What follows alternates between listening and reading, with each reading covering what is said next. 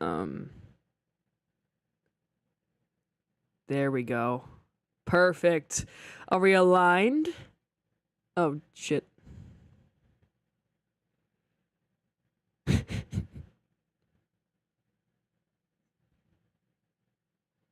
We're a few seconds behind. 20 seconds. No, oh man. That's that is really not great. But we're good. We're vibing. We're vibing. There's a 20-second delay, but yeah, we're live. Hi. It's me again. We're going to be reading a book today. An older book, if you can't tell by the title of the video. Yo, my favorite. Hi, it's me. how's it hanging?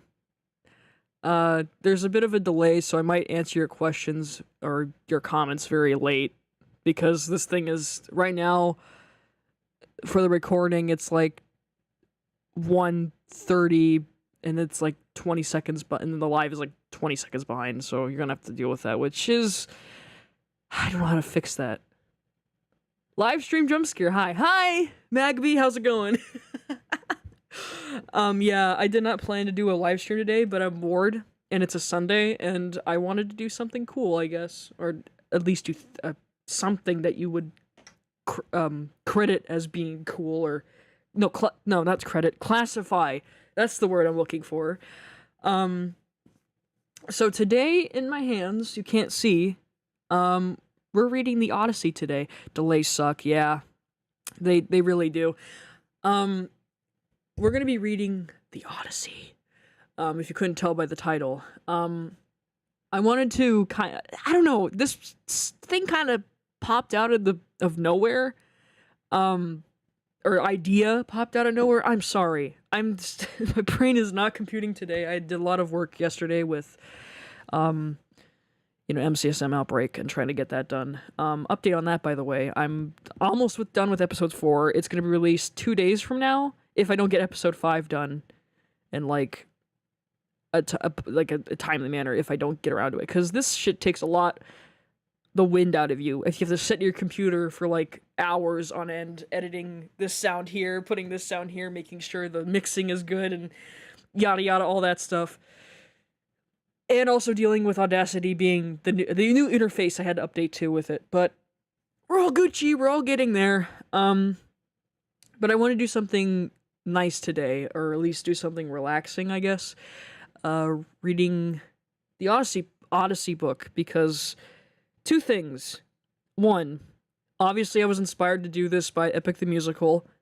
And 2, there's a movie coming out that's based on the Odyssey, so that's definitely gonna by Christopher Nolan, one of my favorite directors or film directors of all time, and that's gonna be fun to watch.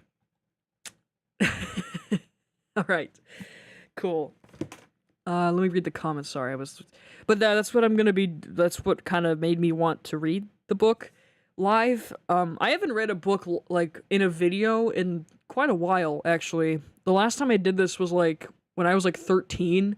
I did like a Wings of Fire reading, which wasn't the greatest because I was recording with my iPad audio and I didn't have a microphone for obvious reasons.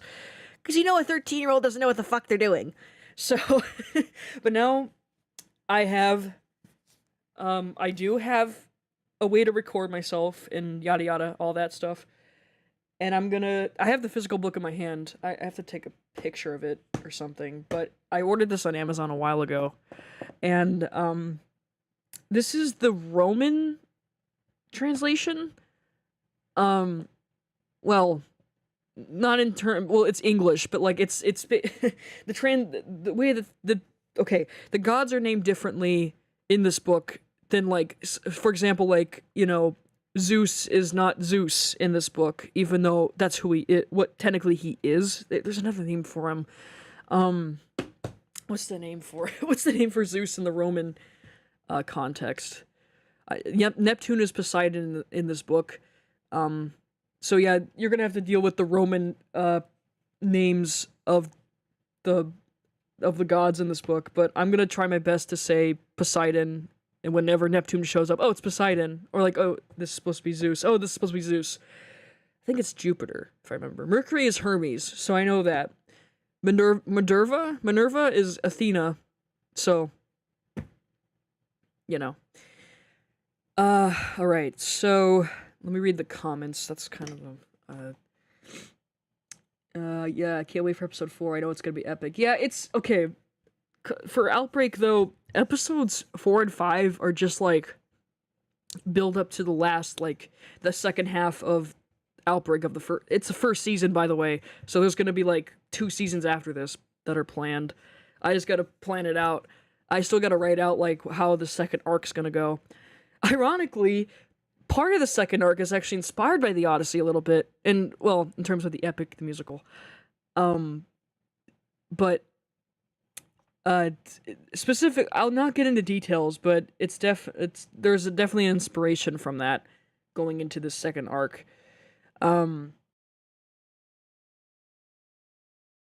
Planned. Yep. Whoa, did I? For a second, I thought I died. What the hell was that? My audio just. I thought I'm paranoid when my audio would probably go haywire, but we're all still Gucci. Wait, is my headphones not? Uh-oh, my headphones aren't connected. Oh no! That's what disconnected. Oh boy. Okay, I had to make sure my microphone was still working. Cool. All right, so with context, I've already read some of this already on my own time, specifically on airplane rides. But I'm going to try my best to like. That's my bookmark. Sorry. It's a Top Gun, metal bookmark thing. I'm gonna figure out how to summarize what I've read already. So let's see here. You know what would be really neat? I'm trying to figure out what I should put for as like ambience or something. Or like put as a visual or like a picture or something. Which would help a lot, but I'm not sure what to put up on there, which is kind of. Oh dang it! Now it's like 30 seconds behind. What the? No, it's still 20. Okay, never mind. I thought it was. I don't know. I thought it was. All right. Let's see. I can put like ocean sounds. Okay, there's 3 viewers currently online right now. I'm not surprised. I'm not like looking for views. I'm just here to have fun, guys. I'm just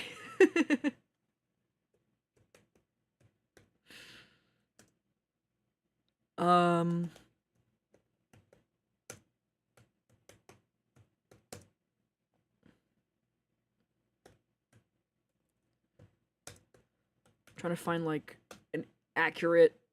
Ooh, 4 hours of sounds of Grease for like 4 hours. Oh hell yeah! Even though it's like a sleep mix, but it gets the job done. Oh dear God, that's really loud. Okay, I'm gonna try to get a visual up on here and make the quality nice at least. Let me see how it looks. I'm trying to look at the video. The water's really pretty though too. It's like a loop. Hang on. I'm trying to look something visually like pleasing for like 4 hours.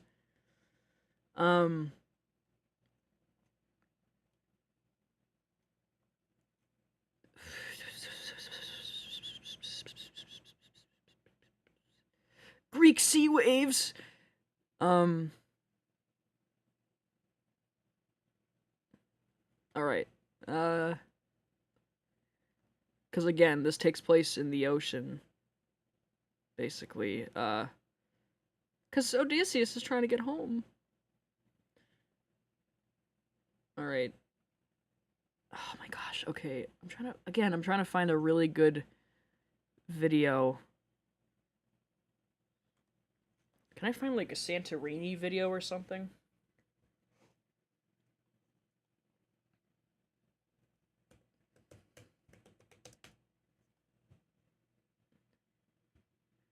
Ooh, 7. Hell yeah. I mean, I don't care what we choose, honestly. Just as long as it's like for 7 hours. All right. At least for a while. Um, I might have found it, but who knows? No, that doesn't look right.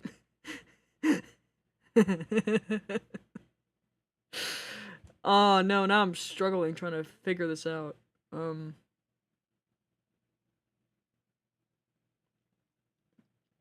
let's see. I have been to Santorini a long time ago, but I haven't been there since. I was like, what, maybe 6 or something. Yeah, I was pretty young. Hang on a minute. Let me put some stuff out of the way. My desk is kind of cluttered. I gotta plug in something.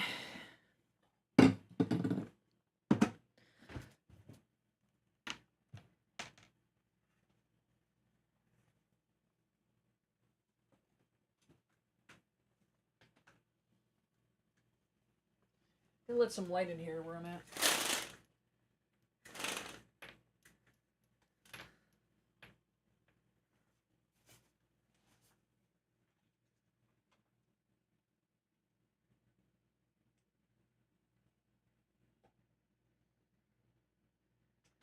Since I'm not using.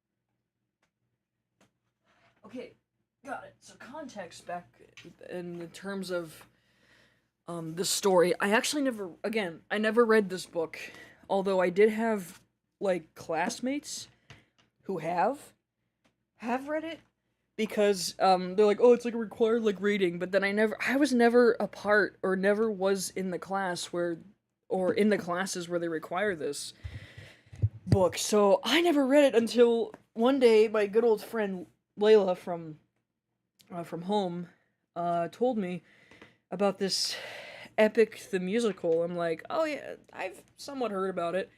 And then my friend's like, "You gotta really listen to it." Like I remember reading like the Odyssey like in middle school, and me and her went to the same school, and we're like, and she was like, "Oh well, I mean, like I never read it," and she's like, "Well, here I'll let you listen to it." And so we listened to it one time, and I liked it for the first like listen through. It's an easy actually listen through. It's like 2 hours. Um, and beforehand have listened to a couple songs, but I didn't know was part of a big project such as Epic. Um, my first song to the to it was actually the Underworld song because someone made an animatic of, ironically, someone made an animatic of a fanfiction, a story, Minecraft story mode fanfiction called "Crawl to the Fallout." Really good story, by the way. Highly recommend it. By my good old friend Silver Silence. Um, and the underworld is like accompanying a scene from that fanfic, and I'm like, oh, this is really sad. And then I find the original song, and then I'm like, no, not this song again. So it's always like the sad shit. I was about to say that. Oh, yeah, the first. I know. I just saw your comment, like the first song. Yeah, unfortunately, yeah, that was the first one I've heard was the Underworld one, which is like the saddest song out of everything else. But then I've listened to I think Would You Fall in Love with Me Again, I think was the second one cuz my friend Layla sent me a link to one of the animatics. And then what was the other thing? And then at school in college I saw one of my schoolmates or, a student wearing what eventually I would see, uh, or know that that is the Vengeance Saga, like a shirt of the Vengeance Saga from Epic. And I'm like, that's a pretty cool thing. And then once I got into Epic, I know where that came from, and I'm like, wow, that's really cool. um, so without further ado, that's Epic the musical, and obviously I already know that Epic or the Odyssey isn't, or the Epic is technically not a one-on-one adaptation of the Odyssey. I already know that. Like, I've read books enough where I'm like, yeah, it's gonna be a little bit different to put it in a format that's different from what it originally is.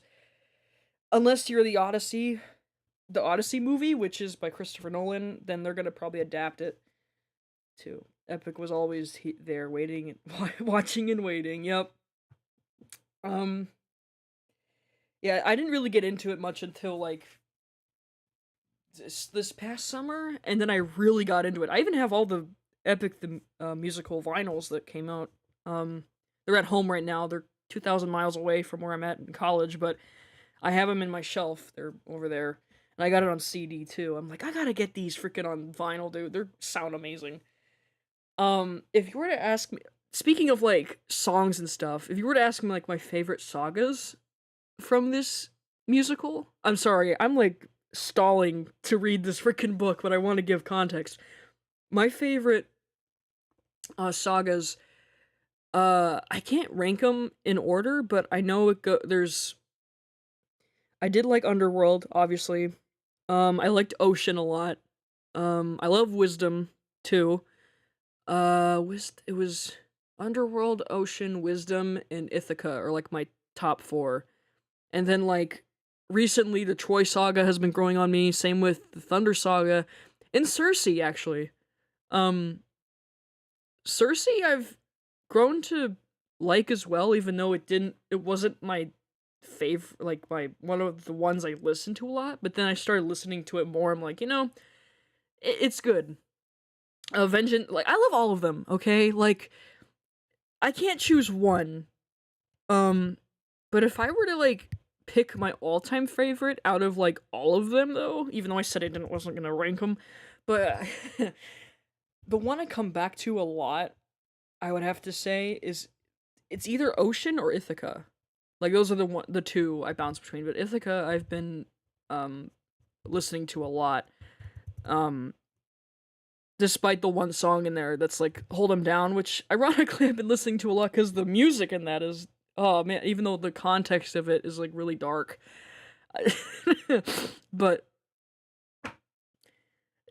yeah, but the Odysseus song where Odysseus just goes in and kills all the suitors, I mean, like, hello, that's like amazing, that's great. Um, like they deserve it. um, or I gotta really find a video to put like Greek sounds or something. Oh, a beautiful sunset would be nice, even though this is not the time of day we. Oh no, this is a logo at the. Oh my god! All right, fine. I'm trying to find a good one, guys. I swear. Ooh, wait a minute. I might have found one. Wait. Oh no, it's 360. No, it's 360p. No, I thought it was gonna be higher quality than that. Just when I thought. And that's why you'll know it's amazing when everything is so good. That's very true. Ocean and Ithaca Saga are so peak. No, they really are. They really are. My favorite song from Ocean has to be Ruthlessness. For a while it took me Keep Your Friends Close and Luck Runs Out to grow on me. I loved Storm and I loved Ruthlessness so much. And of course, Would You Make Me Fall in Love Again from Ithaca is like, really heartwarming, and it makes me cry every time when it's done. Just absolute peak. Oh my god, can I find like a suiting video, please? I need to find something. Rocky Beach Wave. How about the Ocean of Kia? That's where the Britannic sank. If you guys know what the island of Kia, or the Kia, is about, or the Britannic, that is one of the boats that came, or one of the ships that came from Titanic's, and we all know about the Titanic, right? Britannic was one of Titanic's sister ships that sunk in the First World War. To put it quickly, or to put it, like, long story short, and it sunk in Greece, after either hitting a mine or a torpedo. That's still a mystery, like, among people that are theorizing about the sinking of the Britannic, which is another, like, another thing for another day. Oh my gosh, can I just find a freaking freaking video or something? Just because I don't want anything boring. I want to at least have this. Okay, I'm gonna have to go with what I found originally, which was, you're gonna have to see, like, repeating visuals, which I know you guys are not gonna care, but my perfectionist asked, like, no, this has to be spot on.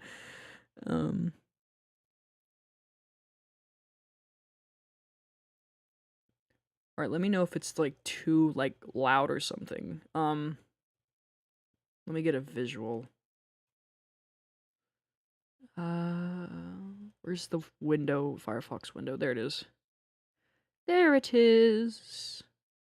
If it shows up. Oh wait, no, that's the audio. There we go. We got it! I'm gonna have my phone on standby to answer questions while this is going on, because, if I back out of you, like, on the screen, it's gonna go to, it's gonna go to,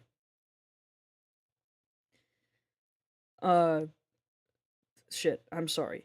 Oh, so, okay. Hello, Soph is not here. Where's Poseidon? Joking. Yeah, we all know where's that bitch. Where is he at? All because we stabbed him in the eye, or Odysseus stabbed him in the eye. So, real quick, before I get into reading this, again, let me reiterate. This book that I'm holding in my hand, which, right here, this has the Roman translation of the Greek gods. So, again, Poseidon's gonna be Neptune. So you're gonna hear that. I'm gonna try my best to say Poseidon anyway, even though it says Neptune. I had to get used to saying, or looking up, the different gods, and Hermes is Mercury. I mean, it's in the name. So, let me read the preface, and let me tell you what I've read already. I think this sounds okay, right? The waves aren't too, like, loud or anything. I wouldn't think so, because no one's saying much, but okay. I'm gonna take my headphones off because I'm gonna be reading aloud. So, let me see.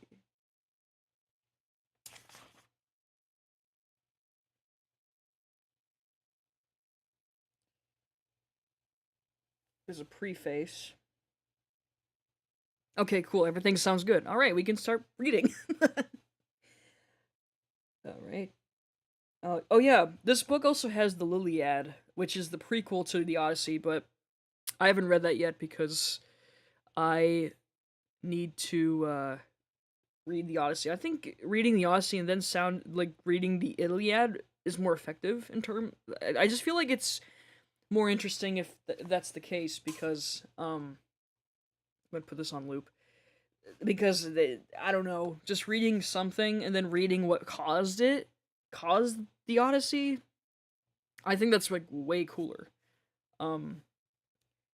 So let's there's a preface I gotta read, or I want to read, because it looks really cool. It's a big, I think this is the poem, the famous poem, I'm pretty sure. It has to be because because I think it is a it is a poem. Originally, but yeah, since I already read like a few books already, I have to look. I read through book 1 through 3 of the Odyssey so far. I'm gonna like read the summaries once we read the preface. Tell me, muse, of that man, so ready at need, who wandered far and wide after he had sacked the sacred. This is also a practice for me to read out loud and like pronounce things because I don't. I'm kind of behind on that, and because ADHD sucks. But like it's an excuse, but um, after he had sacked the sacred citadel of Troy, and many were the men whose towns he saw and whose mind he learnt, and the many woes he suffered in this heart on the deep, striving to win his own life and the return of his company. Nay, but even so he saved not his company, though he desired it sore. For though the blindness of their own hearts they perished, fools who devoured the oxen of Helos. Oh, that's yes, god of the sun. Hyper, Hyperon, think. But the god took from them the day of return. But the god took from them their day of returning. Of these things, goddess, daughter of Zeus, whomsoever thou bast have heard of, declare thou even unto us. Now all the rest, as many as fled from sheer destruction, were at home, and had escaped both war and sea. But Odysseus, only craving for his wife and his homeward path, the lady nymph Calypso held, that fair goddess, in her hollow caves, longing to have him for her lord. But when now the year had come in the courses of the seasons, wherein the gods have ordained that he should return home to Ithaca, even not even there he was acquitted of laborers, not even among his own, but all the gods had pity on him, save Poseidon, who raged continually against godlike Odysseus until he came his own country.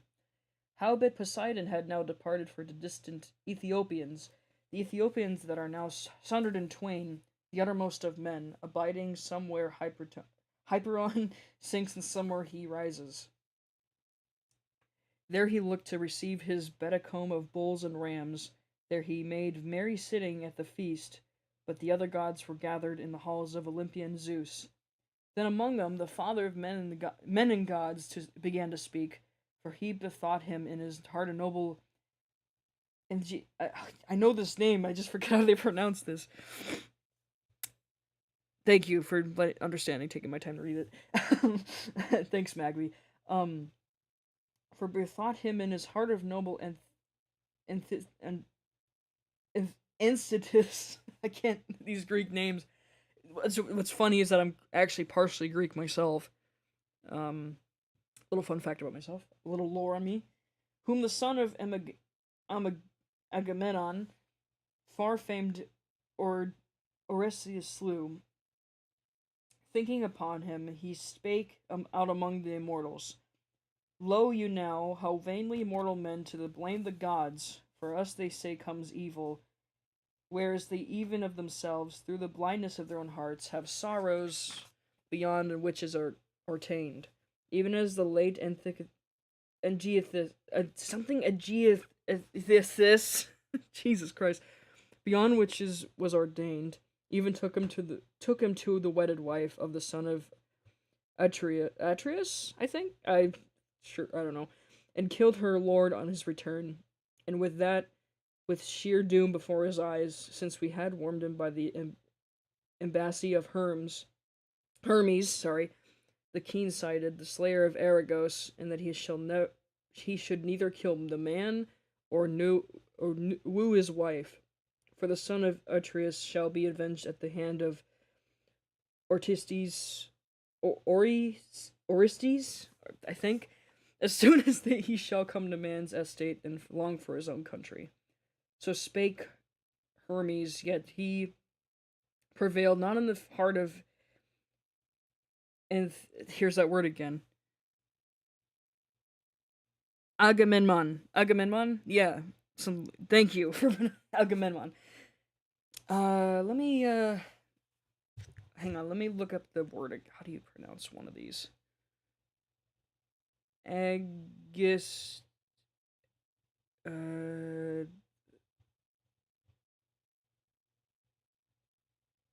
Pronunciation.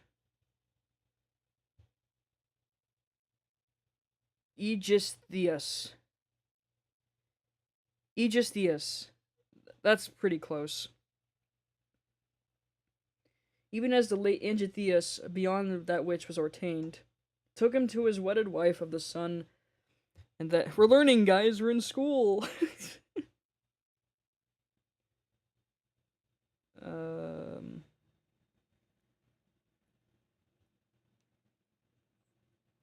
Hang on a minute. Atreus.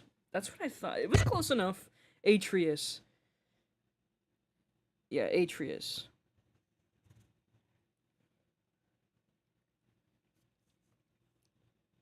Orestes. Yeah, that makes sense, actually. Atreus and her killed her own lord in his return, and that with sheer doom before his eyes, since we had warned him by the embassy of Hermes, the keen-sighted. Even as the Orestes. Sorry, I was looking at my phone to make sure I'm like looking at the chat while I have my computer monitor kind of doing the ocean visual.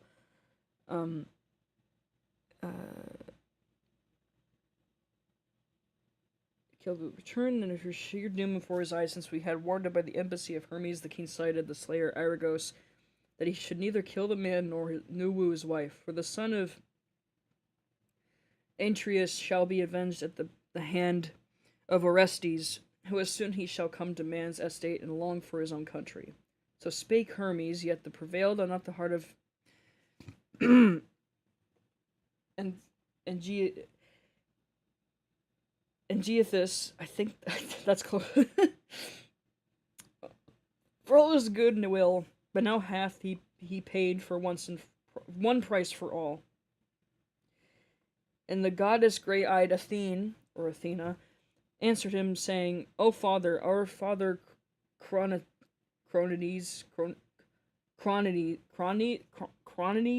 I think, thrown in the highest, the man surely lies in the death that is his due, so perish likewise who all work such deeds. But my heart is rent for wise Odysseus. Yeah, it's close enough. I mean, again, Greek words are definitely weird to pronounce, but it's like you have to get accustomed to it if you read it enough. But my heart is rent for the wise Odysseus, the hapless one, who far from his friends is long, who while suffereth affliction in sea-girt isle, where he is navel of the sea, where is the navel of the sea, a woodland isle, and therein a goddess bath in her habitation, the daughter of the wizard Atlas, who knows the depths of the very sea, and brings and himself upholds the tall pillars in which keep earth and sky asunder. His daughter is that holds the hapless man in sorrow, and with ever soft and gleeful tales she is wooing him to forgetfulness of Ithaca.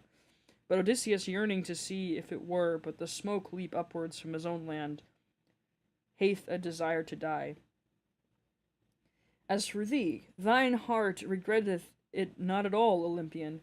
What did not Odysseus by the ships of Argives did make thee free offering of sacrifice in the wide Trojan land? Wherefore wast thou then so wroth with him, O Zeus? As you know, Zeus is the father of Athena. So this is okay. So to summarize book 1, really quick for context. So Athena visits Ithaca, and he talks to Telemachus, which is Telemachus. Telemachus is the son of Odysseus. And for the summary of book 1, it says, the gods in council, Minerva's, which is Athena, Athena's visit to Ithaca, the challenge from Telemachus to the suitors, which the suitors are who is in charge of, since Odysseus is gone, They want to marry, and since Odysseus looks like he's not coming back to the suitors, they're like, oh yeah, we're gonna gang on Penelope, his wife, Odysseus' wife. So, okay, book 2 was about the assembly of the people of Ithaca, speeches of Telemachus and the suitors. Telemachus makes his preparations and starts for Pylos with Athena disguised as a mentor. So yeah, he went on an expedition. And that, I think that's what the suitors were talking about in the original, not the original, in Epic the Musical, where they're like, I heard he's on a diplomatic mission, and I'm hearing he's coming back today. So that's kind of what's going on. I think that's where it came from. I'm not sure, don't quote me on that. And then book 3, the one I recently read, Telemachus meets Nestor at Pylos, or Pylos, I think? The island of Pylos. I think that's how you pronounce it. But Nestor is one of the guys that Odysseus fought with during the Trojan War, if I remember correctly. Now book 4, which, yep, Epic mentioned. Yeah, we're reading the Odyssey today, if you couldn't already tell. So, book 4, which one I have not read yet. It's, so the little caption at the top here says, the visit to King Menelaus, who tells his story. Meanwhile, the suitors in Ithaca plot against Telemachus. So, and we all, if you ever know what Epic the Musical is, I mean, we all know what that means. So yeah, let's see what happens. Ooh. Now, when the sun had set and darkness was over the land, they reached the low-lying city of already off to a great start. Lacedaemon. Hang on, let me double check on myself for that. Let me double check. Uh-oh is right. Yep. It's that part where Hold 'Em Down is based off of. Let's see. Like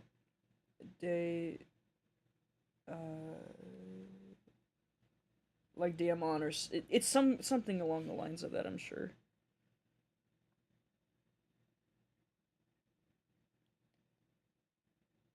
Yeah, it's the Sparta, the son of Zeus.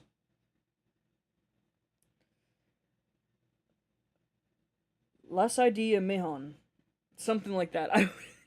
This is like me learning a new language. Yikes! Exactly. Let me. Wait, what was it? Lacedaemon. Okay, I was not terribly far off from what it was. Lacedaemon. That's what I'm gonna call it. Lacedaemon. Woo. Now, when the sun had set and darkness was over the land, they reached the low-lying city of Lacedaemon, where they drove straight into the abode of Menelaus, and found him in his own house, feasting with his many clansmen in honor of the wedding of his son, and also of his daughter, who he was marrying to the son of the valiant warrior Antilles. Yep, that's these are the two guys that fought with Odysseus in the war. He had given his consent and promised her to him while he was still at Troy. And now the gods were bringing the marriage about, so he was sending her with chariots and horses to the city of Myrmidons,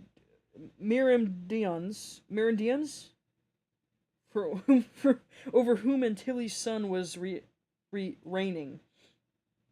For his only son, he had found a bride from Sparta, the daughter of Elector. His son, Megapenethus. Man, I thought this was going to be fun, but then it turns out that it's just a whole stream of me babbling for like 5 hours. All right, we're learning. We're learning here.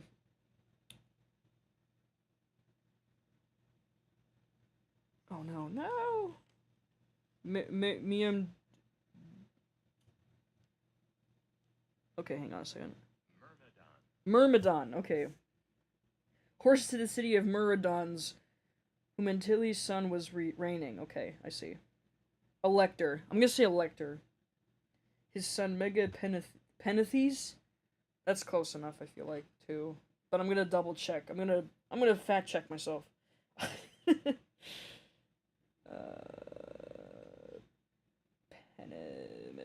Not megaphones. Get out of here.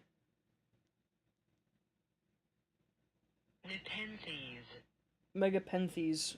Okay. I'm here for it all. Thanks, Magby, for sticking with me. Oh, there's 2 likes already. Look at that. Awesome. That's really sweet, you guys. You don't have to... Yeah, it's so nice of you to do that. His son Megapenethes was born to him as of a bondwoman. For heaven vouchsafed Helen no more children after she had borne Hermione, who was fair as golden Venus herself. Right, Venus. Who's Venus in Greek mythology again? That's the Roman name. I just forget the Venus, Greek god. Well, it's a Roman, but Aphrodite. Okay. This already deserves 100 likes. It's not professional. What do you mean? Well, thank you for the support. That's really sweet of you. So yeah, Venus is Aphrodite. Just putting that out there. Venus is just the Roman, like I said. There is gonna be this is the Roman like god translation thing instead of the Greek names. So whenever you hear Venus, think of Aphrodite. So the neighbors and kingsmen of Menelaus were feasting and making merry in his house. There was a bard also to sing to them and play his lyra, while 2 tumblers went on about performing in the midst of them, when the man struck up with his tune. Telemachus and the son of Nestor stayed at their houses at the gate, where Idioneus, okay, I'm gonna double check on that again. Actually, you know what? I have my iPad next to me. Why did I not use that before? What the heck? Alright, you know what? My iPad's gonna be my second monitor, not my phone. I don't know why I thought of that before, but... Alright. Okay. Greek and Roman mythology is some of my favorite. Yeah, it is really fascinating. You know, what's really funny is that I'm part Greek, and yet I didn't really do much. I didn't really found myself, really getting into it for some reason, even though I'm part Greek myself. Not to be fucking narcissistic, but it's kind of funny.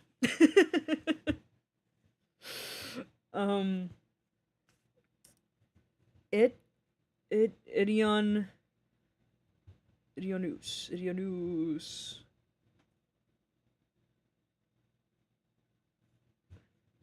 Pronunciation. Aetioninus. Okay. Aetioneus. Kind of.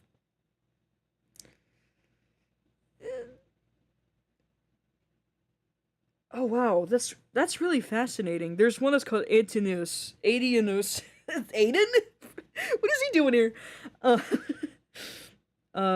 Aclineus. I forgot Acles or Aclinus was like a Greek name. That's really funny. Aetioneus. Something along those lines. Telemachus and the son of Nestor stayed at their horses at the gate, whereon Antinous, servant to Menelaus, came out, and as soon as he saw them, ran hurrying back to the house and yelled at his master. He went close up to him and said, "Menelaus, there are some strangers come here, 2 men that look like the sons of Jove."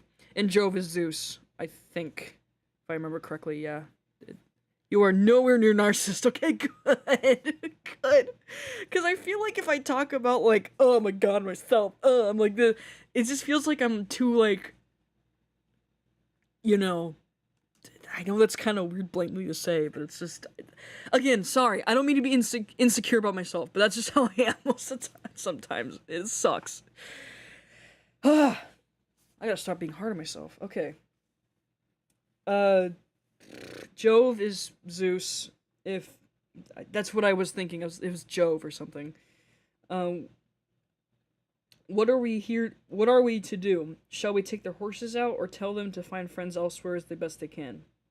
Menelaus was very angry and said, Eutunius, the son of Beoth- Beothus, you never used to be a fool, but now you talk like a simpleton.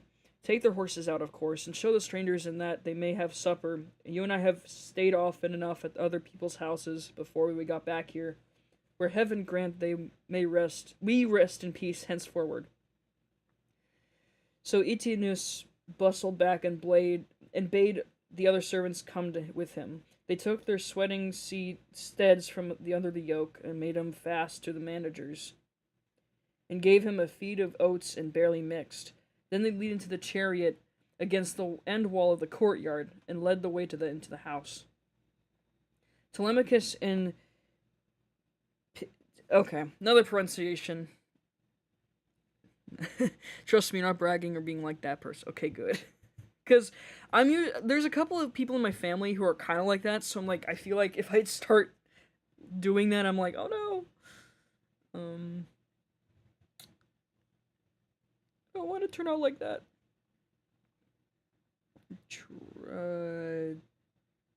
Trutus?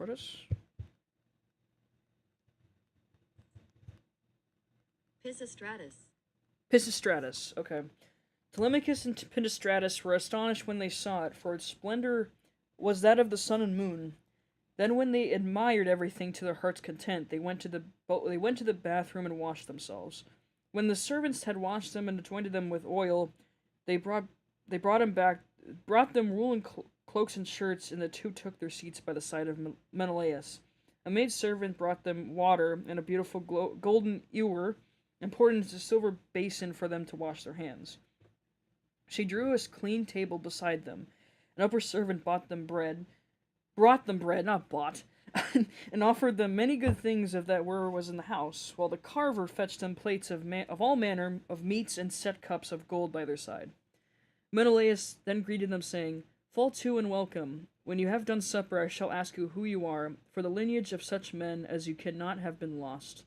You must be descended from a line of sceptre-bearing kings, for poor people do not have such sons as you are.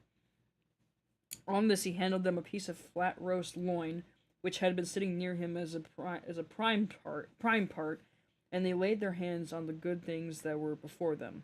As soon as they had enough to eat and drink, Telemachus said to the son of Nestor, with his head so close that no one might hear, Look, Pisistratus. Damn it, not this again. Pisistratus.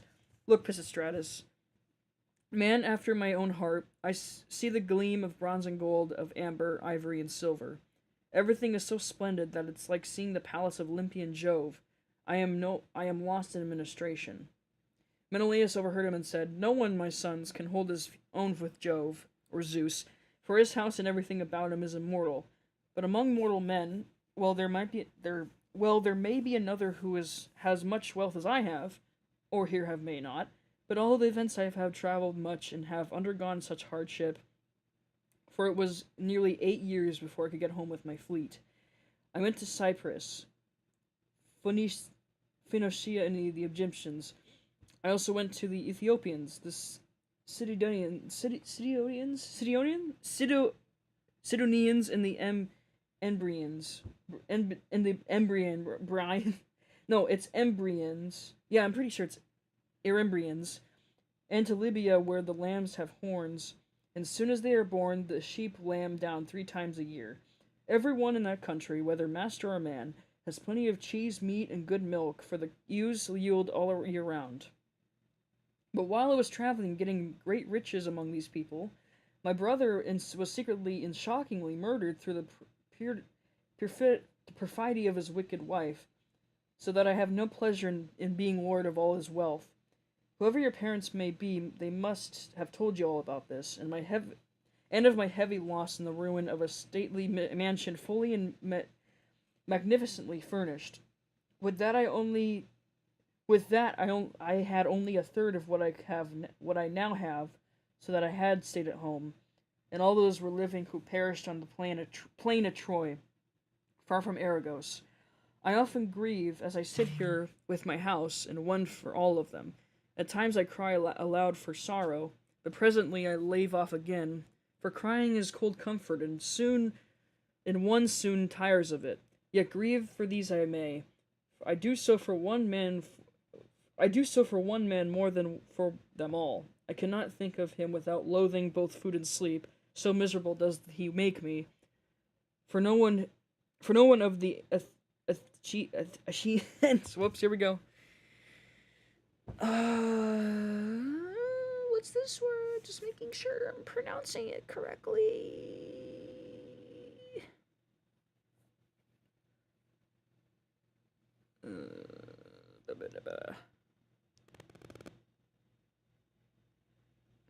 Okay, I'm looking up a video. Achaeans, okay. I cannot even think of him without loathing for both food and sleep. So miserable does he make me, for no one of all the Achaeans worked so hard or risked so much as he did. He took nothing by it, and has left a legacy of sorrow in myself, for he has gone a long time, and we know not whether he's alive or dead.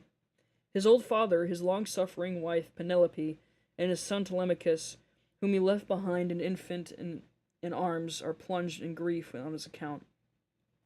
Thus spoke Menelaus, and the heart of Telemachus yearned, for he bethought him of his father. Tears fell from his eyes as he heard him thus mentioned, so that he held his cloak before his face with both hands. When Menelaus saw this, he doubted whether to let him choose his own time for speaking, or ask him once and find it all what it was all about. Oh, poor Telemachus, dude. Like, he's having it rough with trying to... Man. I mean, can you imagine, like, your father left 20 years ago, and it's like you don't know if he's alive or dead? Like, that would get me emotional, too. It's like you never really got to know your father. Like, I never met my father. You know. Alright.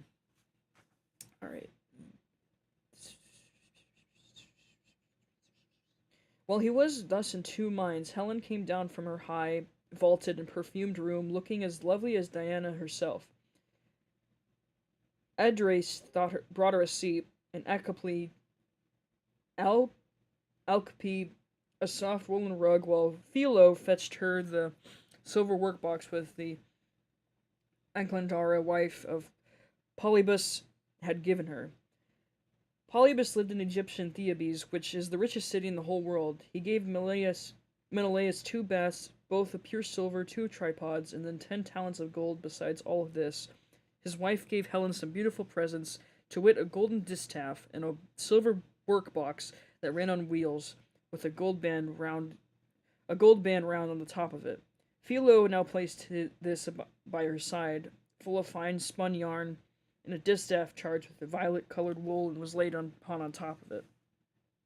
Then Helen took her seat, put her feet upon the footstool, and began to question her husband.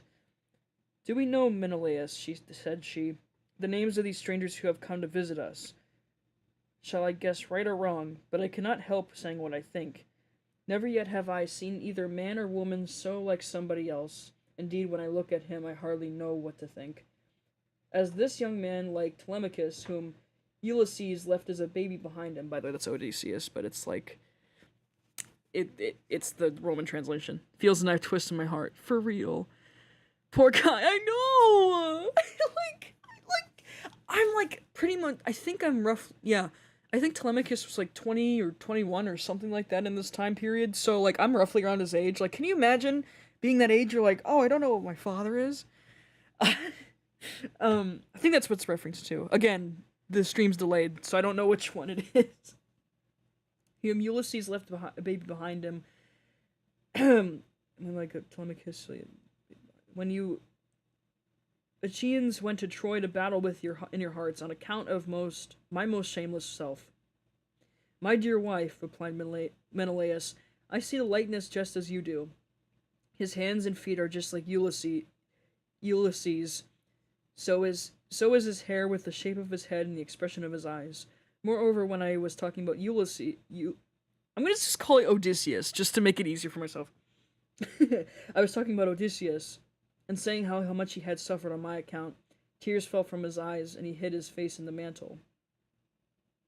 Then Patricia, here we go again with with the guy who has the piss in his name. Pisistratus. Then Pisistratus said, Menelaus, son of Atreus, you are right in thinking that this young man is Telemachus, but he is very modest and is ashamed to come here and begin opening up discourse with one whose conversation is so divinely interesting as your own. My father Nestor sent me to escort him hither, for he wanted to know whether you could give him any counsel or suggestion. A son has always trouble at home when his father has gone away, leaving him without supporters. And this is how Telemachus is now placed, for his father is absent, and there is no one among his own people to stand by him.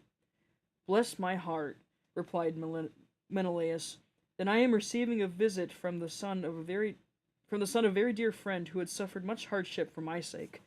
I had always hoped to entertain him with the most marked distinction when heaven has granted us a safe return from beyond the seas. I should have founded a city for him in Argos and built him a house. I should have made him leave Ithaca with his goods, his son, and all his people, and should have had sacked for them someone of neighboring cities that are subject to me. We should thus have seen another continually, and nothing but death would have interrupted so close and happy an intercourse. I suppose, however, that heaven grudged us for such a great fortune, for it has prevented the poor fellow from ever getting home at all. Thus did he speak, and his words set him all a-weeping. Oh man, this poor guy, dude. Him too! He's like suffering. Helen wept, Telemachus wept, and so did Menelaus, or did Patisri. There we go. I'm sorry. I know everyone's like crying and sad. Pisistratus. Thus did he speak, his words set him all a-weeping. Helen wept, Telemachus wept, so did Menelaus, nor could Patisrius keep his eyes from filling, when he remembered his dear brother Antilochus, from the son of bright dawn had killed. Therein he said to Menelaus, Sir, my father Nestor, when we were supposed to talk about you at home, told me you were a person of rare and excellent understanding. If then it would be possible, do as I would urge you. I am not fond of crying while I am getting my supper. That's so real. That's so real. Basically he's just saying, I don't want to cry while I'm eating. Stop. Why are you doing this to me?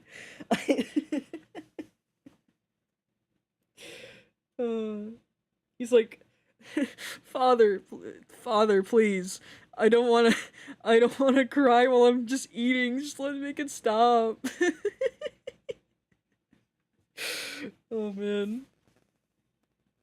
Morning will come in due course, and in the forenoon I care not how much I cry for those that are dead and gone. This is all we can do for those poor things. For the poor things. That makes sense. Everyone, like, it's the human thing. It's like when like, it's the human connection. Like, you've grown to like these people. Like, you fought with these guys, and then yet they're dead, and you're like, no, my brother. I don't need my food extra salty and moist. Yeah, Father, please. This is all we can do for the poor things. We can only shave our heads for them and wearing the tears from our cheeks. I had a brother who died at Troy. He was by no means the worst man there. You are sure that have known him. His name was Antilochus. I never set eyes upon him myself, but they say that he was singularly fleet of root and in fight valiant. Your discretion, my friend, answered Menelaus, is beyond your years. It is plain you to take over after your father. One can soon see when a man is son is to one whom heaven has blessed both as regards to wife and offspring, and has blessed Nestor from first to last all his days, giving him a green old age in his own house, with sons about him who are both well disposed and valiant. We will put an end therefore to all his weeping, and attend to our supper again. Let water be poured over our hands. Telemachus and I can talk with one another fully in the morning. On this Ashbilion. Oh man. Let's see. How do you pronounce this one then? It's something something. Philion.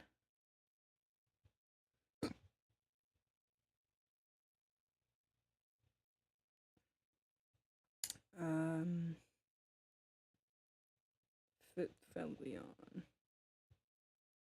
Some I don't know. Asphion. Asphilion. some random dude. Some random name. One of the servants poured water over their hands, and they laid their hands on the good things that were before them. Then Jove's daughter Helen bethought of her as another matter. She drugged the wine with an herb that banishes all care, sorrow, and ill humor.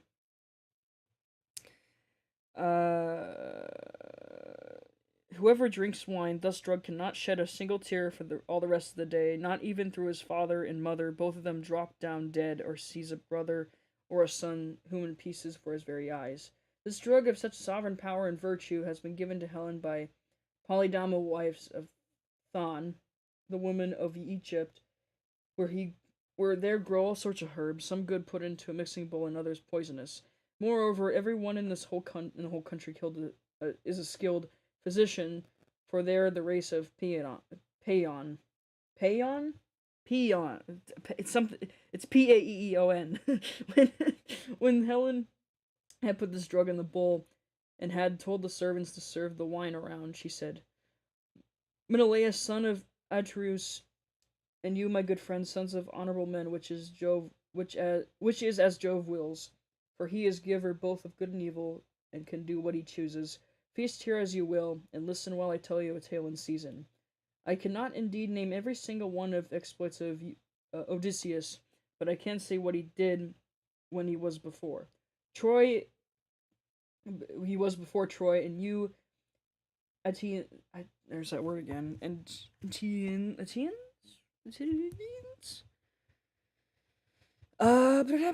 Hang on.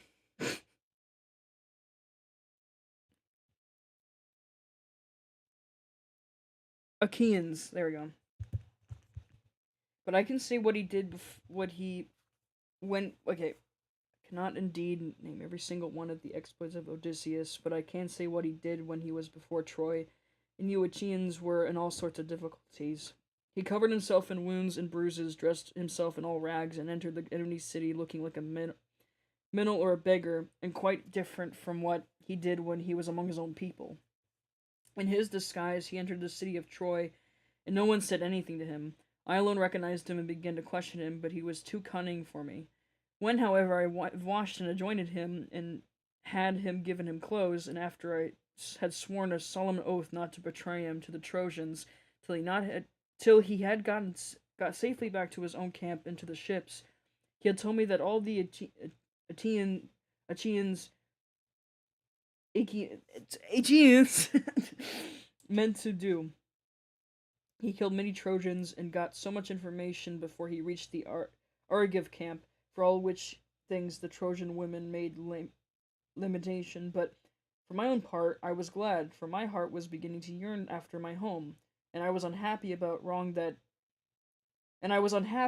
the wrong that Aphrodite had done me in taking me over there. Venus, by the way, sorry, I just had to say Aphrodite. Away from my country, my girl, and my lawful wedded husband, who is indeed by no means deficient either in person or understanding. Then Menelaus said, "All that you have been saying, my dear wife, is true. I have traveled much, and I had much to do with heroes, but I have never seen such another man as Odysseus. What endurance too, and what a courage he displayed within the wooden horse, the Trojan horse, where wherein all the bravest of Argives were lying in wait to bring death and destruction upon the Trojans. At that moment you came up to us, some god who wished to tell the Trojans must have set you onto it, and you have Deiphobus with you. Thing Deiphobus? Let's back learning this again. Again, this is my I didn't have much practice with pronouncing the letter Greek names. Oh man. I think it's Diphobus. Something like that. Deiphobus. Cool. We got it. How are we doing on time? Wow, we're reading for 44 minutes? That's insane! Let me see how many pages we got left of reading book 4. Got a few pages left.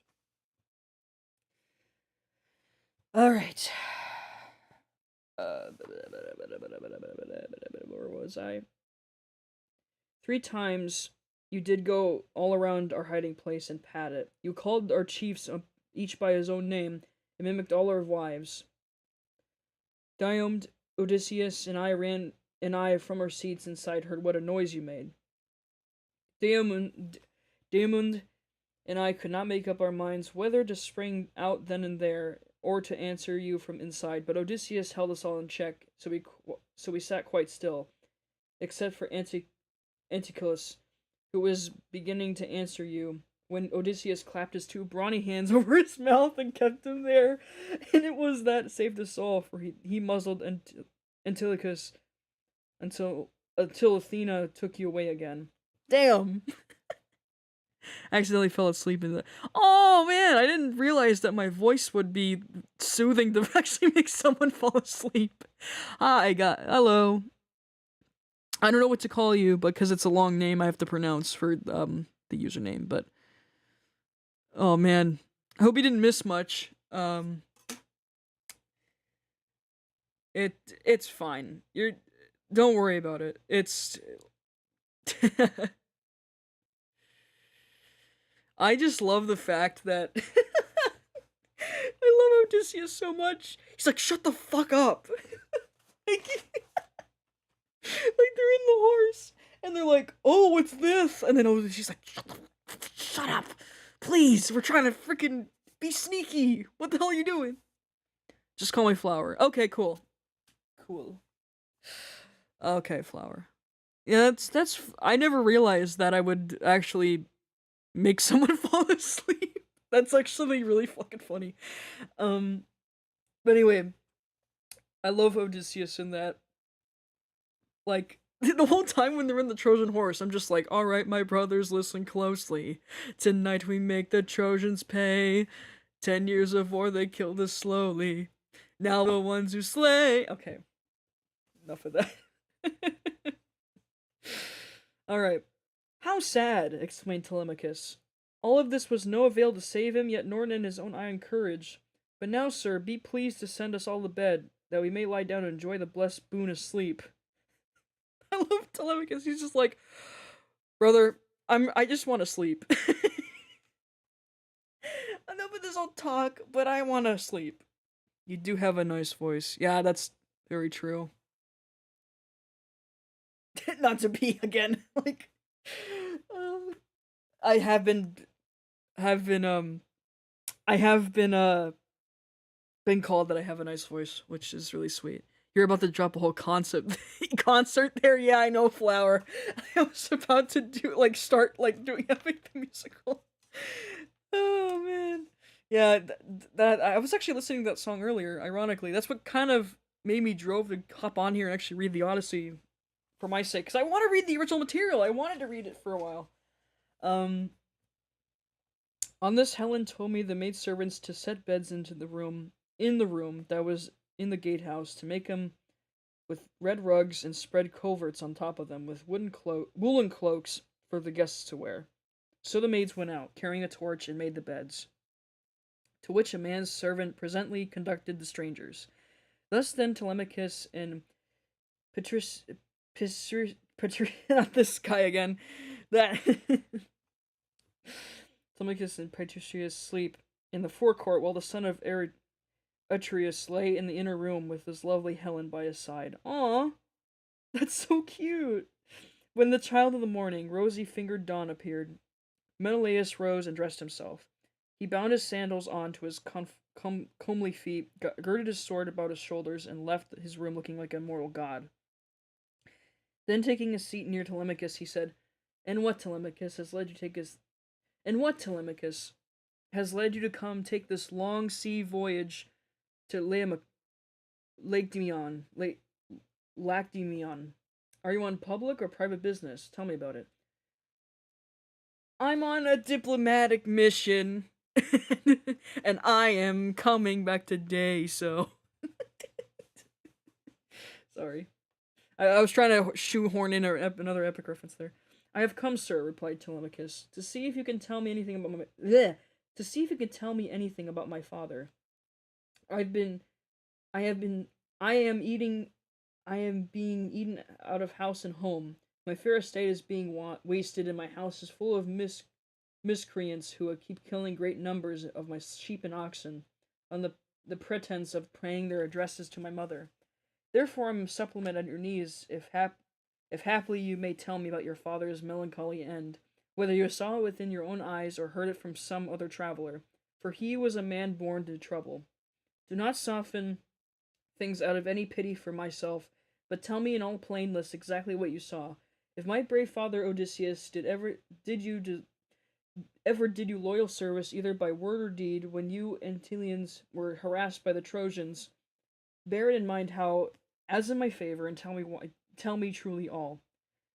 Menelaus on hearing this was very much shocked. "So," he exclaimed, "these cowards usurp a brave man's bed? A hind might as well lay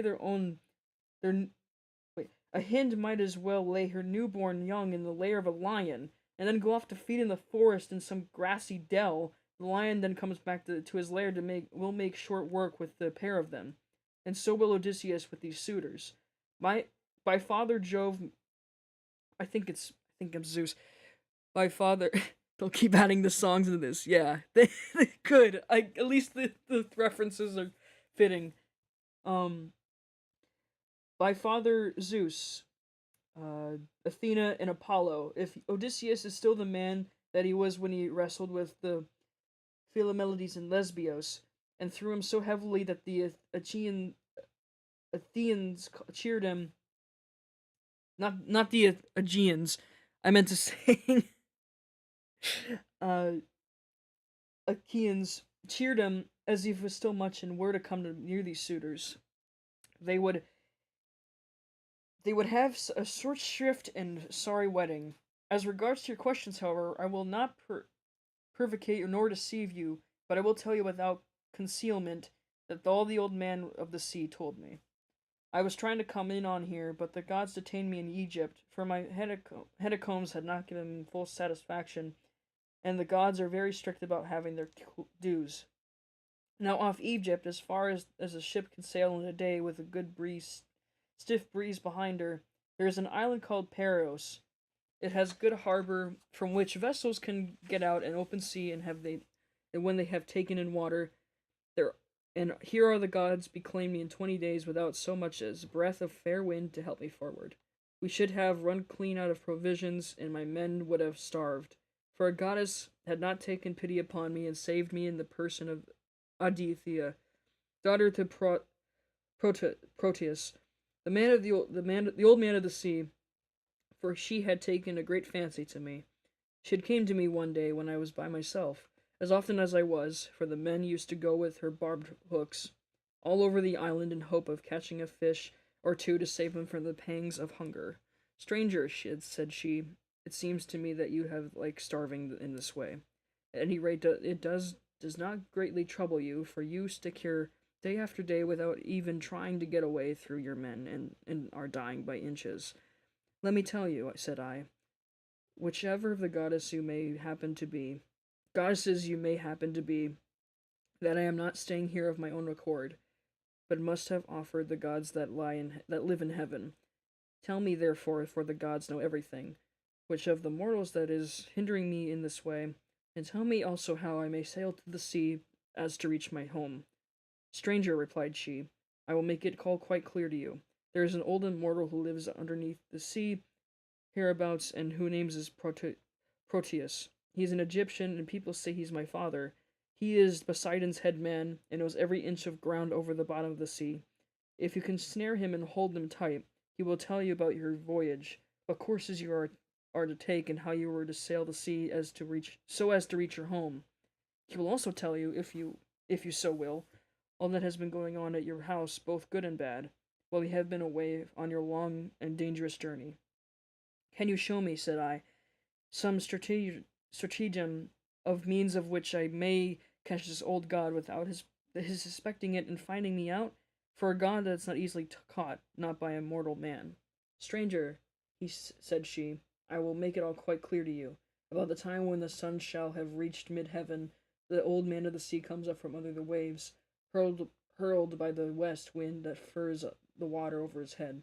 As soon as he had come up he lies down, and he goes to sleep in a great sea cave where the seals, Halocyn's chickens as they call them, come up also from the grey sea, and go to sleep in shoals all around him, and a very strong fish-like smell they do bring with them.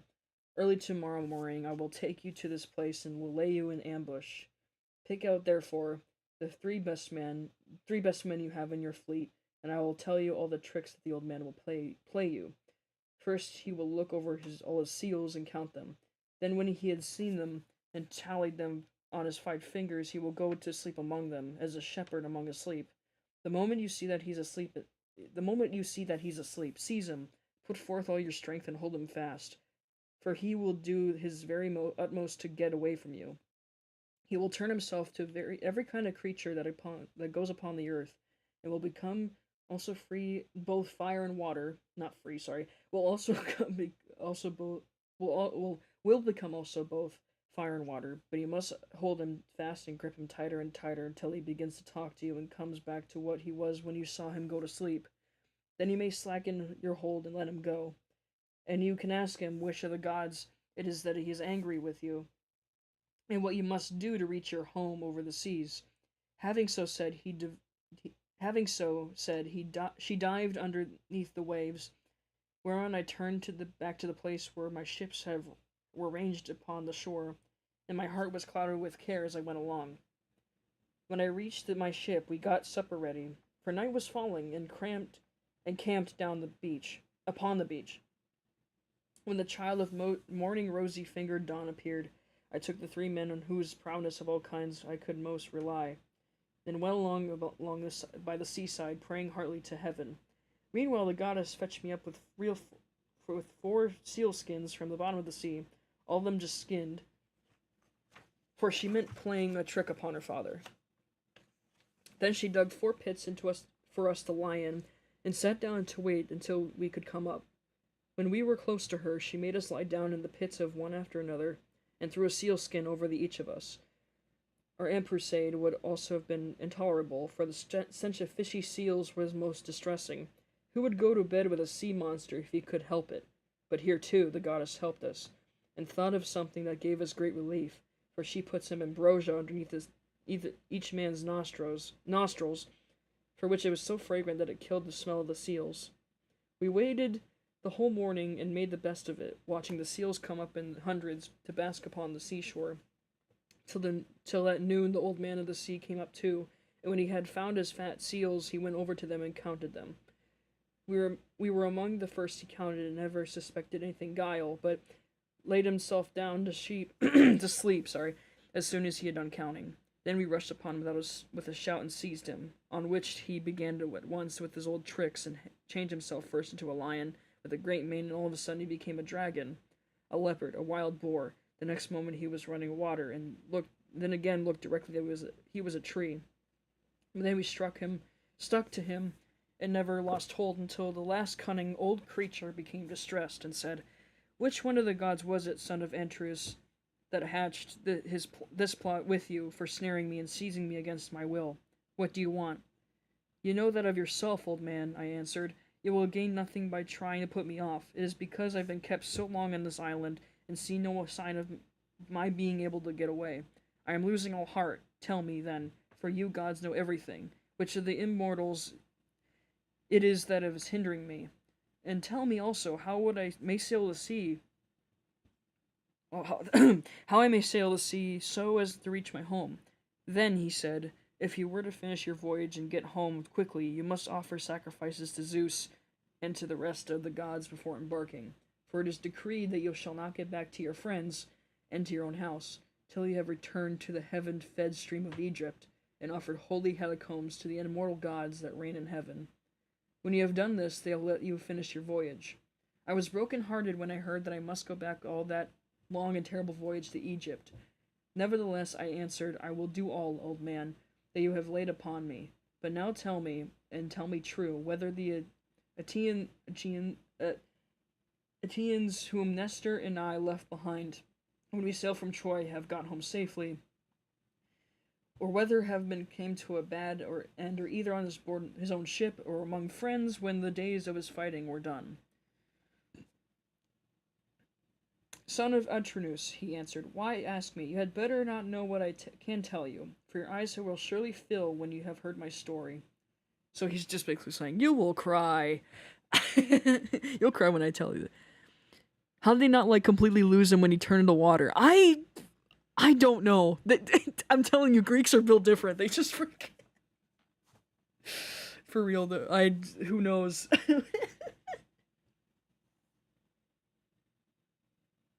Many of those whom ask are dead and gone, but many still remain. And though only 2 of the chief men among the Achaeans perished during their return home. As for what happened on the field of battle, you were there yourself. A 3rd Achaean leader was still at sea, alive, but hindered from returning. Ajax was wrecked, for Poseidon drove him onto the great rocks of Gyre, nevertheless let him out safe of the water, and in spite of all Athena's hatred, he would have escaped death, if he not ruined himself by boasting. He said the gods would not drown him, even though that they tried to do so, and when Poseidon heard his large talk, he seized his trident in his 2 brawny hands, and split the rock of Gurni in 2 pieces. The base remained where it was, but the part on which Ajax was sitting fell headlong into the sea and carried Ajax with it. So he drank salt water and was drowned. Oh man, poor Ajax. Dang. Little Ajax will stay back. Nestor, secure the... Well, there's what happened to Ajax after the Trojan War. Like, damn, poor Ajax got taken out by Poseidon. No! Man, that's just sad. What the hell?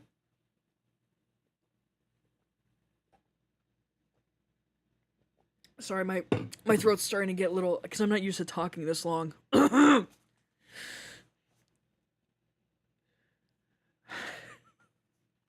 Ajax, man. I feel him. Your brother and his ships escaped. Sorry.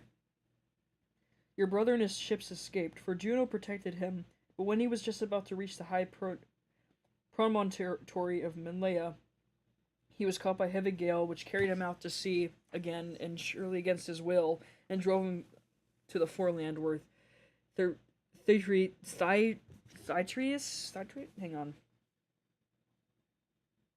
These are all cool, interesting names, though. Like, just fascinated. Like, how do they name these people? Thyestes. That's what I thought. Thyestes. Yeah. Also drink trillion of water. F's in the chat for Ajax. Yep. And this is why they got Greek tragedies. That's very true, because people are getting killed left. The Greeks really love to kill people. I guess, like, a lot of Greeks, like, just... They love stories about death. Poseidon got another one. Yep. Unfortunately.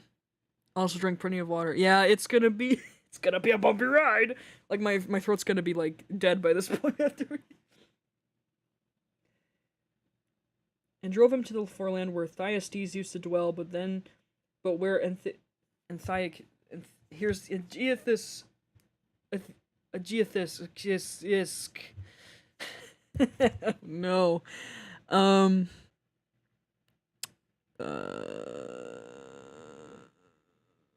Shoot, not this guy again. Not this guy again. Jesus Christ. Yeah, I know, right? It's crazy that people didn't realize that how bloody and freaking dark it is. Even though they say it like very lightly, like in terms of the text, like damn, Greeks don't fuck around. um.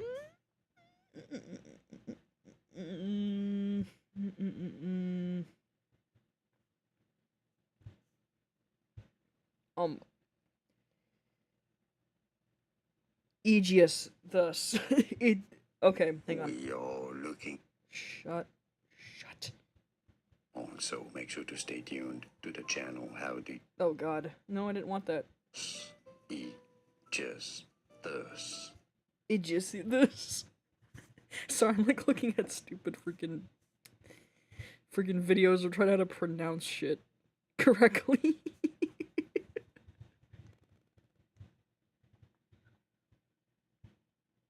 Aegisthus. Okay, Aegisthus. That's what I thought. Because GN is like. I mean, it was a different time. People were dying left and right in that time. Yeah. So death was just part of life. They just didn't bat an eye at. Yeah. So they just kind of were just normal with the freaking with death. Like, oh yeah, that guy died. No time to waste on crying. We got more duties to do. Like people. Oh man. Aegeus was been living. By and by, however, it seemed though he was returned safely after all, for the gods backed the wind into its old quarter, and they reached home, where an Armageddon kissed Agamemnon. Oh! I love that pronunciation guy. Me too, I know. I just remembered, this was in the first song, too, of the musical. Agamemnon will flank the guards. Like, it's the guy. I forgot, that's the guy. Serm 2, for the gods back to the wind-filled quarter, and they reached home, where Agamemnon kissed his native soil, and shed tears of joy of finding himself in his own country. Now there was a watchman, whom Aegeathus, I'm just gonna do that, keep always on the watch, and whom he had promised 2 talents of gold. This man has been looking out for a whole year to make sure that Agamemnon did not give him the slip and prepare war. When therefore his man saw Agamemnon go by, he went and told Aegeathus, who at once began to lay a plot for him. He picked 20 of his bravest warriors and placed them in ambuscade. I think that's the word mean of ambush. Where was I? Sorry, I lost my thought. An ambuscade on one side the closeteer, while on the opposite side he prepared a banquet. He then sent his chariot's horsemen to Agamemnon and invited him to the feast, but he meant foul play. He got him there, all unsuspicious of the doom that was awaiting him, and killed him when the banquet was over, as though he were butchering an ox in the shambles. Not one of Agamemnon's followers was left alive, nor yet one of Aegeathus, but they were all killed there in the closeteers. Then spoke Proteus, and I was broken-hearted when I heard him. I sat upon the sands and wept. I felt, though, as I could no longer bear to live nor look the light of the sun. Presently, when I had my fill of weeping and writhing upon the ground, the old man of the sea said, Son of Atreus, do not waste any more time in crying so bitterly. It can do no manner of good. Find your way home as fast as ever you can.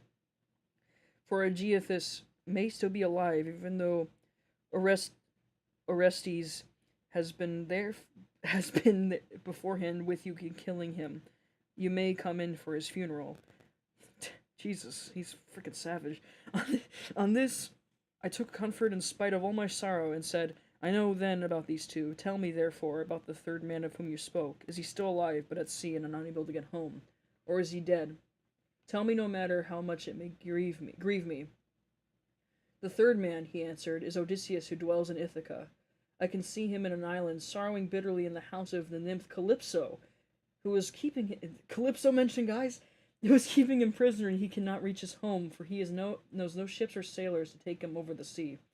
As for your own end, Menelaus, you shall not die in Argos, but the gods will take you to the Elysian plain, which is at the ends of the world. There are fair-haired Radamanth. Um, here we go again. It's a long freaking word too. It's like Damantheus.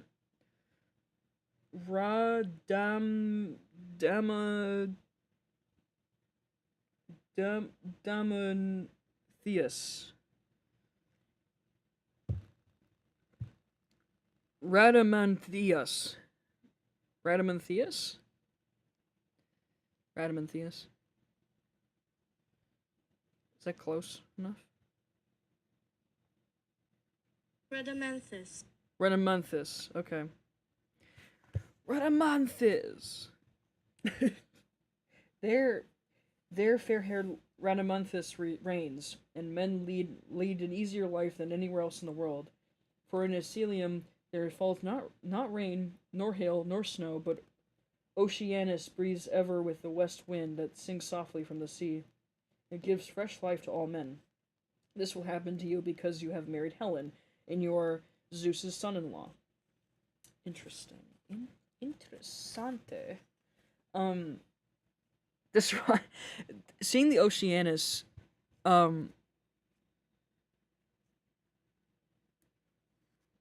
there was a boat called Oceanus.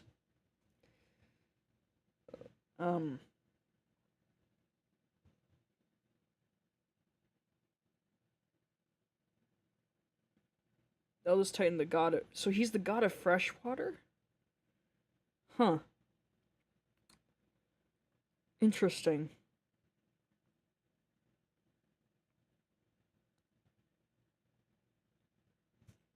That's interesting. I'm gonna look that up. Hang on, actually. I'm gonna look at the boat, because I can't... I can't take my mind off of it. Let me quickly put a bookmark.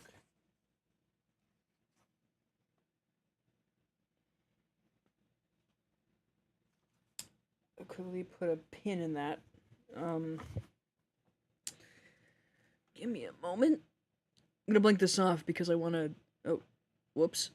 Turn off the audio for a second. I wanted to quickly look up the photo of the boat.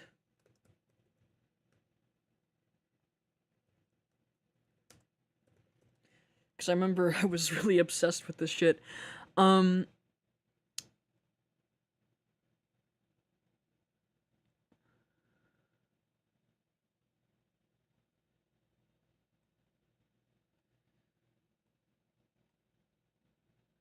Give me a moment.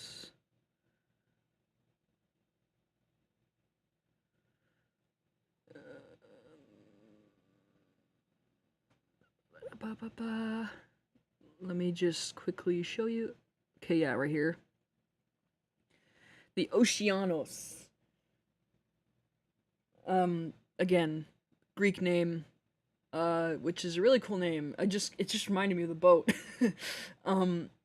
Yeah, again, ship disaster related shit. No one died, except for the captain. But yeah, this was that happened. It's a really interesting story. Because they were in the water, and there was a storm that overwhelmed the boat, and that never goes well, and it sunk the ship.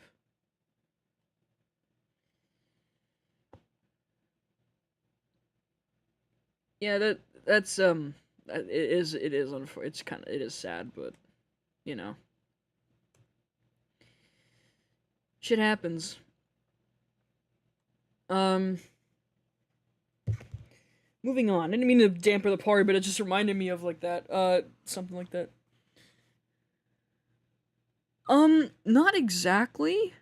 It didn't sink completely vertical. Well, in the final plunge, yes, it did, but um, it was kind of capsized and it kind of went at an angle.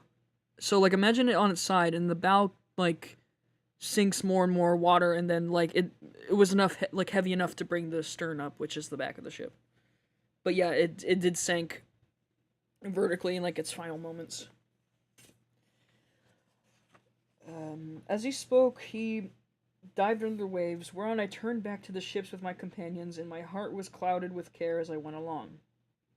When we reached the ships, we got supper ready, for night was falling, and camped down upon the beach. When the child of morning, rosy-fingered dawn appeared, we drew our ships into the water and put our masts and sails within them, and then we went on board ourselves, took our seats on the benches, and smote the grey sea with our oars. I again stationed my ships in the heaven-fed stream of Egypt, and offered hecatombs that were full of insufficient. When I had thus appeased heaven's anger, I raised a barrow of the memory of Agamemnon, and that his name might live forever, which I had quick passage home, for the gods sent me a fair wind. And now for yourself, stay here and take. And now for yourself, stay here some 10 or 12 days longer, and I will then speed you on your way, and I'll make you a noble present of the chariot and 3 horses. I'll also give you a beautiful chalice, so long you as you live, you may think of me whenever you make a drink offering to the immortal gods. Son of Atreus, Telemachus, sorry. Oh man. Do not press me to stay longer. I should become contented to remain with you for another 12 months. I find your conversation so delightful that I would never once wish myself at home with my parents, but my crew whom I left at Pylos are already impatient, and you are detaining me from them. As for my present, any present you may be disposed to make me. I had rather that it be a piece of plate. I will take no horses back with me to Ithaca, but I will leave them to adorn your own stables, for you have much such flock around in your kingdom, where lotus thrives, and also meadowsweet and wheat and barley, and oats with their white and spreading ears, whereas Ithaca, we have neither open fields nor race courses, and the country is more fit for goats than horses, and I like it the better for that. None of our islands have much level ground suitable for horses, and Ithaca least of all. Menelaus smiled and took Telemachus' hand within his own. What you say, said he, shows you what come of good family. I both can and will make this exchange for you by giving you the finest and most precious piece of plate in all my house. It is a mixing bowl by Vulcan's own hand, of pure silver, except the rim, which is inlaid with gold. Phididymus, king of the Sidonians. Let's quickly look that up.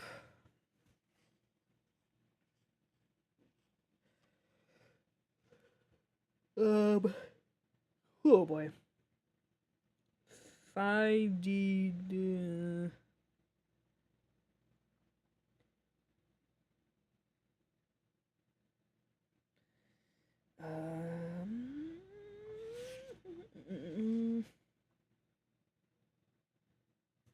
Looking up in the dictionary.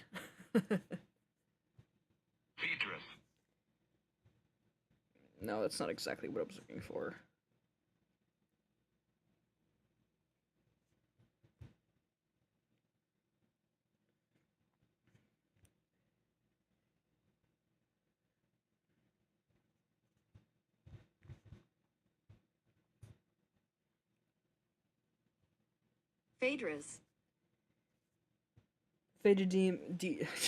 well, close enough. King of the Soninians gave it to me in the course of a visit which I paid him when I returned thither on my homeward journey. I will make you a present of it. Thus they did converse, and guests kept coming to the king's house. They brought sheep and wine, while their wives had put up bread for them to take with them. So they were busy cooking their dinners in the courts. Meanwhile, the suitors were throwing discs or aiming with the spears at a mark at the level ground in front of Odysseus's house, and were behaving with all their old insolence. Antinius and Eurymachus, who have been their ringleaders and the foremost among them all, were sitting together when Neaemon, son of Phorneus, came up and said to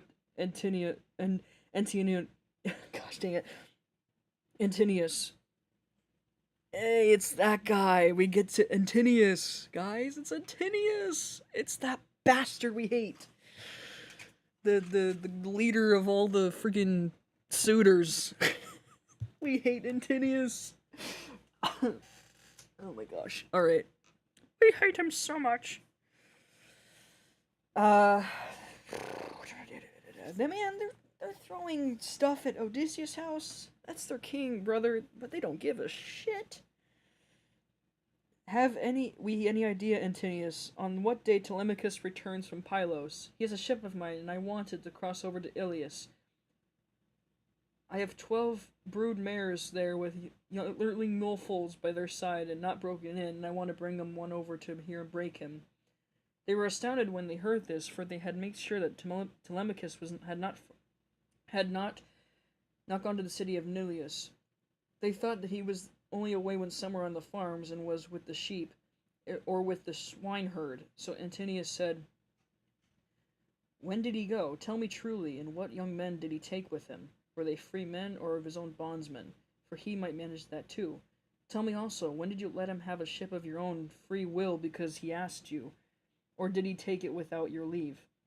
I lent it to him, answered Noemon.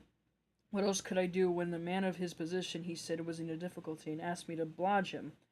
I could not possibly refuse. As for those who went with him, they are the best young men we have, and I saw Mentor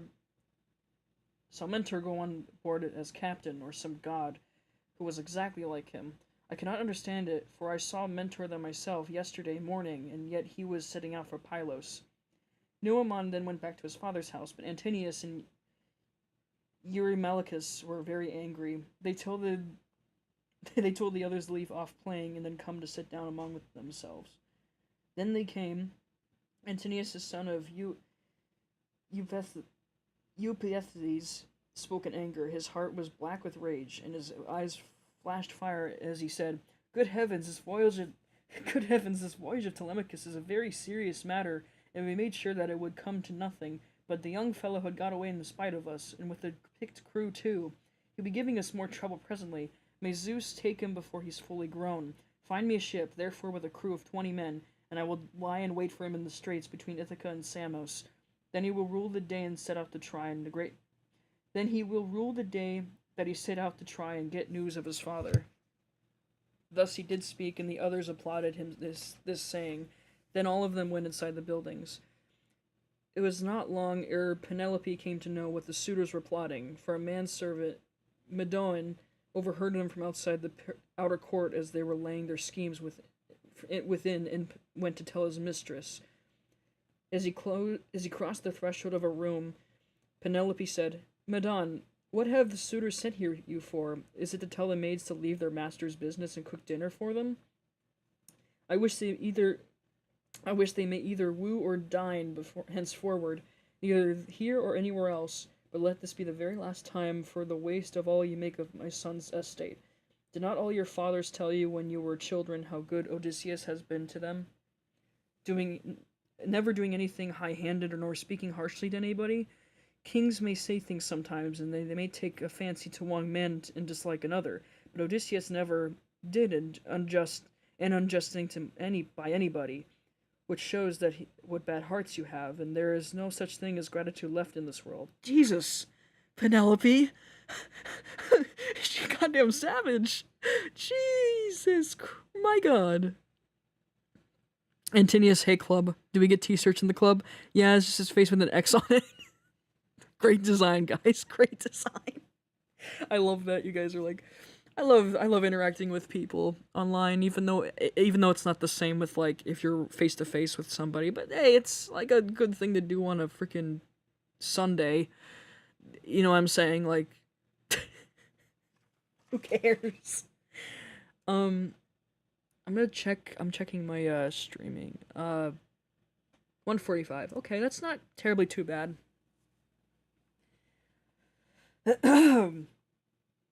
Where was I? Then Manon said, I wish, madam, that this were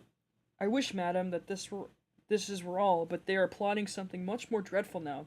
May heaven frustrate their design. They are going to try and murder Telemachus as he coming home from Pylos and Ledimedon, where he has been if you get news of his father.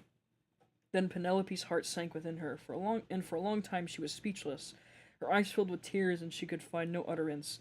At last, however, she said, Why did my son leave me? What business does he go off sailing in ships that makes long voyages over the ocean like seahorses? Does he want to die without leaving anyone behind him to keep up his name? I do not know, said Medon. Whatever some god set him onto it, or whether he set on his own impulse to see if he could find out if his father was dead or alive and on his way home. Then he went downstairs again, leaving Penelope in agony of grief. Dude, why would you leave Penelope? Brother, they're gonna kill her son. At least, at least be, supportive. Help her out! What the fuck? Mendon just, straight up just went and be like, yo, I'm not gonna deal with this. I'm, bye. Dude. Wow. I would melt into a puddle of nerves and self-doubt if I interacted with real-life people outside of work. Yeah. When you're an isolationist in your own room and you never leave, it's you feel weird, awkwardly trying to talk to someone face-to-face. You're like, shit, also, yas, queen! Yeah, Vanellope. There were plenty of seats in the house, but she had no heart for sitting in any one of them. She could only fling herself onto the floor in her own room and cry, whereon all the maids in the house, both old and young, gathered around her and began to cry too. To at least last apart a transport of sorrow, she exclaimed, My dears, heaven has been pleased to try me with more affliction than any other woman of my age and country. First I lost my brave and lion-hearted husband, who had very good quality under heaven, and whose name was great all over the Hellas and Middle Agros. And now my darling son is at the mercy of the winds and waves, without my having heard one word about his leaving home. You hussies, there is not one of you who would much think of giving me a call out from my bed, though all of you have all of you very well know when he was starting.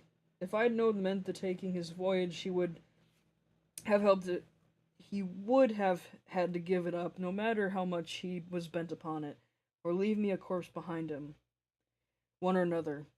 Now forever go some of you and call old Diolus, who was given me by my father on my marriage, and who is my gardener. Bid him go at once and tell him everything to Latteries, who may be able to hit on some plan for enlisting public sympathy on our side, as against those who are trying to exterminate his own race and that of Odysseus. So, sorry, my roommate guys came in back from what she wanted to do. She was back for a second. That's probably why we heard the door open. Let me read some of this. I feel like we're talking online. Luckily, I'm ignored enough.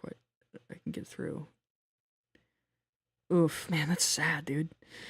Oh, that's rough. Then the dear old nurse, Euryloca, said, You may kill me, madam, or let me live in your house, whichever you please, but I will tell you the real truth. I knew all about it, and gave him everything he wanted in the way of bread and wine, but he made me to take my solemn oath that I would not tell you anything for some 10 or 12 days. unless you asked or happened to hear of his having gone, for he did not want you to spoil your beauty by crying. And now, madam, wash your face, change your dress, and go upstairs with your maids to offer prayers to Athena, daughter of Aegis-bearing Zeus, for he can save him, even though he be in the jaws of death. Do not trouble Latres, he has trouble enough already. Besides, I cannot think that the gods hate the race of the son of Arturnius so much, but there will be a son left to come up after him and inherit both of the house and the fair fields that lie far around it, all around it. With these words, she made her mistress leave off crying and dried the tears from her eyes. Penelope washed her face, changed her dress, and went upstairs with her maids. She then put on some bruised barley into a basket and began praying to Athena.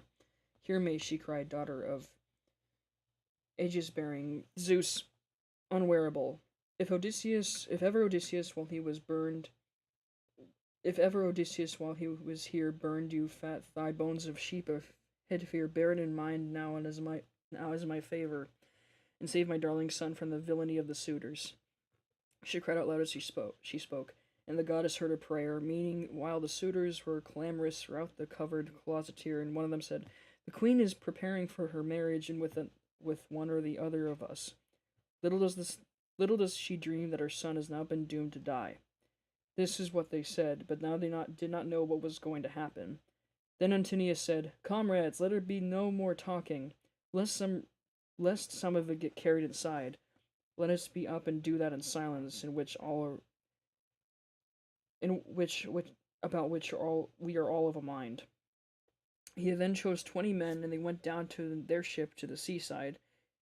They drew the vessel into the water and got her mast and sails inside her. They bound the oars to the throw pins with twisted thongs of leather in all of due course, and spread white sails aloft, while their fine servants brought them to their armor. And then they made the ship fast a little way out, come on shore again, got their suppers, and waited until night should fall.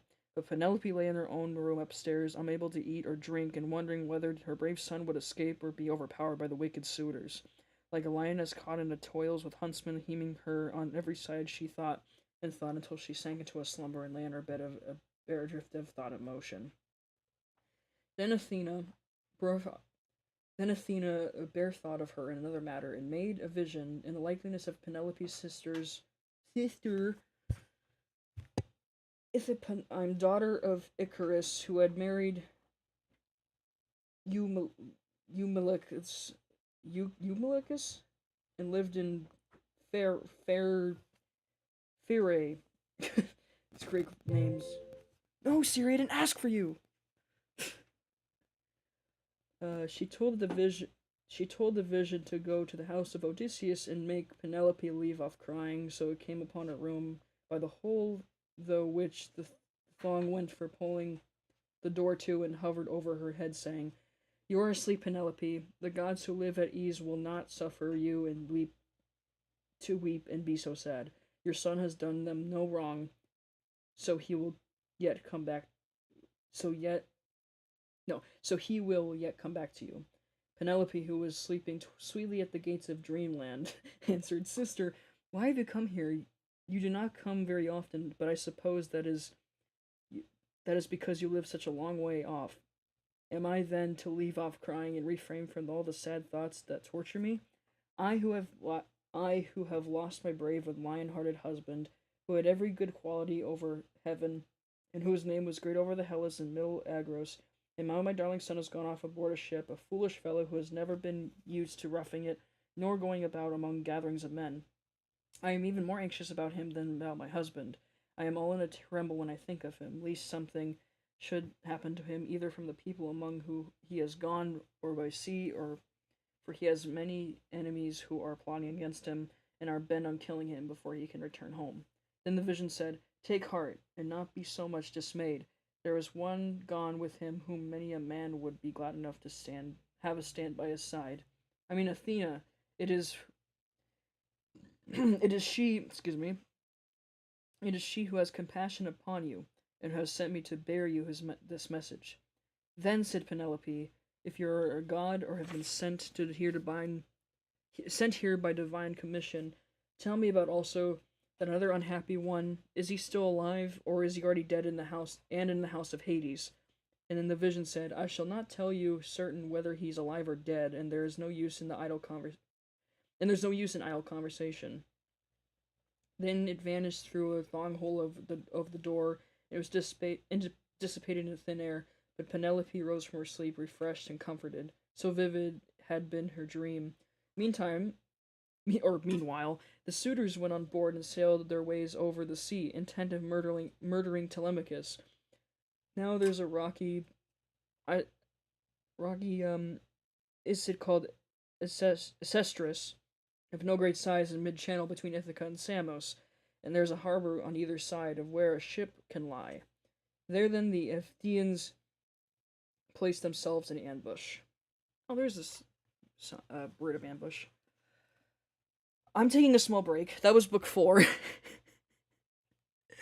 It's my life, I just accepted it as my point. Yeah, dude, I feel that. Oh my god, I can relate. Sorry, I'm looking at the comments now. Happens to all of us. I get mad at social anxiety a lot too. Yeah, it sucks. Before we get into book 5, I'm gonna stop right here. I'm gonna go mute for a second because I gotta check on my roommate, real quick. But,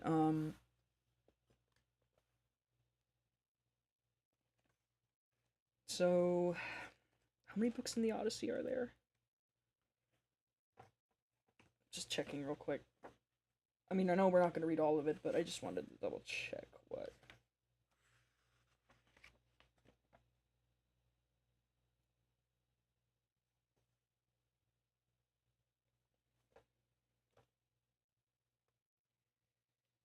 What book was this? XXIV, so it's 10. Okay, so 24? Yeah, book 4 was long.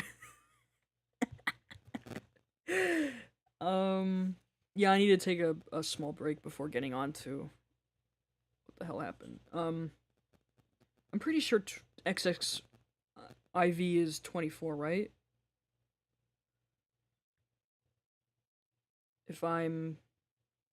Yes, 24. Book 24. And the last page of the book was 762, and I'm at 501 now, as I'm currently taking a break at this point. So the next book, when we read that, I'm not sure how long this one is. Hang on, let me. Book 4 is definitely shorter. I mean, book 5. Sorry. I looked it up. I think it is 20. It is 24. So book 6. Yeah, these are 4 was long. The next couple of books are like not as like freaking long as like as 4 was. 4 was quite long. So that's cool. It's like little bites. Yeah, it is a lot of pages. Well, this is also counting the Liliad as well. So when I first started reading the Odyssey, it was on book 443, and now we just reached 500. So all I've read so far was about, like, how many pages is that? So it's not like terribly too long, because I've read some of this. So we're at 501, doing the math here, so 58 pages. 58 pages into the Odyssey. So it is a lot. I'll be right back. I'm gonna refill on my water, and we're going to. It is a lot. Yeah, still it is a lot. Talk amongst yourself, I guess, while I go get water and stuff. I'm gonna take a quick stretch break. I'm gonna go mute.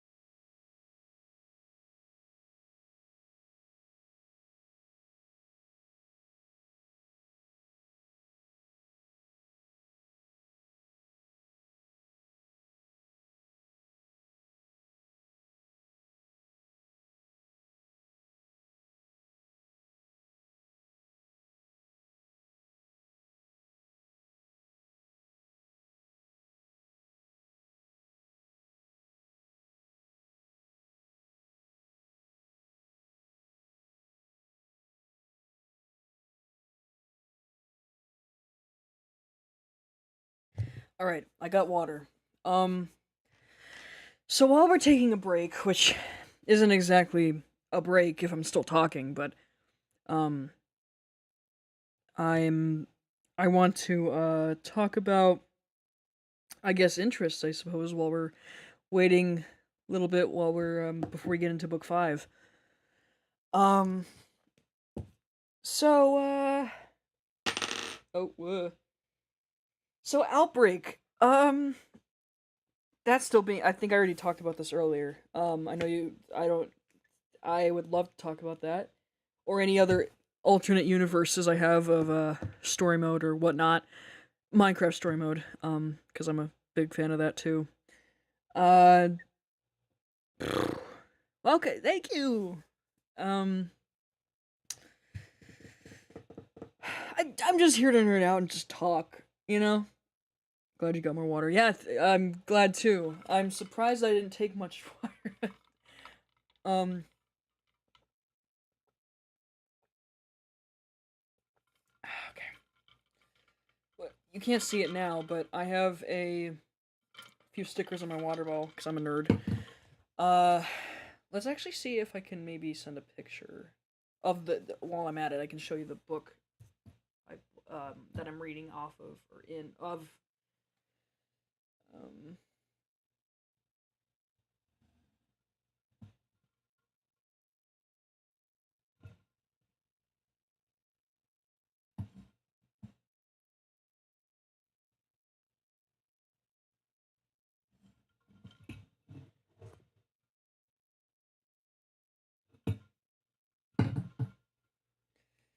so ramble time. Yeah, exactly. Um, so go ahead and ask me whatever you guys want to ask. Um, I'm all ears. I'm all whatever.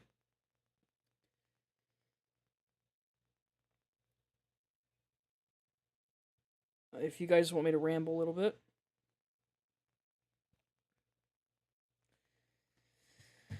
Okay. Oh, yeah.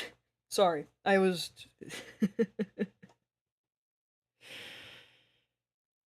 um,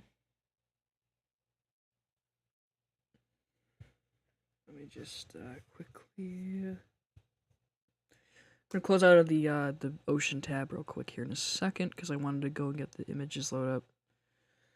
What kind of stickers are in your water bottle? I'm just about to get to that actually. I took let me get the photo.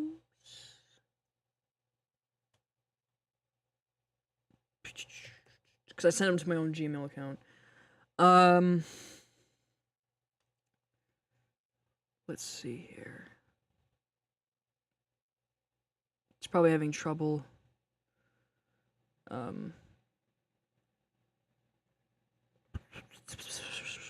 Spam. Is it underneath spam? No, it's not. Oh, man. It's probably in my outbox.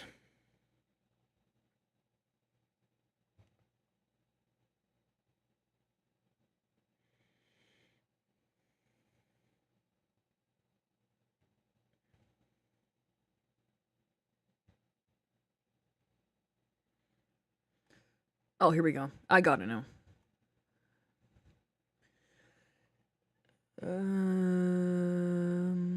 Yeah, stickers are pretty fun on water bottles. They're pretty cool. Like you can't go nothing wrong with that. All right, so let me get the first one on here.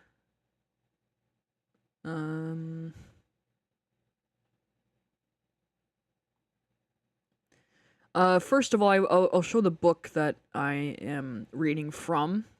It's this one.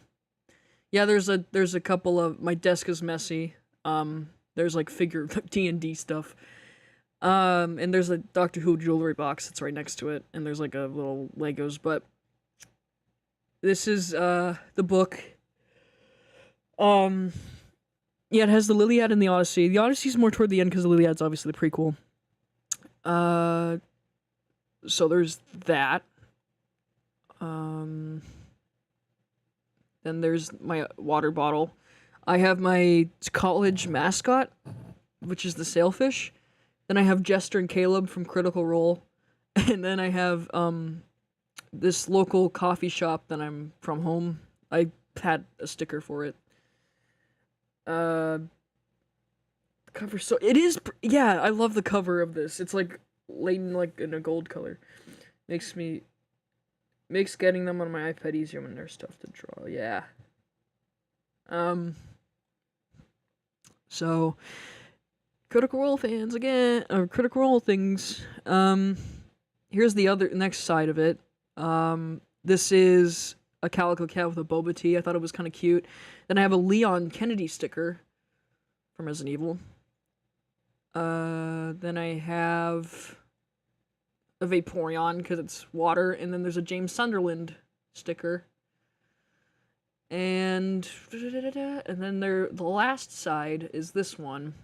This one, there's Little Will from Stranger Things, and then these two are from Mystery Science Theater 3000. Crow and Tom Servo. And you got a little Fennekin, and then on the bottom that's epic. That's an epic sticker with Odysseus and Athena. So I carry this around a lot. Whenever you hear this noise, that's my water bottle.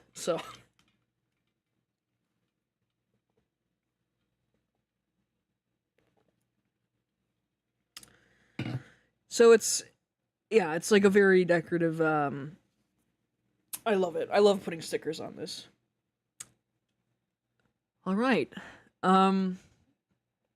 Anything else that we want to discuss? Oh, that's my account. Nope.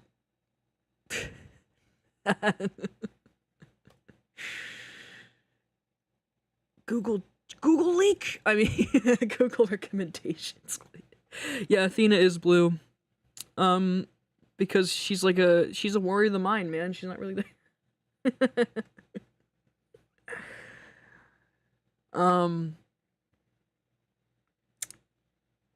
What else could we talk about while we're on break? I'm just hoping that this recording can save on my laptop because it is a big file. Oh, Jesus.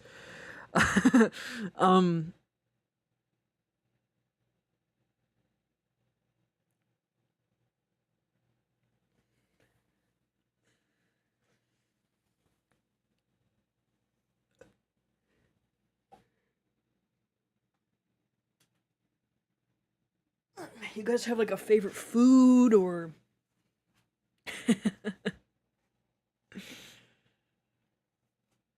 where's my phone? Oh, for a second I thought I lost my phone for a second.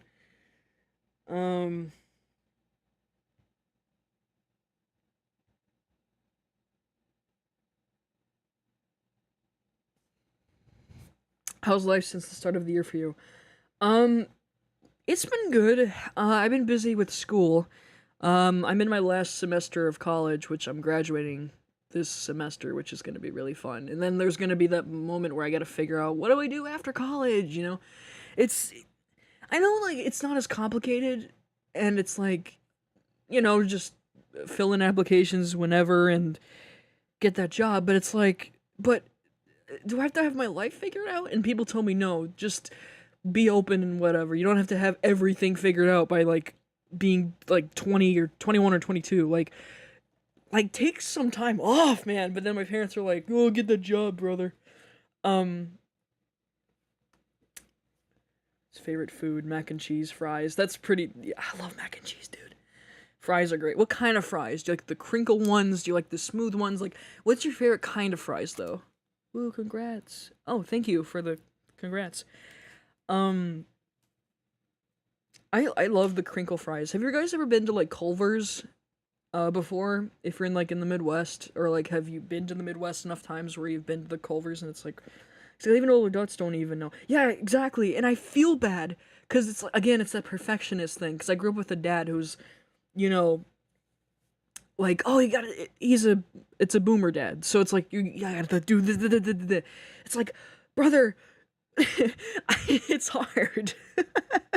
It's hard out there right now. But luckily I got an internship right now, this semester. So that at least gives me a little bit of comfort that at least it's something rather than just going on willy-nilly when you're graduating. You're like, oh, I don't have nothing. Oh, waffle fries are great. What are you doing in my house? I have waffle fries. I am the Culver's home state. Wisconsin? Are you from Wisconsin? Brother, I've been to I love Wisconsin. I've been there so many times. Wait a minute. Wait. Hold on. There's a Wisconsinite in the chat? I'm excited. Tell me all about it. Half of my family's like from like Appleton, so we go like all the time, dude. Yes! My fellow Wisconsinite, even though I wasn't born there. I could have been born there if I wasn't born like prematurely. But like that's awesome. Dude, Wisconsinites are great. Like, I love freaking Wisconsin. Like, people oh, that's so cool. Like, what part are you from? It's cold right now. Yeah, it is really. Yeah, you guys are like dealing with a lot of brutal like winter weather up there right now.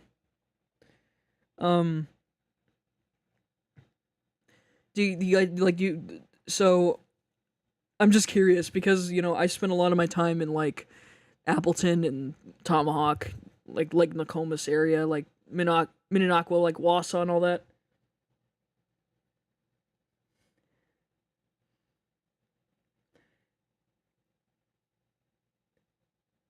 No, yeah, Wisconsin's great. So it's really good. I lived all over. Right now I'm in the lower part. Okay, so probably near like Milwaukee or something. That's what I think of when I think of lower Wisconsin. It's like Madison or Milwaukee or somewhere between there. Yeah, because we go to Chicago too a lot. Because one of my aunts live there, and we go down there too. Because it's like the closest shit. Please come to Wisconsin. We have our crazies. No, yeah, like again, Wisconsinites are they are a different type of breed. Like they're their own little tier. They're great. Madison, yeah, Madison I've been to before. I haven't been there on Madison in a long time, but I know I've been there once when we went to see, I think, Northwestern play down there, which is a football team. Yeah, Chicago's like the big hub area, like other than like Milwaukee or like Madison, which is crazy to think that like literally you're a 5-hour drive or something away from going to like one of the biggest cities in the entire country, which is crazy. Oh man, that's great. I love that. I love when I find people that like literally know what I'm talking about or like have been to, and I'm like, oh my god, that's awesome. Anyway, like yeah, Culver's is great. I love their frozen custards. Anyway, so if you ever go to Wisconsin, go to Culver's. That's what we're talking about. It's like this like restaurant that like has ingredients like actually from like the farms themselves from here, like what they grow it like locally or something. And they started doing it. They started like chaining or franchising their stuff down here in Florida actually too. I absolutely like. I love their ice cream. I love Culver's ice cream. I love their like little. What do they call those? It's not it's their frozen custard. Yeah, but it's like where they mix some. They mix like stuff in it, or like there's like the type of that. I forgot the name of it.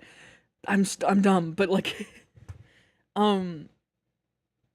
something like, not just the custard. It's colliders. No, not blizzards because that's the Dairy Queen thing. There's a pharmaceutical license at Culver's cheese. Yo, the cheese cards, I forgot. They're so good. The cheese cards are so good. Oh man, no, not sorbet. It's like where they put clusters of candy in them. Yes, concrete mixers. Those are what I'm talking about. Yeah, concrete mixers. Those are good too. I guess what I really like too from Culver's is the fish sandwich, the fish like cod sandwich they got. Those are really good too. Their chicken's great as well. Like And don't get, like, I know my parents also order the butter burgers a lot. Those are good too.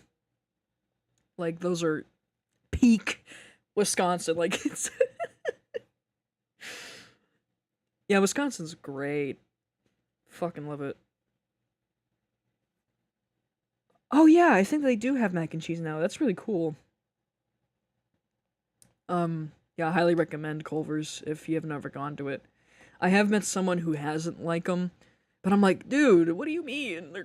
What do you mean? Just take that back right now. So yeah, my mom's from Wisconsin. Like her family's the reason why we visit over there. A lot of the times, and we have like our like little own lake house thing, and we used to like go in the summer, when we're off of like school and stuff, which was fun. And I lived there for a time, like for a semester of my fourth grade year, and then like my second semester was like held back in Oregon. But um, chicken tenders or grilled cheese is what I go for. Yeah, chicken tenders is great. I freaking love their tenders. They're like the ranch too, like goes along with it. Oh God, it's yeah. So Wisconsin is like my second home. Like my first home was Las Vegas because I was born there, and then Oregon was like my second, and then well, yeah, Wisconsin's like second to me, and then Florida since I go here for college, and it's good. It's been treating me good. That's why I'm like 2,000 miles away from Oregon right now as I go to college in Florida. I've been pretty much everywhere. When I first started channel, I saw your old videos and I saw Wisconsin videos and I clicked on watch everyone. Oh yeah, yeah. I made a lot of Wisconsin shit. Especially, I even made like this run-on joke when I was visiting Wisconsin when I was like 13 or 12 or something like that. And I used to like, I'm in Wisconsin, but with Coke. It was so fucking funny. And then it turned into like a whole thing. And then, um, I did a, I did one of them that was like a Pepsi because I couldn't get a Coke at the time. And dude, I just freaking love Wisconsin. Like there's something about like there's also like fresh air out there. It's like really different compared to like, Oregon, and it's so pretty. Oh, I love it. It's so great. Um yeah, I even like when COVID was going on and I was still doing school in Oregon, we would travel to Wisconsin as well. And um like literally when I was on call, like doing the Zoom calls, I would say like, "Oh yeah, it's like September, but it's like snowing here right now," and everyone's like, "What? Like, where are you?" It was great, and I was 2 hours ahead of everyone else, so I had like extra lead time to like get on calls and assignments because I was 2 hours ahead than everybody else. So like, if it's like 11:59 to submit something to Canvas, but it's like I have extra time to work on this. So it's so funny that I was same thing with Florida. I was hanging in Florida for a time in like a couple weeks or something um for a time, and that was kind of funny. Hang on a second.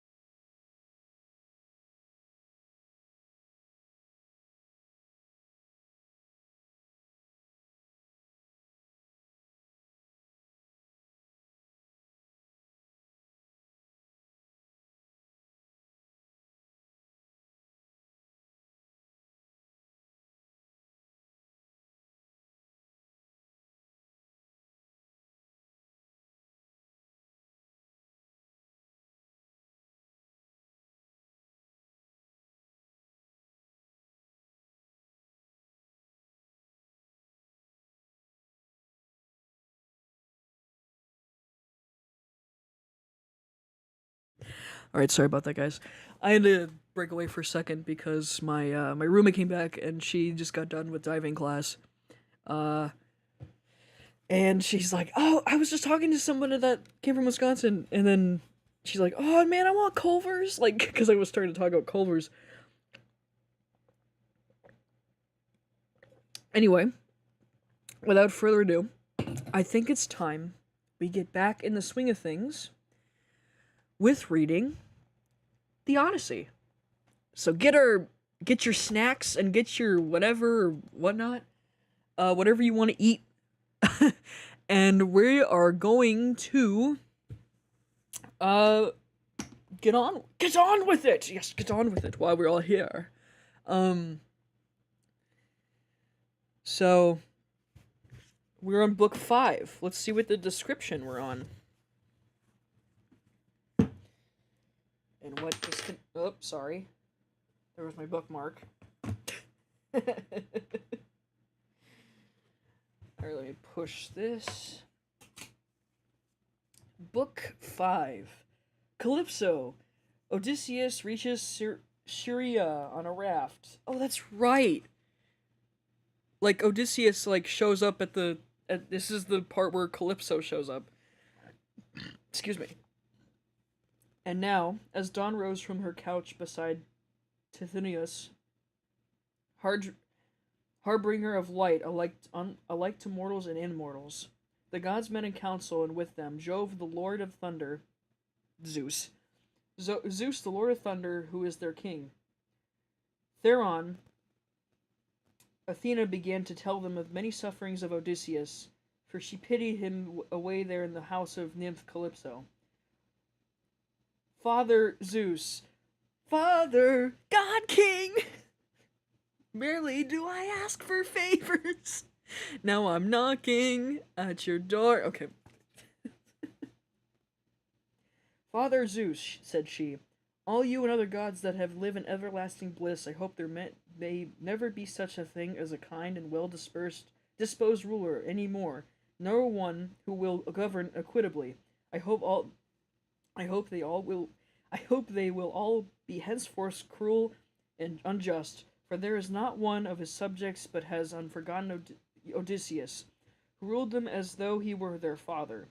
There he is, lying in great pain in an island where dwells the nymph Calypso, who will not let him go, and he cannot get back to his own country, for he can find neither ships nor sailors to take him over the sea. Furthermore, wicked people are now trying to murder his only son Telemachus, who is coming home from Pylos in Lagemedon, where he has been to see if he can get news of his father. What, my dear, are you talking about? Replied her father. Divine intervention, is that what you seek? Oh.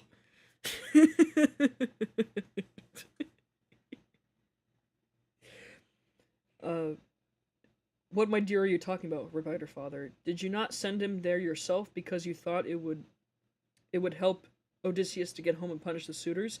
Besides, you are perfectly able to protect Telemachus and see him safely home again, while the suitors have to come scurrying back without having killed him. When he had thus spoken, he then said to his son Hermes, Hermes, you are a messenger. Go therefore and tell Calypso we have decreed that poor Odysseus is to return home. He is to be convoyed by neither gods nor men, but after a perilous voyage of 28 days upon a raft, he is to reach fertile Syria, the land of the Phaeacians, who are near of king to the gods, and will honor him as though they were one of ourselves. They will send him in a ship to his own country, and they will give him more bronze and gold than raiment than he would have fought back from Troy. If he had all his prize money and have gone home without disaster, this is how we have settled that, and he shall return to his country and his friends.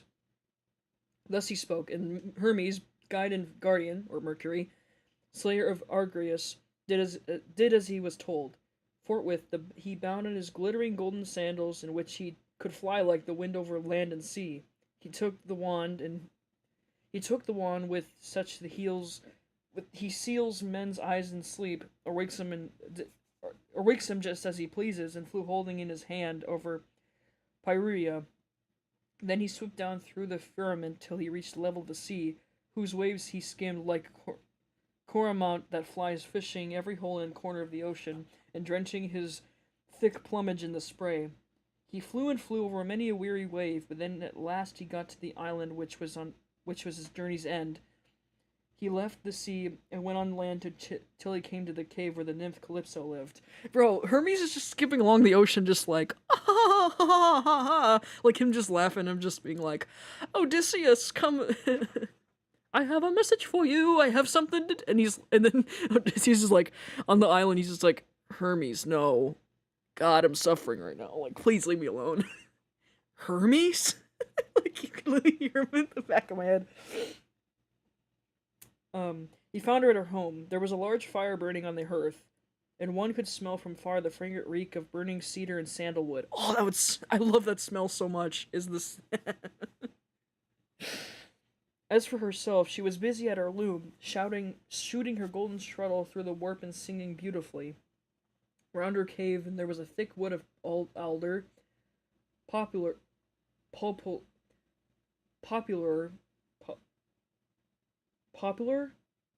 I think it's poplar, and sweet-smelling cypress trees wherein all kinds of great birds have built their nests, owls, hawks, and chattering sea crows that occupy their business in waters. Oh, sea crows. Is it seagulls, maybe? Or is it just the like the freaking things you hear a lot of time, and that's Hermes for you. He just seems to him skipping over the water in the distance. Yeah, for real. Yeah, I know, right? He's like, why are you here? And why are you skipping over water? A vine loaded with grapes was trained and grew luxuriantly about the mouth of the cave. There was also 4 running rills of water and channels cut pretty close together, and turned hither and thither, so as to... Siri, I did not ask you. Stop! So as to integrate the beds of violets and luscious herbage over which they flowed. Even a god could not help being charmed with such a lovely spot, so Hermes stood still and looked at it, but when he had admired it sufficiently, he went inside the cave. Calypso knew him at once, for all the gods all know each other, no matter how far they live from one another, but Odysseus was not within. He was on the seashore as usual, looking out upon the barren ocean with tears in his eyes, groaning and breaking his heart for sorrow. Man, Odysseus just needs a hug, dude.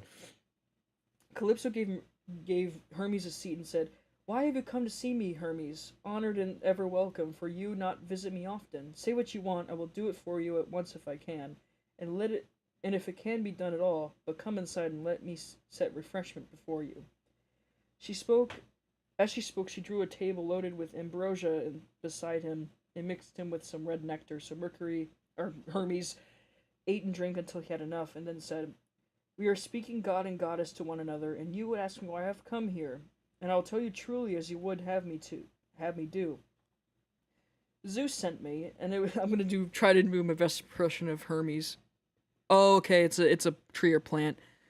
That makes sense. Sorry, I was reading the chat. Poplar? I have to research that. We are speaking god and goddess to one another, and you ask me why I've come here, and I will tell you as truly as you would have me do. Zeus sent me. It was no doing of mine. Who could possibly want to come all this way over the sea, where there's no cities full of people to offer me sacrifices of choice hecatombs. My bad, Circe. I mean, it's Calypso. I'm kind of a little strained. I kind of ran out of breath when I got here. I was kind of like skipping over water. Poplar. Okay, that's what okay. That's thank you for letting me know. Nevertheless, I had to come, for none of us other gods can cross Zeus, nor transgress his orders. He said that you have here the most ill-starred of all those who fought 9 years before the city of King Priam and sailed home in the 10th year after having sacked it. On their way home, they sinned against since Athena, who raised both wind and waves against them, so that all of his brave companions perished, and he alone was carried either by wind and tide.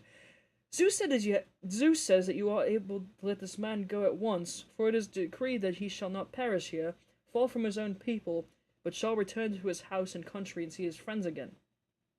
Calypso trembled with rage when she heard this. You gods, she exclaimed, ought to be ashamed of yourselves. You're always jealous and hate seeing a goddess take fancy to a mortal man and live with him in an open matrimony. So when rosy-fingered Dawn made it to Orion, your precious gods were all of your furious till Diana went out and killed him in Ordiega. Ordiega? So again when Ceres fell in love with Ision, and yielded to him with a thrice-plunged follow field, Zeus came to hear of it, and before so very long and killed Ision with his thunderbolts. Thunderbringer, sorry. And you are now angry with me too, because I have a man here. I found the poor creature sitting all alone at the side of a keel, for Zeus had struck a ship with lightning and sunk it in the mid-ocean. So all his crew were drowned, while he himself was driven by wind and waves onto my island. I got fond of him and cherished him, and I had set my heart on making him immortal, so that he would never grow old in his days. Still, I cannot cross Zeus, nor bring his counsels to nothing. Therefore, if he insists upon it, let the man go beyond the seas again. But I cannot send him anywhere myself, for I have neither ships nor men who can take him. Nevertheless, I would readily give him such advice in all good faith, as will be likely to bring him safely to his own country. Then send him away, said Hermes, or Zeus will be angry with you and punish you. On this he took the leave, and Calypso went out to look for Odysseus, for she had heard Zeus's message. She had found him sitting upon the beach with his eyes ever filled with tears and dying of sheer homesickness, for he had got tired of Calypso, and though he was forced to sleep with her in the cave by night, it was she, not he, that would have it so. As for the daytime, he spent it on the rocks and on the seashore, weeping, crying aloud for his despair, and always looking out upon the sea. Calypso then went close up and said, My poor fellow, you shall not stay here grieving and fretting your life out any longer. I'm going to send you away of my own free will, so go, cut some beams of wood and make yourself a large raft with an upper deck that may carry you safely over the sea. I will put bread, wine, and water on board to save you from starving. I will also give you clothes, and I will send you a fair wind to take you home, if the gods in heaven will so will it. For they know more about these things, and can settle them better than I can. Odysseus shuddered as he heard her. Now, goddess, he answered, if there is something behind all this, you cannot be really meaning to help me home when you bid me to do such a dreadful thing as to put to sea on a raft. Not even a well-found ship with a fair and wind would venture on such a distant voyage. Nothing that you can say or do shall make me go on aboard a raft unless you first solemnly swear that you mean to me no mischief. I solemnly swear I'm up to no good. Sorry. Man. Poor Odysseus, bro. Like, he's going through, like, a lot. Like, someone give him a hug, please. Please, like, give him a freaking hug. Like, he's just crying and depressed. He's like, I want to get back to my home and wife. Like, I'm done, man. I'm sorry, I shouldn't laugh. This is, like, a serious matter. Calypso smiled at this and caressed him with her hand. You may know a great deal, said she, but you are quite wrong here. May heaven above and earth below may be my witnesses with the waters of the river Shinx. I think that's the...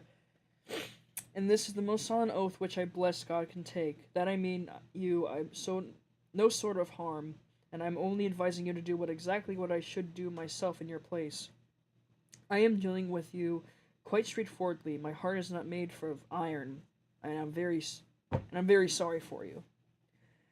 When she had thus spoken, she led the way rapidly before him, and Odysseus followed in her steps. So the pair, goddess and man, went on until they came to Calypso's cave, where Odysseus took the seat that Hermes just left.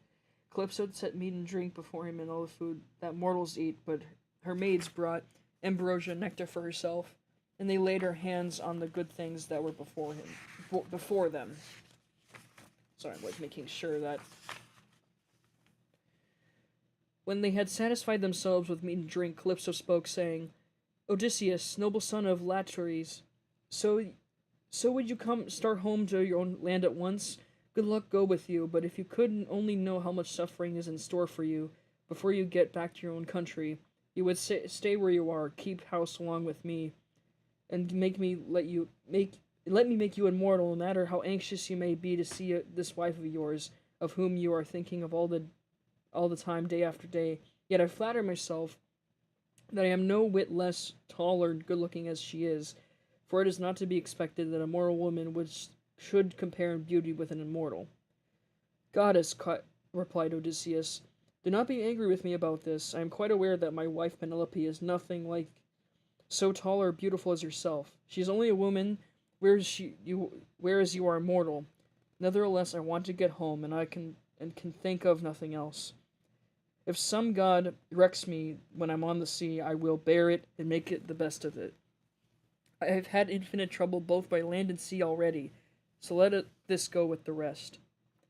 Presently the sun set and it became dark, whereon the pair retired to the inner part of the cave and went to bed. When the child of morning, rosy-fingered dawn, appeared, Odysseus put on his shirt and cloak, while the goddess wore a dress of light gossamer fabric, very fine and graceful, with a beautiful golden girdle about her wrist and a veil to cover her head. She at once set herself to think how she would speed Odysseus on his way. So she gave him a great bronze axe that suited his hands. It was sharpened on both sides and had a beautiful olive wood handle fitted firmly onto it. She also gave him a sharp adze, and then led the way to the far end of the island where the largest trees grew. Alder poplar. Here we go again. Poplar. Poplar. Why can't we all have someone love like us, like Odysseus loved? No, for real. For real. Like, brother, like, why? I would love to have a guy like that. Like, I wanted to see my wife. All he hears are screams. Yep, pretty much. Every time he closes his eyes. Where was I? Poplar, yeah.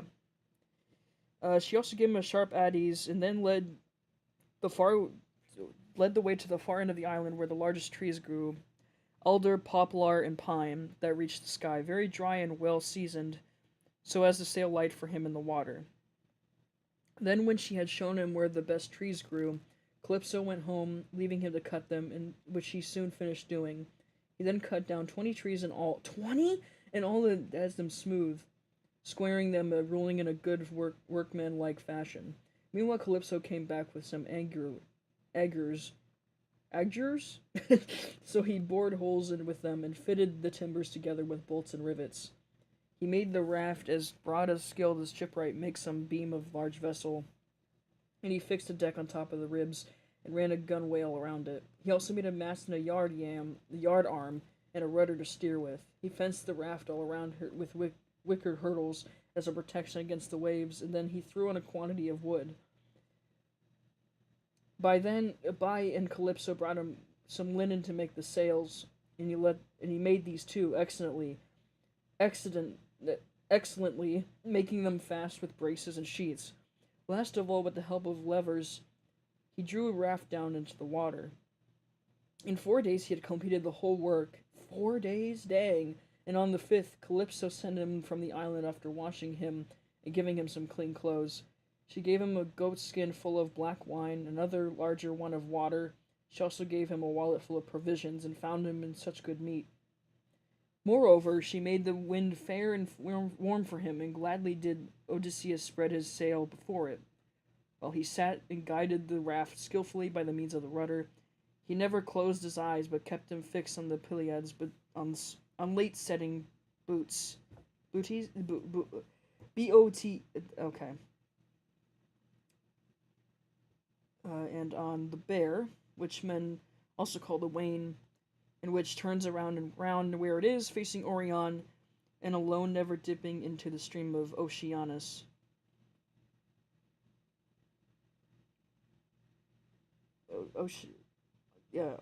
For stream of Oceanus, for Calypso had told him to keep his this to his left. Days 7 and 10 he did sail over the sea, and on the 18th the dim outlines of the mountains on the nearest part of the Elysian coast appeared, rising like a shield on the horizon. But King Poseidon, who was returning from the Ethiopians, caught sight of Odysseus a long way off from the mountains of Solymi. He could see him sailing upon the sea. It made him very angry, so he wagged his head and muttered to himself, saying, "Good heavens, so the gods have been changing their minds about Odysseus while I was away in Ethiopia, and now he's close to the land of the Philistines, where it is decreed that he shall escape from the calamities that have befallen him. Still he shall have plenty of hardship before he is done with it." Dang, Poseidon's like, I am still pissed off of you. This goddamn person is not gonna die. Dude, he's like, he doesn't. He's like, what are you doing? How are you here still? Hey, oh, yeah, Poseidon coming up. Like, he's like, God damn it. What have they done while I was gone? Thereon, he gathered his clouds together, grasped his trident, and stirred around in the sea, and roused the rage of every wind that blows till earth, sea, and sky were hidden in cloud, and night sprang forth out all the heavens. Winds from east, south, north, and west fall upon him at all the same time, and a tremendous sea got up, so that Odysseus' heart began to fail him. Alas, he said to himself in dismay, what would ever become of me?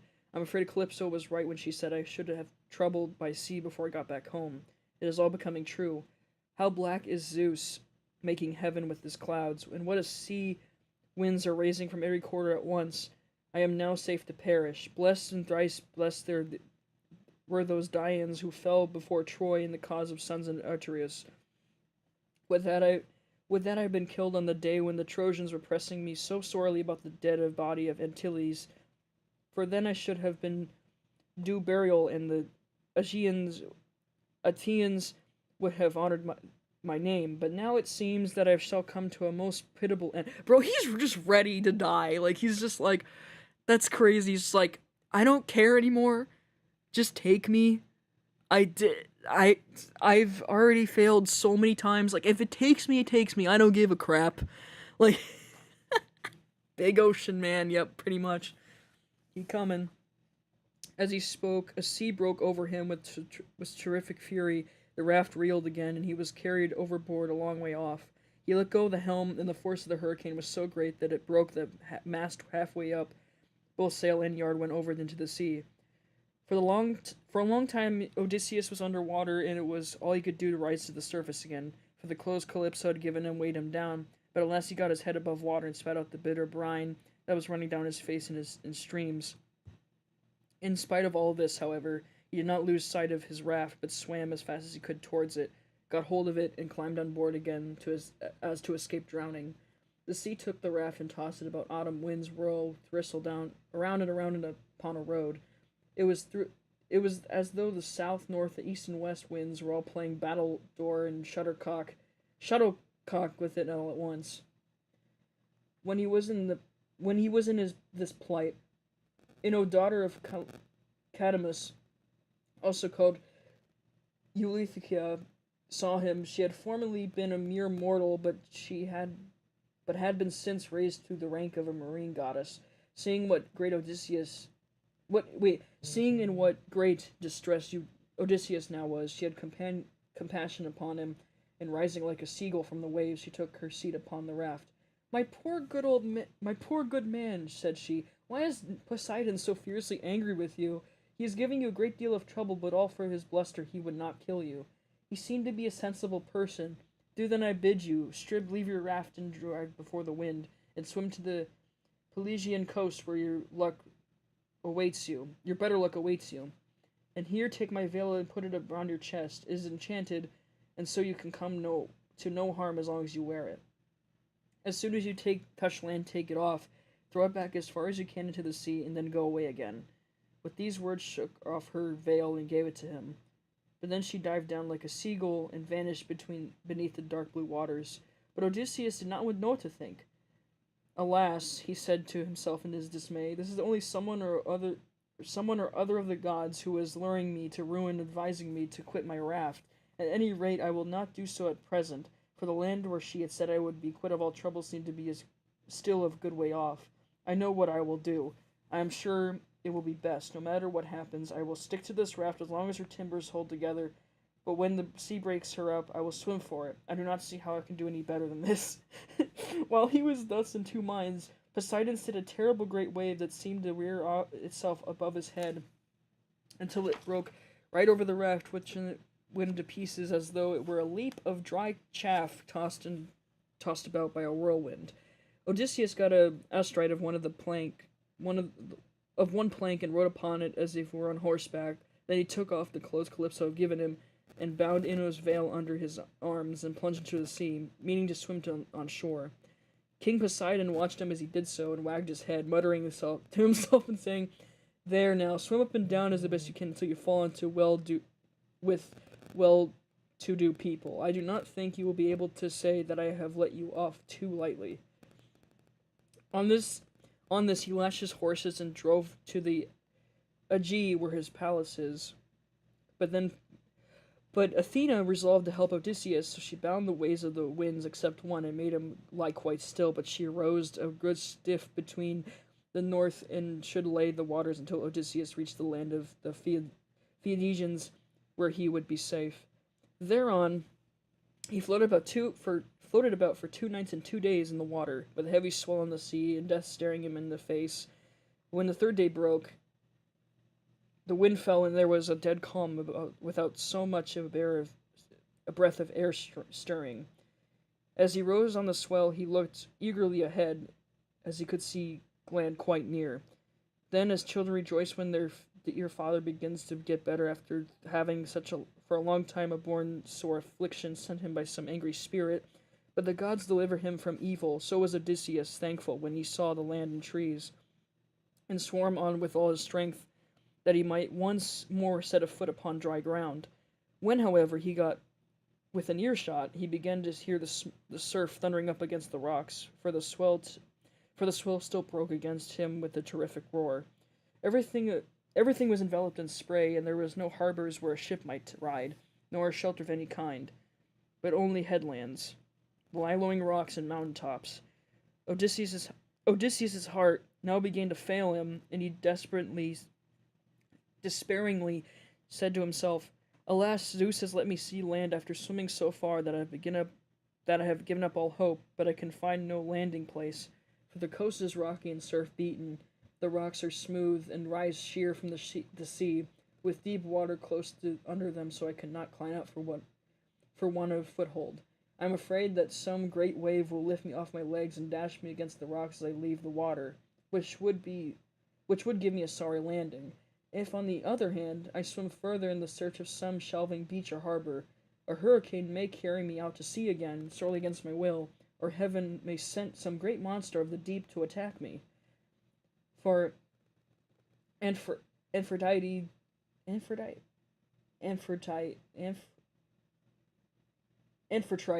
breeds many such. I know that Poseidon is very angry with me." While he was thus in two minds, he's stuck in those two minds things. Like, I want to give up.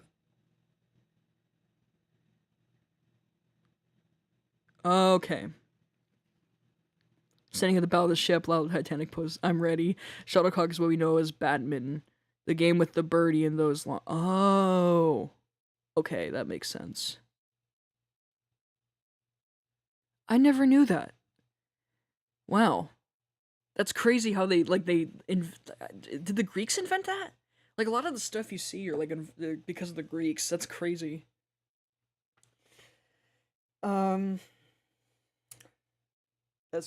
Odysseus is just like battling two minds. Like, I'm ready for this, and then you see him on the other side being like, I'm not gonna be so. What if this happens and it's not? Like, he's fighting his optimism and his pessimism right now. He's like, we're doomed. We're not doomed. Shut up. Oh my gosh. Anyway. And aren't we all stuck with two minds telling us one thing and another? Yeah, I know. It kind of makes Odysseus kind of relatable in one way, because I feel that so much. While he was thus in two minds, a wave caught him and took him with such force against the rocks that he he would have been smashed and torn to pieces if Athena had not shown him what to do. He caught hold of the rock with both hands and clung to it with groaning with pain, and I mean, that's gotta hurt, dude. I mean, your body being slammed against freaking rocks, like, dude.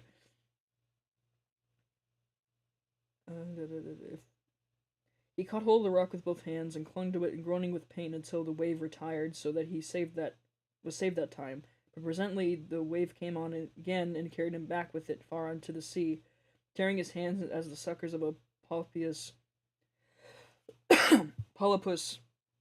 are torn when someone plucks it from its bed, and the stones come up along with it. Even so did the rocks tear the skin from his strong hands, and then the wave drove him deep down under the water.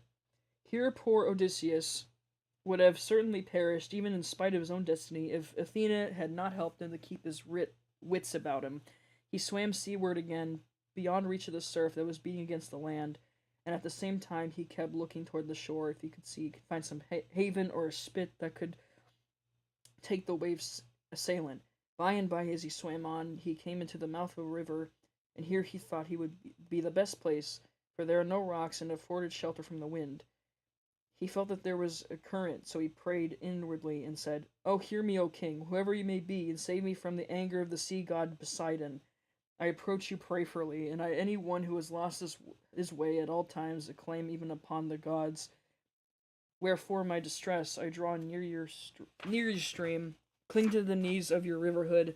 Have mercy upon me, O king. I declare myself for your suppliant.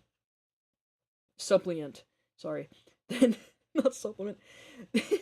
Then the gods stayed his stream and stilled the waves, making all calm before him and bringing him safely to the mouth of the river. Here at last Odysseus' knees and strong hands failed him, for the sea had completely broken him. My man, yeah, that's... His body was all swollen, and his mouth and his nostrils ran down like a river with seawater, so that he could neither breathe or speak, and lay swooning from sheer exhaustion. Presently, when he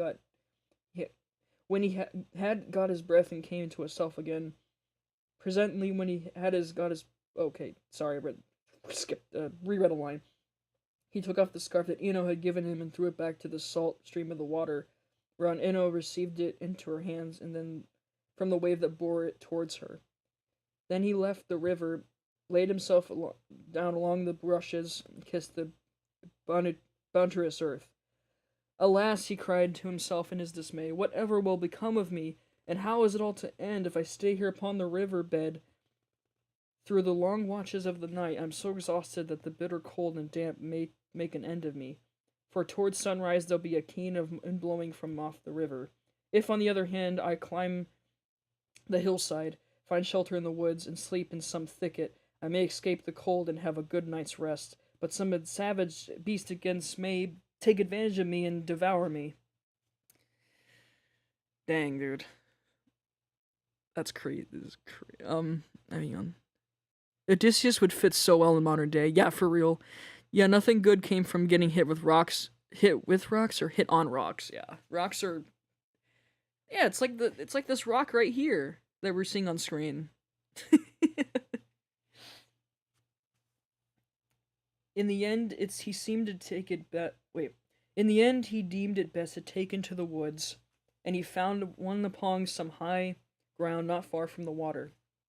There he crept beneath two shoots of olive that grew from a single stalk, the one engraft sucker, while the other have been grafted. No wind, however squally, could break through the cover that they afforded, nor could the sun rays pierce them, nor the rain could get through them, so closely that they did grow into one another. Odysseus crept under these and began to make himself a bed to lie on, for there was a great litter of dead leaves lying about, enough to make a covering for 2 or 3 men, even in hard winter weather. He was glad enough to see this, so he laid himself down and heaped the leaves all around him. Then, as one who lives alone in the country, far away from any neighbor, hides a brand as fire, seed, and ashes to save himself from having to get light elsewhere, even so Odysseus covered himself with leaves, and Athena shed a sweet sleep upon his eyes, closed his eyelids, and made him lose all the memories of his sorrows. And that is book 5. Little shorter. I was thinking of maybe doing the stream as long as if we can maybe do a challenge where we can get to book 12. What's half of 24? Nope, that's the wrong app. I was trying to get my calculator. I may not get to 12, obviously, but oh, that's not right. 12 point. I mean, yeah, we can try to get to 12. I mean, we're at 6 now. Book 6, which is how many pages is this? Okay, that's 7. 13. Oh, no, that's 8. 9. 10.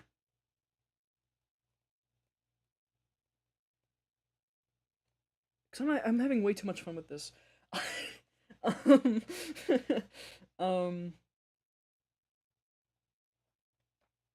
unless I can do a entirely different stream tomorrow. Reading again with the. So we gotta get through.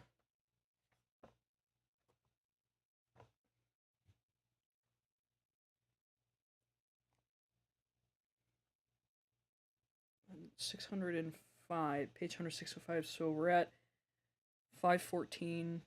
We got 91 pages to get through. If we want to get to where we're going, we want to get to. I don't think we're gonna last that long. I'll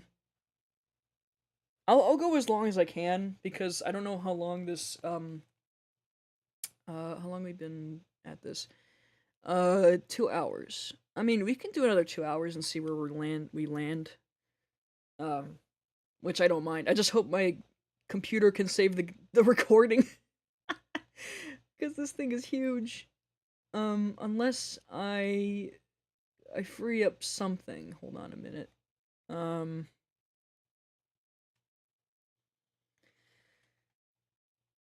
I think it'd be kind of neat to go to 12 because we'll be halfway through the book.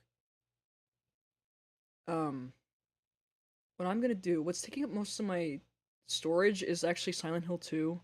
And I need to uninstall that because that takes a lot of freaking storage on my laptop. And considering this is nearly a 3 hour long stream, um, you know, I okay. Let's see. I'm trying to open up Steam right now. Let me stop the video since I'm not reading currently. Yeah, cuz games suck when it like it's installed and you know oh my gosh.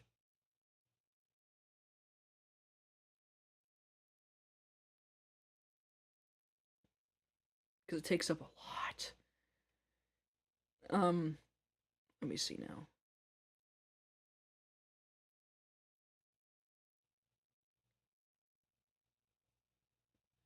I don't know. I don't really know until um I'm sure it's fine if I like, okay.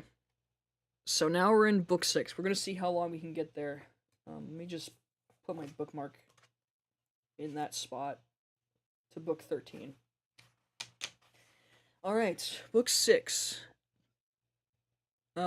This one is the meeting between Nausicaa and Odysseus. Wait, which one is that? I don't think this was in the Odyssey, in Epic. I'm pretty sure, obviously. Excuse me. Again.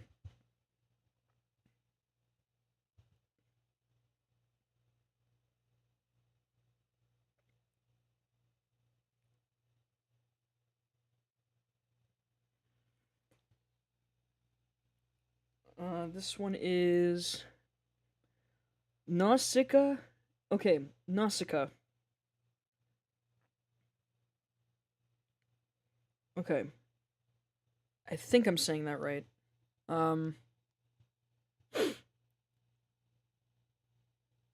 Nausicaa. Nausicaa. Okay. Nausicaa. I'm curious how long. Oh wow, this is a really short book too. Okay, this is like a really short. Book 6 is like kind of short. Oh whoa. It says I'm dropping. What the fuck? It's saying I'm dropping frames. What the shit? No, I don't want to drop frames. What's happening? No, don't drop frames, please. Don't do this to me. Oh no. Let me like lower the freaking quality. Let's see if I really hope I wasn't skipping frames. Oh no. Why is it skipping frames? That's not good. It says drop frames 3.5 3.5%. That's crazy. Oh no. Um all right. Moving on to okay, we're on book 6. Nausicaa, I think, and Odysseus. So here Odysseus slept, overcome by sleep and toil, but Athena went off to the country and the city of the Phoenicians, a people who used to live in the fair town of Hyperia, near the lawless Cyclops. Now the Cyclops were stronger than they plundered them, so their king Nostidius moved from hence, settled them from Sycharia, far from other people. He surrounded the city with a wall, built houses and temples, and divided the lands among his people. But he was dead and gone to the house of Hades, and King Achilles, whose counsels were inspired of Haven, and was now regaining. To his house then did Athena high in the furtherance of the return of Odysseus. She went straight to the beautifully decorated bedroom where there slept a girl who was lovely a goddess, Nausicaa, daughter of the king Achilles. Two maid servants were sleeping near her, both very pretty, one on either side of the doorway, which was closed with well-made folding doors. Athena took the form of the famous sea captain's Dionysus' daughter, who was a blossom friend of Nausicaa and just her own age. Then coming up to the girl's bedside like a breath of wind, she hovered over her head and said, Nausicaa, what can your mother have been about to have such a lazy daughter? Here are your clothes and all lying in disorder, and yet you going to be married almost immediately, and should be not only well dressed yourself, but should find good clothes for those who attend you. This is the way to get yourself a good name, and to make your father and mother proud of you. Suppose then we'll make a tomorrow washing day and start at daybreak. I will come and help you so that you will have everything ready as soon as possible, for all the best young men among your own people are courting you, and you're not going to remain a maid much longer. Ask your father, therefore, have a wagon and mules ready for us at daybreak. Take the rugs, robes, and girdles, and you can ride too, which will be much pleasanter for you than walking, for washing the cisterns are some away from the town. When she had said this, Athena went away to Olympus, which they say is the everlasting home of the gods. There no wind beats roughly, neither rain nor snow can fall, but it abides in everlasting sunshine and a great peacefulness of light, wherein the blessed gods are illumined forever and ever.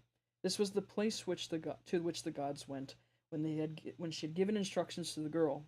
By and by morning came and woke Nausicaa, who began wondering about her dream. She therefore went to the other end of the house and told her father and mother about it, and found them in their own room. Her mother was sitting by the fireside spinning her purple yarn with her maids around her. Then she happened to catch her father, who was just going out to attend a meeting of the town council, where the Phoenician alderman had convened.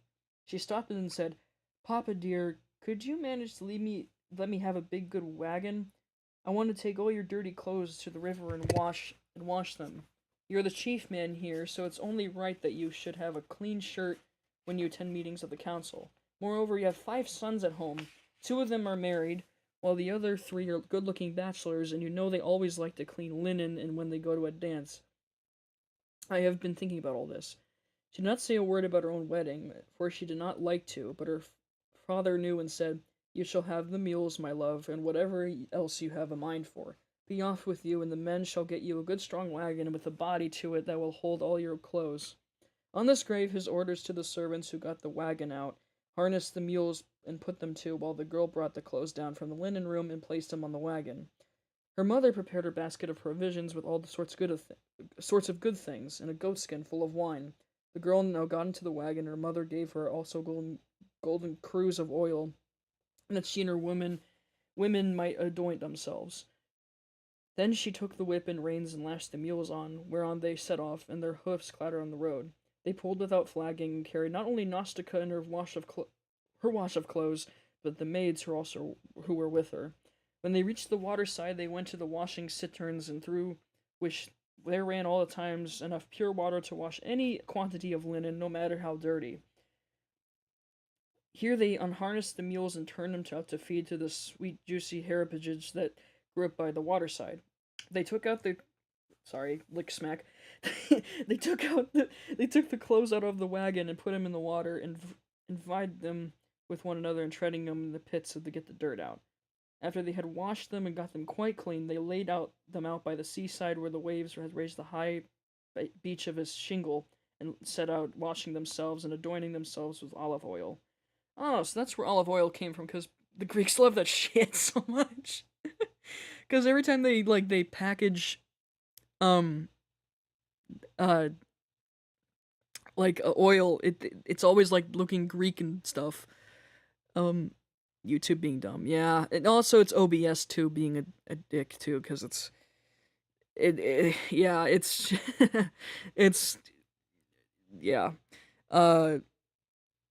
Naustika's like any teenager, yeah, it's yeah, pretty much. She's like, Father, can I have I just want a wagon and like mules, and I want to go out and like wash clothes, please. And he's like, absolutely, my dear, go out and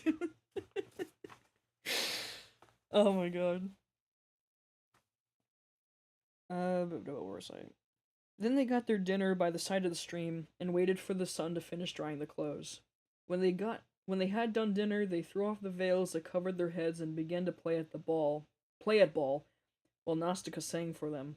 As the huntress Diana goes forth upon the mountains of Tigrias or Erymanthus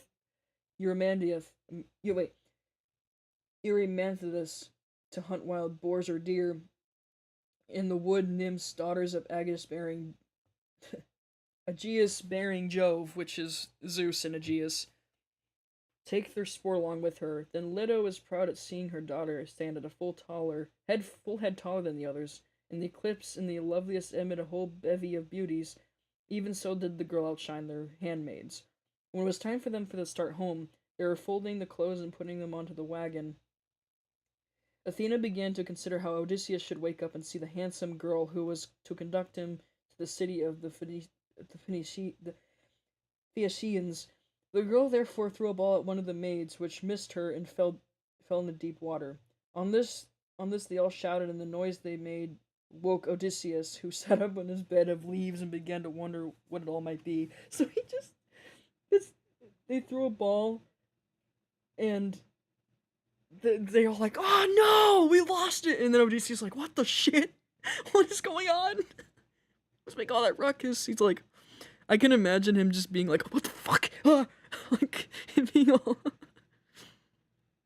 I mean, for that was a high life of a teen. Yeah, that's true, because it's the king's daughter, right? So, it makes sense. Royalty, you know. Alas, he said to himself, what kind of people have I come amongst? Are they cruel, savage, uncivilized, or hospitable, or humane? I seem to hear the voices of young women, and they sound like those of the nymphs that haunt mountaintops, or the springs of rivers, and the meadows of green grass. At any rate, I'm among the race of men and women. Let me try to, if I cannot manage to get a look at them. He's like, should I look at them? Or, like, what the hell are these people? As he said, as he crept from under his bush, he broke off a bough, covered with thick leaves to hide his nakedness. Oh, that's right, because, of course, Greek mythology hasn't involved nakedness. My man doesn't have anything. He's like, I'm not going out like this. He looked like some sort of lion in the wilderness that stalks about, exerting in his strength and defying both wind and rain. His eyes glare as he prowls in the quest of oxen, sheep, or deer. for he is famished and will dare break even to a well-fenced homestead trying to get at the sheep. Even so, Odysseus seemed to the young woman as he drew near to them, all naked as he was, for he was in great want. On seeing one unkempt and so breathed with salt water, the others scrambled off along the spits that jutted out to the sea, but the daughter of Elechinus stood firm. I cannot pronounce that. For Athena put courage in her heart and took away all the fear from her. She stood right in the front of Odysseus, and she doubted whether he could go up to her or throw herself at her feet and embrace her knees as a suppliant, or stay where she was and entreat her and give her some clothes and show him the way to the town. In the end, it deemed it best to entreat her from a distance, in case the girl should take offense at his coming near enough to clasp her knees. So he addressed her in his honeyed and his persuasive language. Of course, Odysseus just has this way of words. I'm telling you. "O queen," he said, "I implore your aid, but tell me, are you a goddess or are you a mortal woman? If you're a goddess and dwell in heaven, I can only conjure that you're Zeus's daughter, Diana, for your face and figure represent none but hers, and if on the other hand you are mortal and live on earth. Thrice happy are your father and mother, thrice happy, too, are your brothers and sisters. How proud and delighted they must feel when they see so a fair scion as yourself going out to a dance. Most happy, however, of all will he be whose wedding gifts have been the richest, and who takes you to his own home. I never yet saw anyone so beautiful, either man nor woman, and I'm lost in admiration as I behold you. I can only compare you to a young palm tree, which I saw when I was at the Delos growing near the altar of Apollo. For I was there too, with much people after me when I was on that journey, which has been the source of all my troubles. Yet, never yet did such a young plant shoot out of the ground as that was, and I admired and wondered as exactly as now I admire and wonder at yourself. I do not clasp your knees, but I am in great distress. Yesterday made the 20th day I had been tossing about upon the sea. The winds and waves have been taking me all the way from the Ogonian island, and now fate has flung upon me upon this coast, as I may endure still further suffering. For that I do not think that I have yet come to the end of it, but rather that heaven has still much evil in store for me. And now, O queen, have pity upon me, for you are such the first person I've met, and I know not no one else in this country. Show me way to your town, and let me have anything that you may have brought hither to wrap your clothes in. May heaven grant you all these things in your heart's desire, husband, house, and a happy, peaceful home. For there is nothing better in this world that a man and a wife should be of one of mine in a house. It discomfits their enemies, makes the hearts of their friends glad, and they themselves know more about it than anyone. Then can you imagine being a teen? She's just staring at him and she's like, "What? I'm confused. Like, what is that? What?" Yeah. Yeah. I was about to say that. Poor guy in his bed and leaves. Oh my god, yeah, for real. Can you imagine being a teenage girl watching Close and seeing this guy like a with a branch wander out of the woods? Yeah. She'd be like, "What the shit?" To this, Nausicaa answered, "Stranger, you appear to be a sensible, well-disposed person. There's nothing accounting for luck. Zeus gives prosperity to the rich and poor, just as he chooses. So you must take what he has seen fit to send you, and make the best of it. Now, however, that you have come to our country, you shall not want for clothes, nor anything else that a foreigner in distress may reasonably look for. I will show you the way to the town, and I will tell you the name of our people. We are called the Phoenicians. I am the daughter to Eglinius, in whom the whole power of the state is vested." Then she called her maids and said, "Stay where you are, you girls. Can you not see a man without running away from him? Do you take him for a robber or a murderer? Neither he nor anyone else can come here to do us Phoenicians." Wait, I'm curious, how do you say this? she's like, guys, stop freaking out. She's just like, like she's not murdering us. Like he's not murdering us. Like he's not doing anything bad. Like.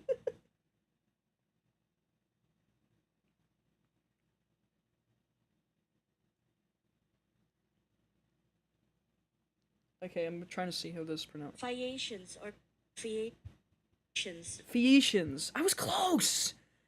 Hell yeah, I was close. Okay.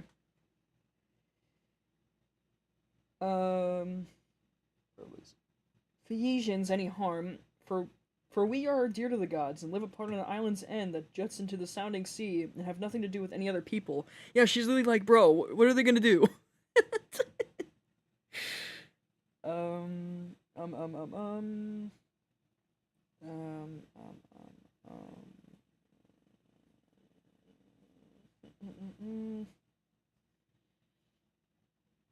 This is only some poor old man who lost his way, and we must be kind for him, for strangers and foreigners are in distress under Zeus's protection, will take in what they can to be thankful. So girls, give the poor give the poor fellow something to eat and drink and wash him in the stream at some place that is sheltered from the wind. She's literally like, guys, can you see this guy is like disheveled and like suffering right now? Just give him something. Like she's like come on. Oh man. Oh god. Oh, my friend's Layla's texting me. My friend's Layla, the one I was talking about earlier. Oh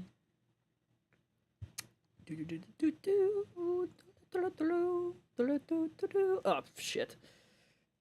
Womp womp womp womp womp. I'm sending her the freaking thing to get her on board to watch this. On this, the maids left off running away and began calling one another back. They made Odysseus sit down in the shelter as Nausicaa had told them, and brought him a shirt and cloak. They also brought him a little golden cruse of oil and told him to go and wash in the stream. But Odysseus said, "Young women, please to stand a little on the one side that I may wish the brine from my shoulders and anoint myself with oil, for it is long enough since my skin has a drop of oil upon it. I cannot wash as long as you all kept standing there. I am ashamed to strip before a number of good-looking young women." I am ashamed to strip before before a number of good young-looking women. Dude, he's very respectful, dude. He's just like, guys, you don't need to like circle around me. I'm good. Just let me enjoy doing it myself. He doesn't want to like come on to them. He's so sweet. He's just like, guys, girls, stop, please. I want to be left alone. Like, let me do it myself. You guys don't have to do this. Oh man. Yeah, right. They are wholesome, good people. Then they stood on one side and went to tell the girl, while Odysseus washed himself in the stream and scrubbed the brine from his back and from his broad shoulders. Oh, I can see why Penelope went for him. Like, my man has broad shoulders. I mean, when he had thoroughly washed himself and he got the brine out of his hair, he anointed himself with oil and put on the clothes which the girl had given him. Athena then made him look taller than stronger before. She also made the hair grow thick on top of his head and flow down in curls like a Hanukkah blossoms. She glorified him about the head and shoulders as a skillful worksman who had studied art of all kinds, other Vulcan and Athena enriches a piece of silver plate by gliding it, and his work is full of beauty. He then went to sat down a little way off upon the beach, looking quite young and handsome, and the girl gazed on him with admiration. Then she said to her maids, "Hush, my dears, for I want to say something. I believe the gods who believe in heaven have sent this man to the Phoenicians. When I first saw him I thought him plain, but now his appearance is like that of the gods who dwell in heaven. I mean, after all, he's the great grandson of like Hermes or something, right? Is that like the thing? I should like my future husband to be just as such as another as he is, if he would only stay here and not want to go away. However, give him something to eat and drink." as they did as they were they were like literally just sitting there like, oh my god, this man's hot as fuck. But we can't. We had to focus on the task at hand. They did as they were told. They set food before Odysseus, who ate and drank ravenously for as long since he had food of any kind. Meanwhile, Nausicaa bethought of her another matter. She got the linen folded and placed in a wagon, and she yoked the mules, and as she took her seat, she called Odysseus. "Stranger," said she, "rise and let us going back into town. I will introduce you at the house of my excellent father, where I can tell you that you will meet all the best people among the Phoenicians. But be sure and do as I bid you. You seem to be a sensible person. As long as we're going past the fields and farmlands, sorry, it's farmlands. I'm just making a joke. Follow briskly behind the wagon among with the maids, and I will weed the lay myself. I will bring you to my father. Farmlands, and follow briskly behind the wagon along the maids, and will lead the way myself. Presently, however, we shall come to the town, where you will find a high wall running all around it, and a good harbor on either side, with a narrow entrance to the city, and the ships will be drawn up by the roadside. For everyone has a place and where its own ship can lie. You will see the marketplace with a temple of Poseidon in the middle of it, and paved with large stones bedded in the earth. Here people deal with ships and gear of all kinds, such as cables, sails, and here too are the places where oars are made. And for the Philicians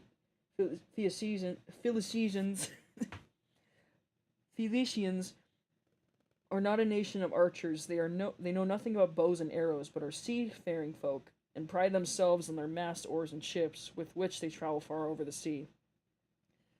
I am afraid of the gossip and scandal that may have been set on foot against me later on, for the people here are very ill-natured, and some will follow, if he meet us, might say, "Who is the fine-looking stranger that is going about with Nausicaa? Where did she find him? I suppose she's going to marry him. Perhaps he is a vagabond soldier whom he has taken from some foreign vessel. For we have no neighbors, or some god that at last come down from heaven to answer her prayers, and she's going to live with him all for the rest of her life." Hang on, I gotta take water, because this... Rest of her life. Oh, dude, are we a minute behind? No, we're not. We're like 20 seconds.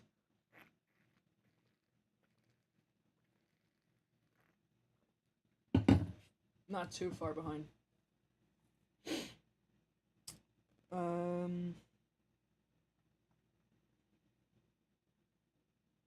Perhaps he's a festival with no neighbors, or some god last come down for him prayers when live with the rest of life.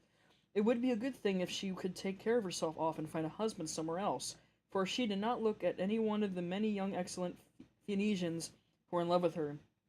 This is the kind of disparaging remark that would be made about me, and I could not complain, for I should myself be scandalized at seeing another girl do the like, and go about with men in spite of everybody, while her father and mother were still alive without having been married in the face of all the world.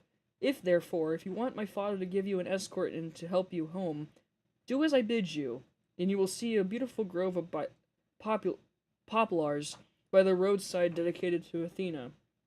It has a well in it and a meadow round it. Here my father has a field of rich garden ground, about as far from the town as a man's voice will carry. Sit down there and wait for a while until the rest of us can get into the town and reach my father's house. Then when you think we must have done this, you come into the town and ask the way to the house of my father. Oh, I spat on the book. Whoops. And wait for the rest to get to the... then when you think you must have done this, come to town and ask the way to the house of my father, Aglaeus. You will have no difficulty in finding it. Any child will point it out to you, for no one else in the whole town has anything like such a fine house as he has. When you have got past the gates and through the outer court, you go right across the inner court until you come to my mother. You will find her sitting by the fire and spinning her purple wool by firelight. It is a fine sight to see her, and she leaned back against one of the bearing posts of her maids, all ranged behind her. Close to her seat stands that of my father, on which he sits in tropes like an immoral god. Never mind him, but you go up to my mother. Don't care about my dad. Just go to the mother and say, But go up to my mother and lay your hands upon her knees if you would and get home. If you would get home quickly. If you can gain her over, you may hope and see your own country again, no matter how distant it may be. So saying, she lashed the mules with her whip and left the river. The mules drew well, and their hoofs went up and down upon the road. She was careful not to go too fast for Odysseus, and the maids who were following on foot along with the wagon so she piled up her whip with judgment. As the sun was going down, they came to the sacred grove of Athena, and there Odysseus sat down and prayed to the mighty daughter of Zeus. Hear me, he cried, daughter of Aegeus-bearing Zeus, unwearable, hear me now. Unwearable, hear me now, for you gave me no heed to my prayers when Poseidon was wrecking me. Now therefore have pity upon me and grant that I may find friends and be hospitably received by the Phoenicians.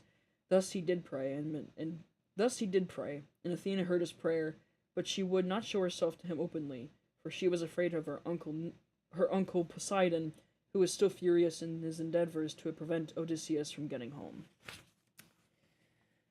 And now we're at book 7. Ha ha ha ha ha. How are we doing on time? We're doing good. That's pretty good. Oops. Book 7. There's 4 pages of this.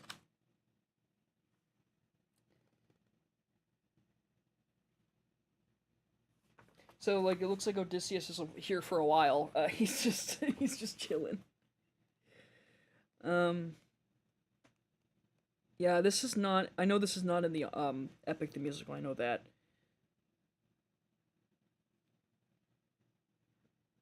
And I think book 10 is when, like, the stuff we see in the musical, it starts to show up.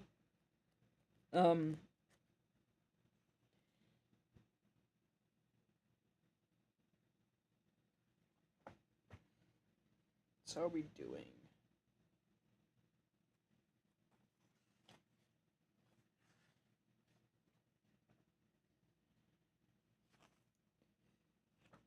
Okay, I'm just checking real quick here.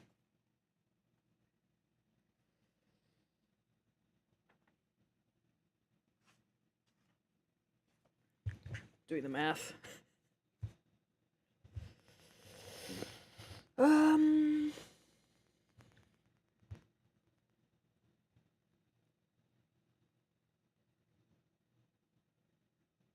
81 pages to go.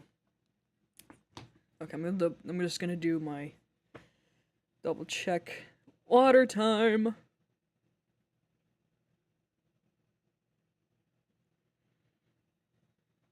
Where the glow up? Yeah. Wait. Oh, okay, it's another flower. Hyacinth. Okay. Hyacinth? Yeah, hyacinth. Hydrate. Water time. Yeah, I do need to stop. Yeah. Okay, I'm gonna double check on the... It has been going on for a while. I do need to hydrate. It's time for another break.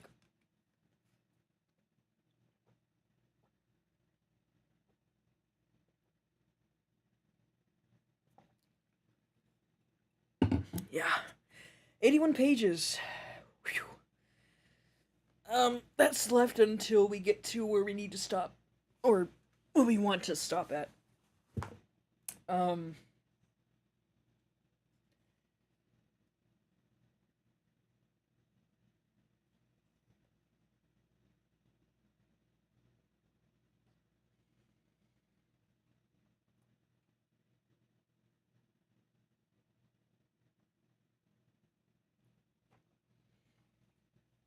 So, what do you guys want to do? What do you guys, want to talk about?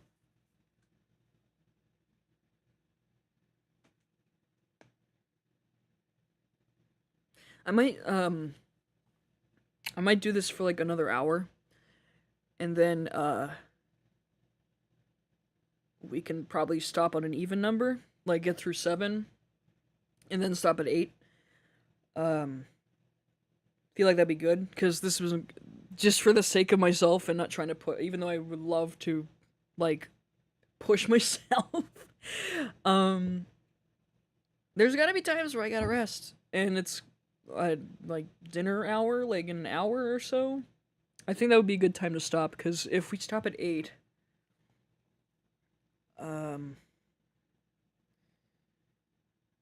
that would mean, like, if we have like 4 books left to get to 12. I'm surprised how different this version is than the one I have. Yeah, I think this is because it has all the books in here, like all the translation stuff. Yeah. Thanks for the support. Yeah, yeah, I think going on for another hour, and then I would love to do another stream. So we've read from books 4, 5, 6, and 7 right now. So we can like do another like stream of like 4 books. I think that's what we can do. We can do we can do 4 books per stream, because this is like reading. It's not like reading in your head. You like actually have to read it out.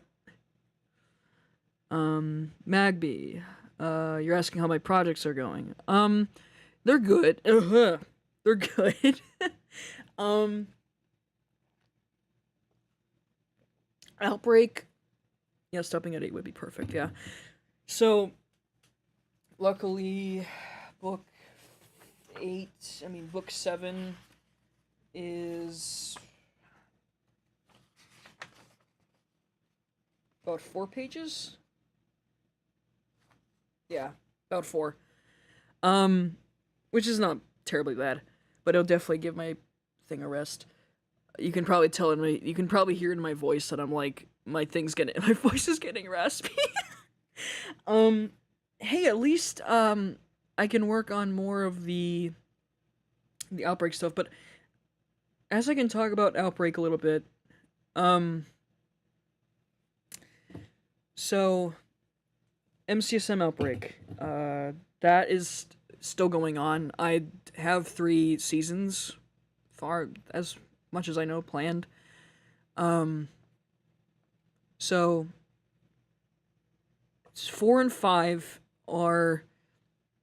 they're in the process of being recorded. Well, 4 is actually done. 4 is like being edited right now, and it's almost done. Episode 5 is in the, like, I have to rewrite the ending of that one because I didn't like the way it ended, and I switched, like, plot things around for, like, the next few episodes. And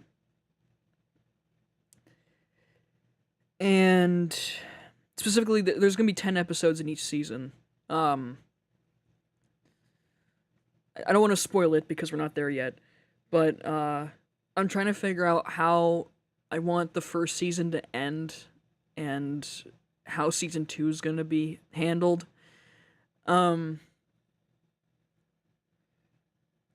There's a flashback episode in that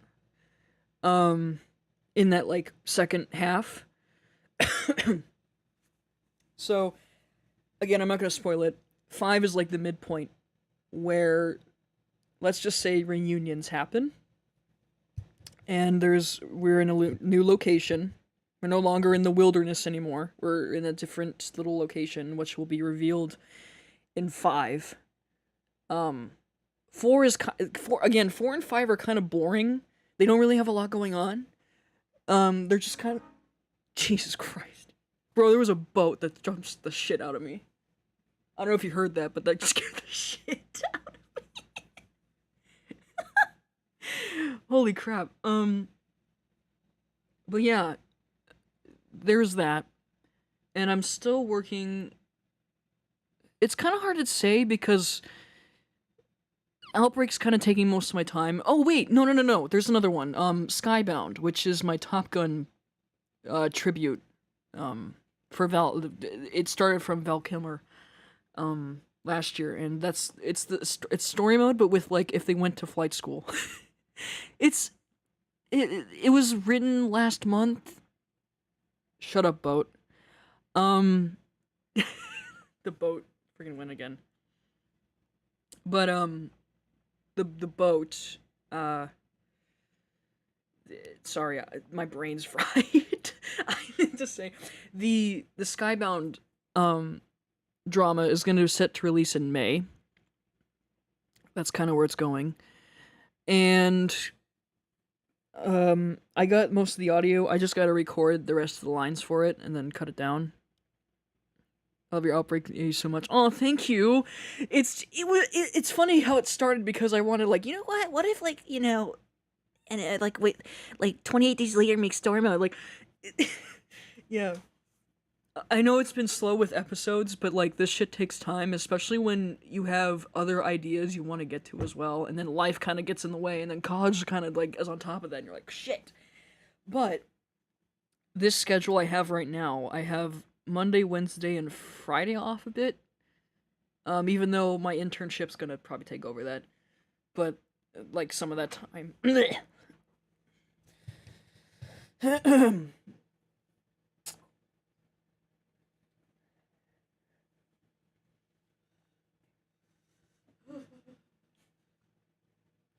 so cold in here.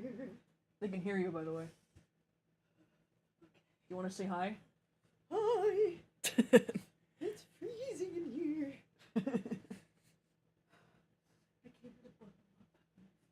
Good for you.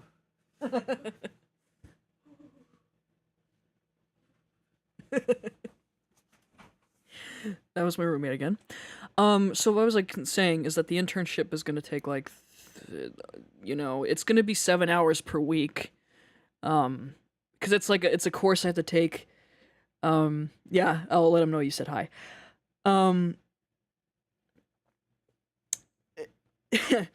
So there's other than like Skybound and Outbreak, they are considered my newer AUs and stuff because there's older ideas. I probably mentioned this already in another stream or a video, but my oldest AU with story mode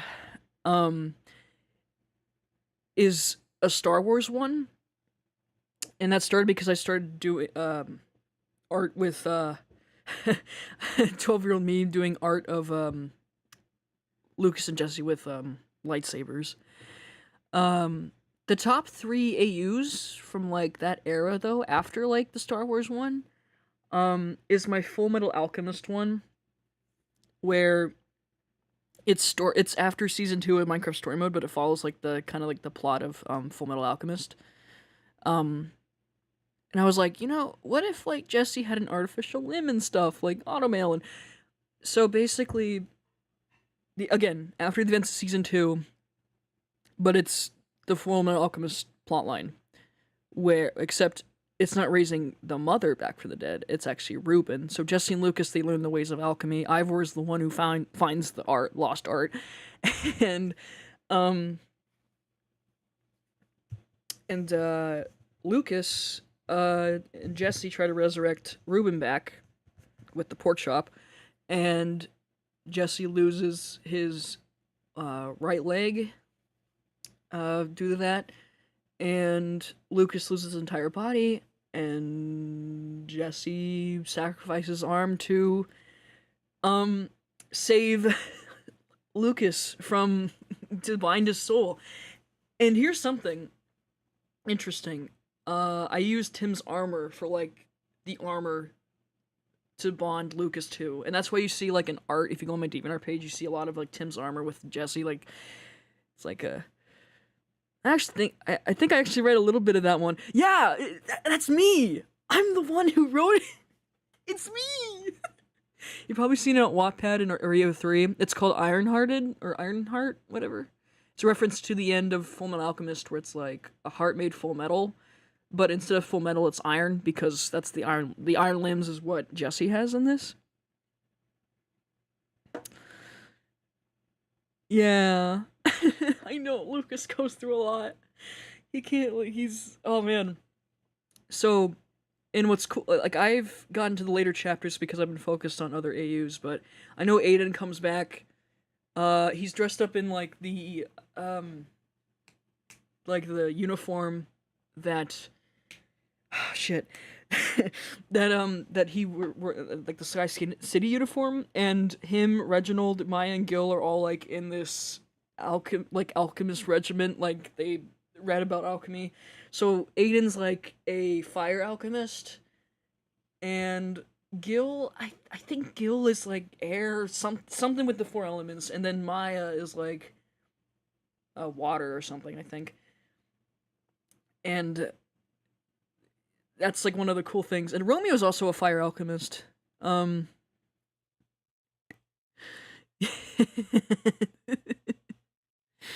Oh heck yeah, Tim's armor used in it, that is like so cool. Yeah, I know.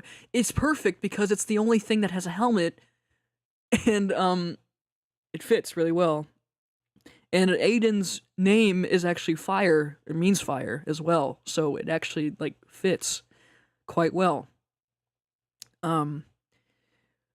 Dude, like, oh, Jesus. Yeah, Gil does fit air. He does. I love him for that. Light on air. Petra kind of takes the role of what Master like Ling goes through with like the greed merging thing, where she's finding the Philosopher's Stone. Tell me where they keep the beacon. Sorry, I'm making a reference to Ashley Johnson. Tell me where they have the beacon. I'm like, tell me where they have the Philosopher's Stone. But I was thinking the Philosopher's Stone in story mode sense, it would be a ruby. And if you know the story with rubies in Minecraft, rubies were gonna be a thing, but they're not a thing. So it's kind of like,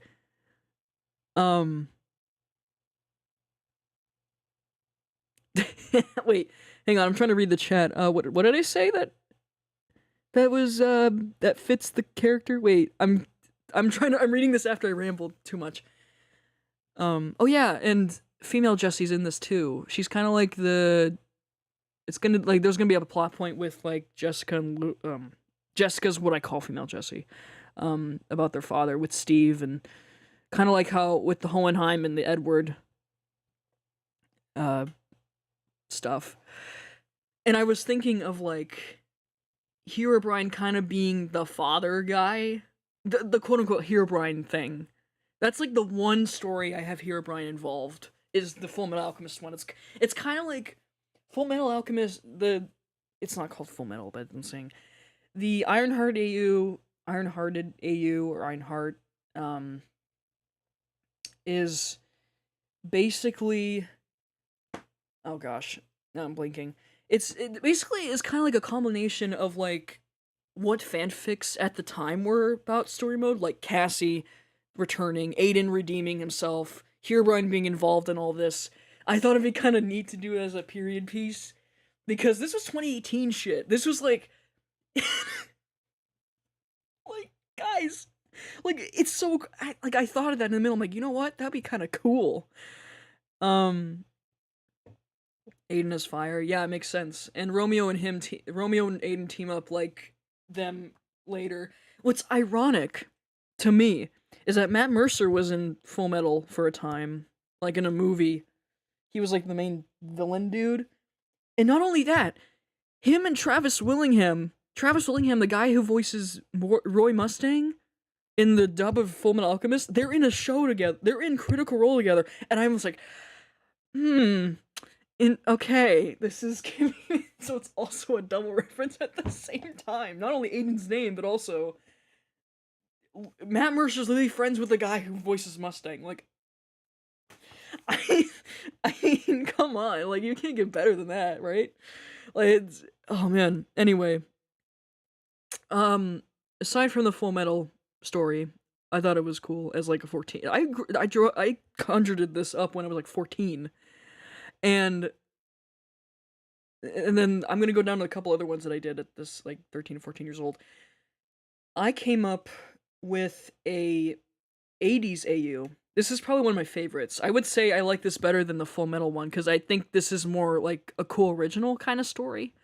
Um, but I love all of them anyway. But it's called Radical Decade. It's like this 80s high school AU because a lot of like the fan fiction you see of like the high school stuff for story mode, it's a lot of like modern-esque woo, but no one bothers to do a period piece.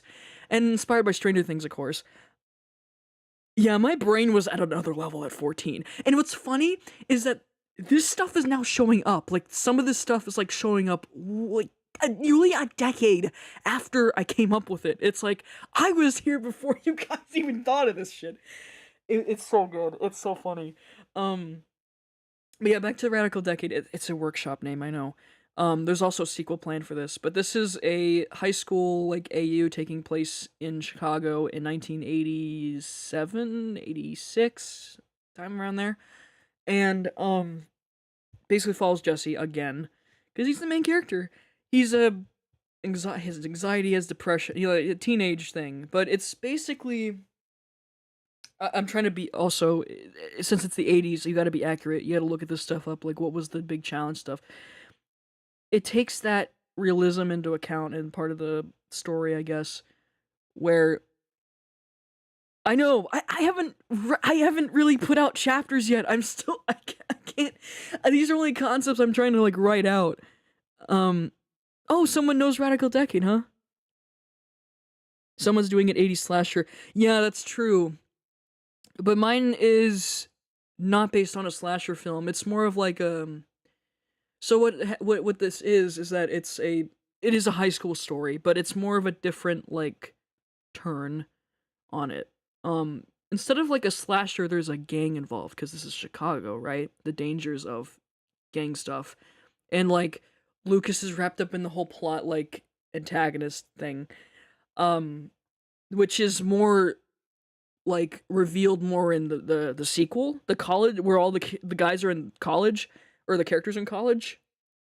I'm still writing out the lore doc and figuring out what to put in here because Jesse and Lucas are like tight like brothers in this AU, and I'm like, they become friends, but then they get really close, and I'm trying to figure out how to get that element in, like how realistically.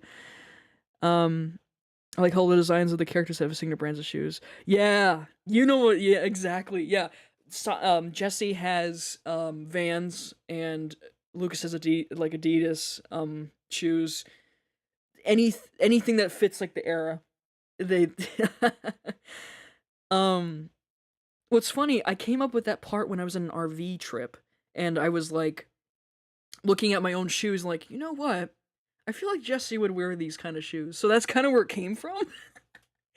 And if you notice, all of their last names are based off like sitcoms of the era around that time. Like Jesse Seinfeld is from Seinfeld. Aiden Brewster is from Punky Brewster. Petra Jefferson's from the Jeffersons.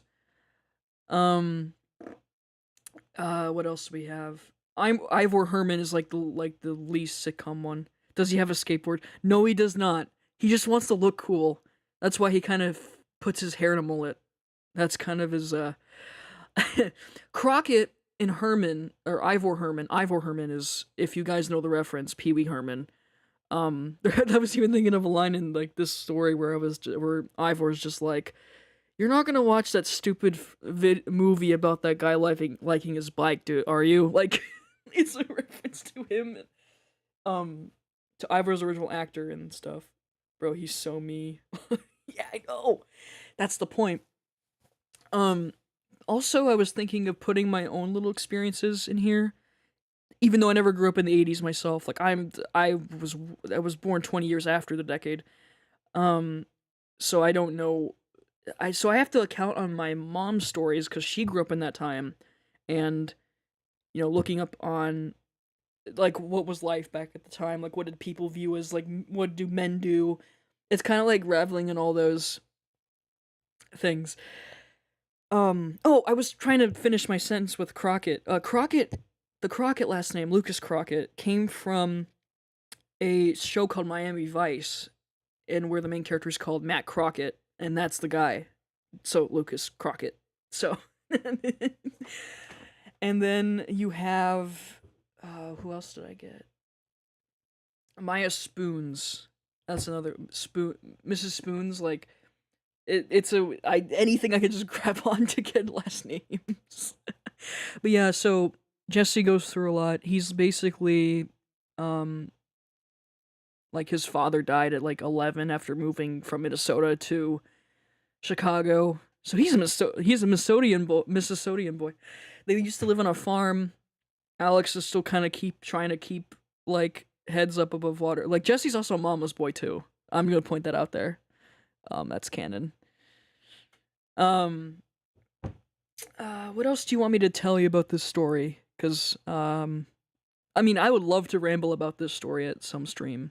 I just haven't gotten around writing it yet because I haven't finished the lore doc yet.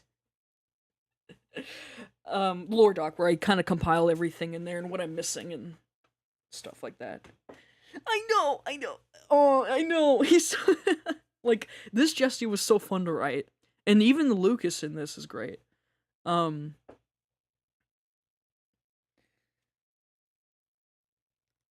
then you have Jessica, which is female Jessie in here too. Yes, and I will be there. I just don't know how to format it, because I don't know if I should write it first and talk about it, or it's like, do I just spill the beans and then whatever do whatnot? You know, like I'm saying? We stand Mama Boy's Jesse. Yeah, I know. Like, his other characteristic is that he's like the man of the house because Steve's dead.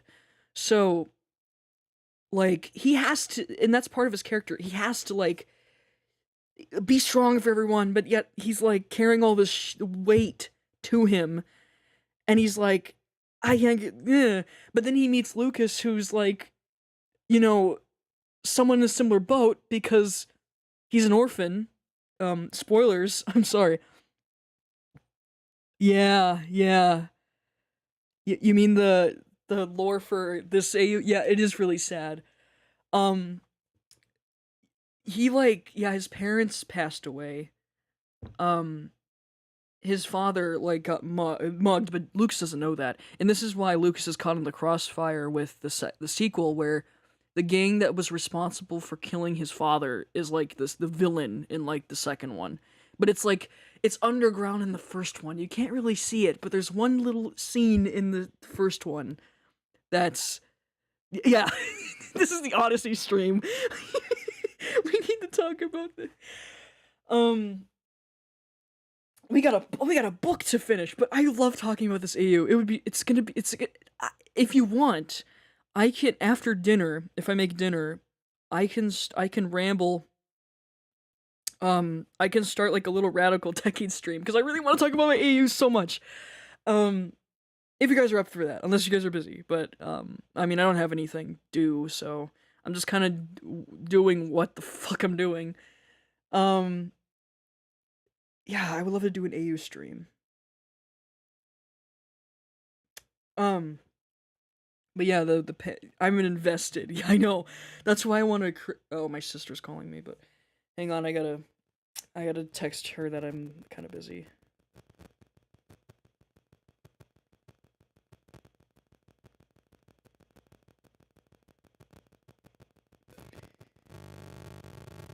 Okay.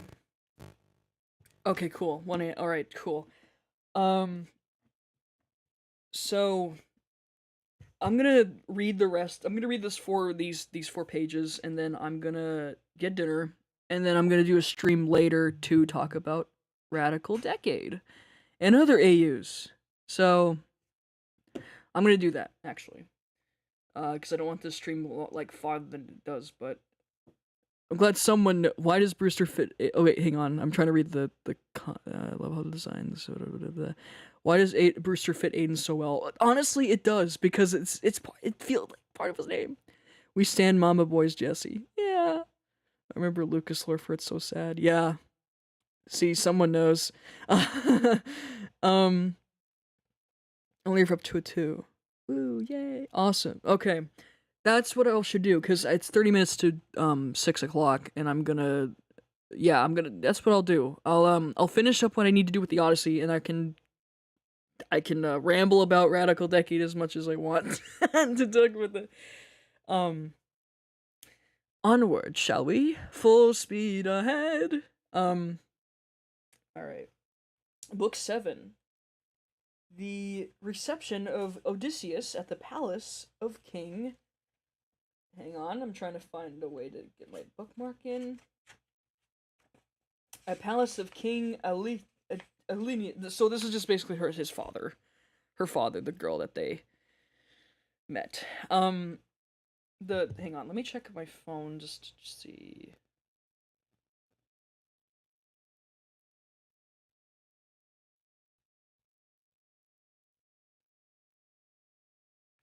Just making sure that is there something urgent that I need to make sure that my sister is. We're off and away we go. Yep, pretty much. Thus then did Odysseus wait and pray, but the girl drove on to the town. When she reached her father's house, she drew up at the gateway, and her brothers, comely as the gods, gathered around her, took the mules out of the wagon, and carried the clothes into the house, while she went into her own room, where an old servant, Eurymedusa of Aphria, lit the fire for her. This old woman had been brought by the sea by Aphria, and had been chosen as the prize for Eclinius, because he was king over the Phaeacians, and the people obeyed him as though he were a god. She had been a nurse to Nausicaa, and now have lit the fire for her, and brought her supper for her into her own room. Presently Odysseus got up to go towards the town, and Athena struck a thick mist around him to hide him in case of the proud Phaeacians who met him should be rude to him or ask who he was. Then, as he was just entering the town, she came towards him in the likeliness of a little girl carrying a pitcher. She stood right in front of him, and Odysseus said, "My dear, will you be so kind as to show me the house of King Aglenius? I am an unfortunate foreigner in distress, and I do not know one in your own town and country." Then Athena says, "Yes, father stranger, I will show you the house you want. For Aglenius lives quite close to my own father. I will go before you and show you the way, but say not a word as you go, and do not look at any man, nor ask him any questions, for the people here cannot abide strangers, and do not like men who come from some other place. They are seafaring folk, and sail the seas by the grace of by Poseidon in ships, and glide along like thought, or as a bird in the air." Hang on, someone was buzzing me on my phone.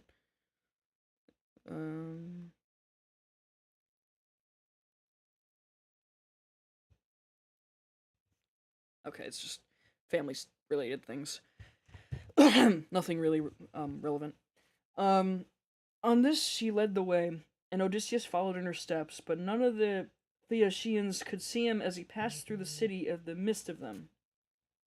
For the great goddess Athena, in her goodwill towards him, and had hidden him in a thick cloud of darkness. He admired their harbor ships, place of assembly, and the lofty striking. And when they reached the king's house, Athena said, "This is the house, father stranger, which you will have me show you. You'll find a number of great people in this sitting at the table, but do not be afraid. Go straight in, for the bolder a man is, the more likely he is to carry at this point, even though he is a stranger. First find the queen. Her name is Ariet. She comes from the same family as her husband Aglenius. They both descend originally from Poseidon, who was father to Nostius by Periboia, a woman of great beauty. Periboia was the youngest daughter of Eurymedon, who at the one time resigned over the giants, but he ruined his ill-fated people and lost his own life to boot. Poseidon, however, lay with his daughter, and she had a son by him, by the great Nosius.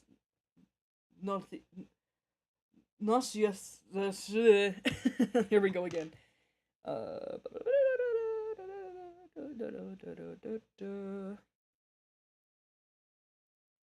Um, I can't see the chat at the moment, so I'm. Um,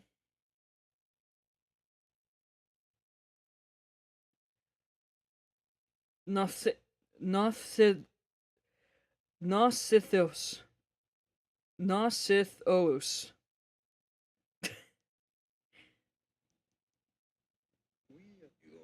Shut. Stop.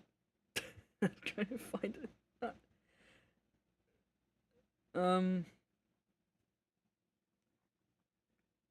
Nausithos. That makes sense. Nausithios. They always have os at the end of their name. um, who reigned over the Phoenicians. Nausithius had two sons, Rexenor and Antilius.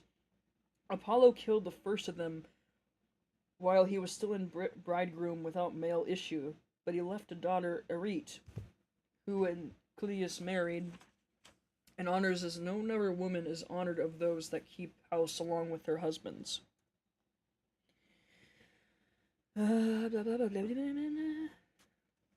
Thus she both was and still is respected upon beyond measure by her children, by Antilius himself, and by the whole people who look upon her as a goddess and greet her whenever she goes about the city. For she is a thoughtfully good woman, both in head and heart.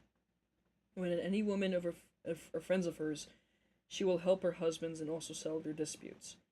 If you can gain her goodwill, you may have every hope of seeing your friends again and getting safely back to your home and country. Minerva left Sceneria, Athena left Sceneria and went away over the sea. She went to Marathon, into the spacious streets of Athens, where she entered the abode of Eurycleus. But Odysseus went on to the house of Antilochus, and he pondered much as he paused a while before reaching the threshold of bronze, for the splendor of the palace was like that of the sun or moon. The walls of either side were bronze from end to end, and the cornice of blue enamel. The doors were gold and hung on pillars of silver that rose from the floor of bronze, while the lintel was silver, and hook of the floor was of gold. On either side stood gold and silver mastiffs which Vulcan, with his consummate skill, had fashioned expressly to keep watch over the palace of King Aclenius, so they were immortal and could never grow old. Seats were arranged all along the wall, here and there from one end to another, with coverings of fine woven work with which the women of the house had made. Here the chef of Persians of the Phoenicians used to sit and eat and drink, for there was abundance at all seasons, and there were golden figures of young men with lighted torches in their hands, raised on pedestals and to give light by night, who those were at the table. There are 50 maid servants in the house, some of whom are always grinding rich yellow grain at the mill, while others work at the loom or sit and spin, and their shuttles go backwards and forwards like the fluttering of aspen leaves, while the linen is so closely woven that will turn oil. As the Phaeacians, I know I'm gonna butcher that so many times, are the best sailors in the world, so their women excel all others in weaving, for Minerva has taught them all the manner of useful arts, and they are very intelligent. Outside the gate of the outer court there is a large garden of about 4 acres, with a wall all around it. It is full of beautiful trees, pears, pomegranates, and most delicious apples. There are luscious figs also and olives in full growth. The fruits never rot nor fail all the year round, neither winter nor summer, for the air is so soft that the new crop ripens before the old has dropped. Pear grows on pear, apple on apple, and fig on fig, and also with the grapes there is an excellent vineyard. On the level ground of a part of this, the grapes are made into raisins. Another part they are being gathered, some are being trodden in wine tubs, others further have shed their blossom and beginning to show fruit, others again are changing color. In the furthest part of the ground there are beautifully arranged beds of flowers that are in bloom and all year round. Two streams go through it, one turned into ducts throughout the whole garden, while the other carried under the ground of the outer court into the house itself. The townspeople draw water from it. Such, then, were the splendors in which the gods had endowed the house of King Aclinius. Aclinius. So here Odysseus stood for a while and looked about him, but when he had looked long enough, he crossed the threshold and went into the precincts of the house. Precincts, I think that's the word. There he found all the chef people among the Phoenicians making their drink offerings to Hermes, which they always did the last thing before going away for the night. He went straight through the court, still hidden by the cloak of darkness which Athena had enveloped him, until he reached Arete and King Aclinius, and he laid his hands upon upon the knees of the queen, and at that moment the miraculous darkness fell away from him, and he became visible. Every one was speechless with surprise at seeing a man there, but Odysseus began at once with his petition.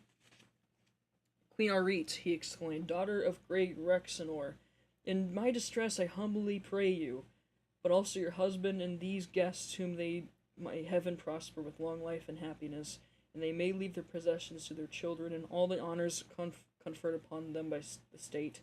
Tell me home to my own country as soon as possible, for I have been long in trouble and away from my friends." He then sat down on the hearth among the ashes, and they all held their peace, till presently the old hero Eurytimus, who has been an excellent speaker and an elder among the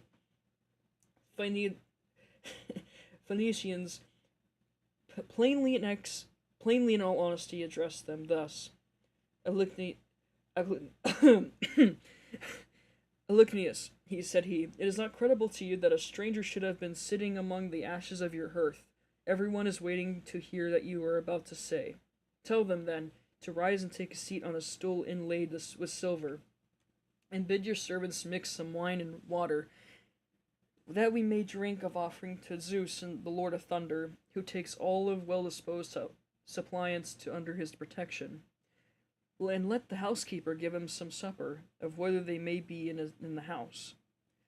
When Aclinius heard this, he took Odysseus by the hand, raised him from the earth, and bade him to take a seat of the Laodamas, who had been sitting beside him, and it was his favorite son. A maidservant then brought him water and beautiful ewer, and poured it into a silver basin for him to wash his hands, and she drew a green table beside him. An upper servant brought him bread, and offered him many good things of what there was in the house. And Odysseus ate and drank. Then Aclinius said to one of the servants, Pontonus, mix a cup of wine and hand it around to make many drink offerings to Zeus and the Lord of Thunder, who is the protector of all well-disposed suppliants. Pontonus then mixed wine and water, then handed it around after giving every man his drink offering. When they had made their offerings, they had drunk each as much as he was minded. Aclinius said, "Aldermen to the town of councillors of the Phoenicians, hear my words. You have you have had your supper now, so now go home and to bed. Tomorrow morning I shall invite a still larger number of aldermen, and I'll give a sacrificial banquet in honor of our guest. We can then discuss the question of this escort, and consider how we can discuss the question.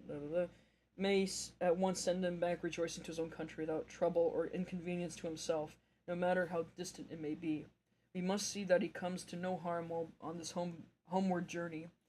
But when he is once at home, he will have to take the luck he was born with, for better or worse, like other people. It is possible, however, that the stranger is one of the immortals who has come down from heaven to visit us. But in this case, the gods, departing from their usual practice, for hitherto they have made themselves perfectly clear to us when we have been offering them hecatombs. They come and sit at our feast, just like one of ourselves. And if any solitary wayfarer happens to stumble upon someone or other of them, they affect no concealment. For we are as near of kin to the gods as the Cyclops and the savage giants are. Then Odysseus said, "Pray, Aglaonius, please do not take any such notion into your head. I have nothing of the immortal about me, neither in body nor mind, but in most resemble those among you who have been most afflicted. Indeed, were I to tell you all that heaven has been seen fit to lay upon me, you would say that I was still worse off than they are. Nevertheless, let me sit up in spite of sorrow, for an empty stomach is a very unfortunate thing, and thrusts itself onto a man's notice, no matter how dire his distress. I am in great trouble, and yet insists that I shall eat and drink, bids me lay aside all memory of my sorrows, and dwell only in the stew and replenishing itself. As for yourselves, do you purpose, and at break of day set about helping me to get home.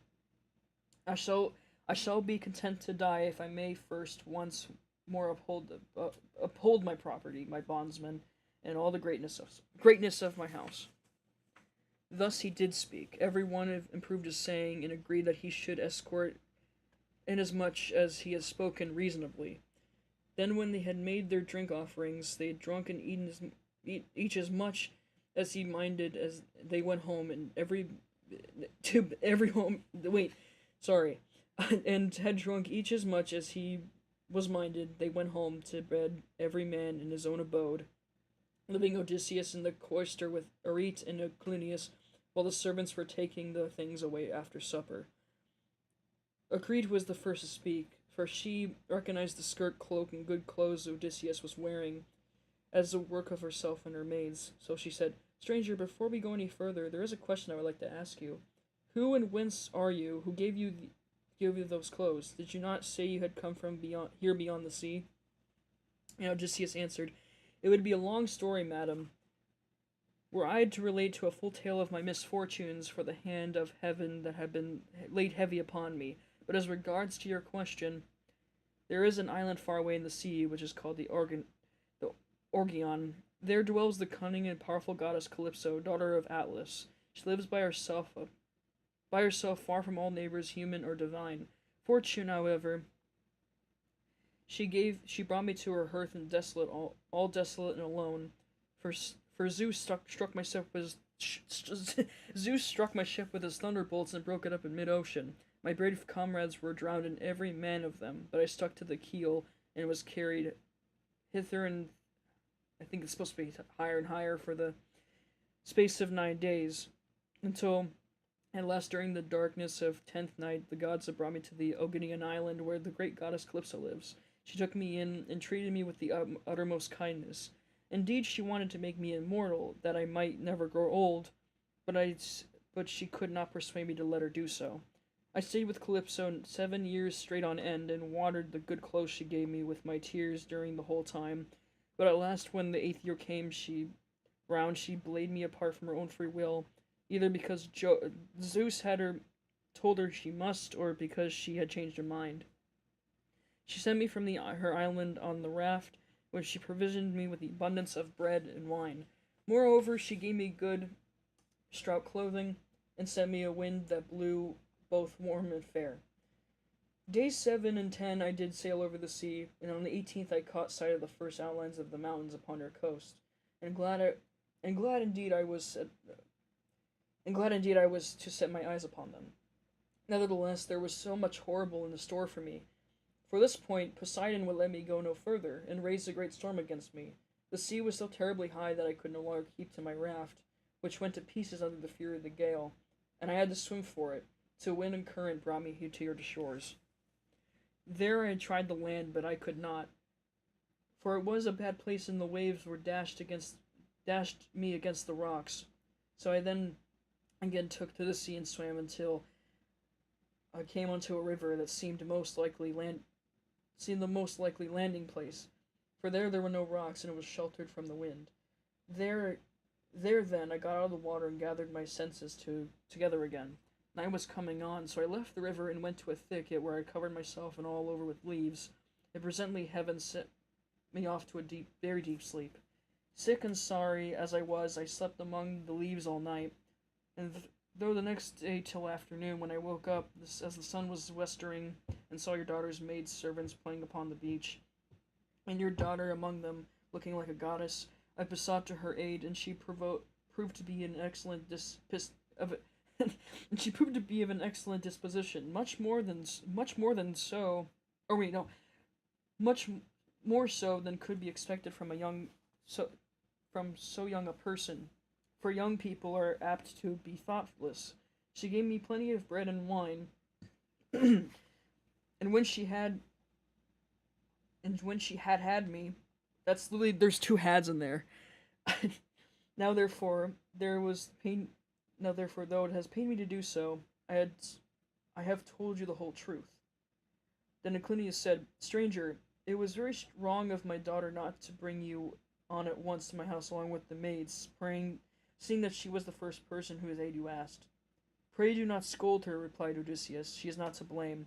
She did tell me to follow along with the maids, but I was ashamed and afraid.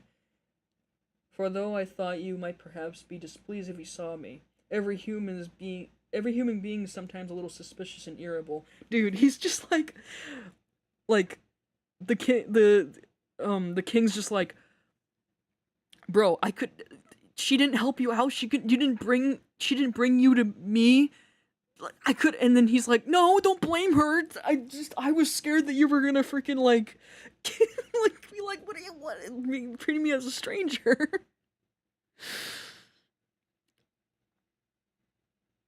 Oh my god.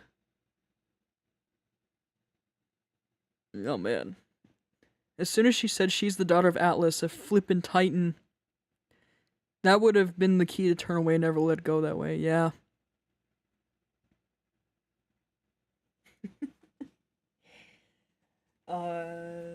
Stranger, replied Enceladus, I'm not the kind of man to get angry about nothing. It is always better to be reasonable, but my father Zeus, Athena, and Apollo, now that I see what kind of person you are, and how much you think as I do, I wish you would stay here, marry my daughter, and become my son-in-law. Damn! What? If you will stay, I will give you a house and an estate. But no one, heaven forbid, shall keep you here against your own wish, and that you may be sure of this, and I will attend tomorrow to the matter of your escort. You can sleep during the whole voyage if you like, and the men shall sail you over the smooth waters either to your own home or whoever you please, even though it might be a long way further off than Eureba, which of those of my people who saw it when they took yellow-haired, there's that word again, Rhydametheus to see Tydeus, the son of Gaia, tell me is the furthest of any palace, and yet they did the whole voyage in a single day without distressing themselves, and came back again afterwards. You will thus see how much my ships excel all others, and what magnificent oarsmen my sailors are. Then was Odysseus glad, and prayed out loud, saying, Father Zeus, grant that Aclinius may do all he has said, for he will win an imperishable name among mankind, and at the same time I shall return to my country. Thus they did converse. Then Arid told her maids to set a bed in the room that was in the gatehouse, to make it with good red rugs, and spread culverts in the top of them, which woolen cloaks for Odysseus to wear. The maids thereon went out with torches with their hands, and when they had made the bed, they came up to Odysseus and said, Rise, sir stranger, and come with us for your bed is ready. And glad indeed he was to go to his rest. So Odysseus slept in a bed placed in a room over the echoing gateway, but Aclinius stayed in the inner part of the house with the queen, his wife, by his side. Oh, it's so cute. Aww. And that, my friends, is book 7. And we're gonna stop it right at 8 for the next time we read the Odyssey, chronologically. So let me just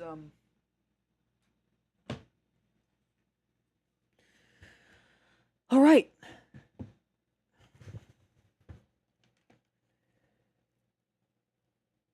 Even the dads are after him. I know. I know. Yay! We got through that. I hope the waves were actually really calming while I was reading that. Oh man. 10 minutes to spare. Yeah. All right. I think that's it. Yeah, exactly. We got 10 minutes to spare to talk about stuff. So I want to obviously I want to oh gosh, sorry, my brain's fried after reading all that. Like this has literally been 4 hours. Hey, at least it's training my brain actually, to be fair. If reading out loud. You know what I'm saying? Like reading out loud like this actually trains your brain to I don't know, comprehend, I guess. So there's some good in that. Anyway, yeah, so I want to do a stream. I just gotta rest my voice a bit. I need to get food in myself too. Because I am, I'm hungry, and I need to like, to get some energy, and then hopefully, after I eat, maybe like, I don't know, hour and 10 minutes, like at 7 p.m. my time. I'm on Eastern time, so it's probably different for you, but maybe like somewhere around there after an hour, a good solid hour after eating, just like good old Odysseus. I'm literally Odysseus right now. Like River just, I'm like I just need food, dude. um. Yep. Thanks, Magby. Definitely. I'm gonna get food in, and then we can talk about AUs because I really want to ramble about it because I really want to. There's so much I want to talk about. And maybe I could take some of. You know what? I was just thinking about it. I can maybe just take. I can just talk about the lore. Like I can just go through my lore doc, and then see if maybe a couple of you guys can help me out. To help me out. To maybe give some story points that maybe you guys would like to see. That isn't in. I don't know. It's just some stuff to help out. I think having that feedback would be really helpful. Sleeping in leaves. Oh no, no, don't. Watch me be sleeping in leaves. I won't. I won't. I won't. I'm just talking about the hunger part where he's just starving to death. Yeah. You know, I was thinking about it, but it's like it's gonna take me a while to eventually write this shit. So why not go through what I have and like just get some feedback from it? You know what I'm saying? Like it's good to have some feedback. Feedback. So yeah, I'll do that. I gotta make sure that I'm ending the stream right because I don't want it to like, you know, I don't want it. I just I don't want this thing to be off. Like it's a little bit off, and I'm trying to like oh shit! Now I'm blinking. Since this is delayed. Yeah, brainstorm on stream. Yeah, guys, it's awesome. We get to talk. Yeah, because Radical Deck it's so fun. I had even like started to talk about my Silent Hill AU with Storm Mode. That's the other one that I was gonna mention, but Radical Deck had kind of sucked up my time. Anyway, I'm gonna wait for this thing to kind of, cause I don't know I have to really watch the stream to make sure that my audio is like once I end the recording, it's gonna take it. You know what I'm saying? Like I mean, we're going on like 4 hours here. I have to hear when I stop talking so I can stop recording on my computer because it might cut me off. So it might cut me off really bad.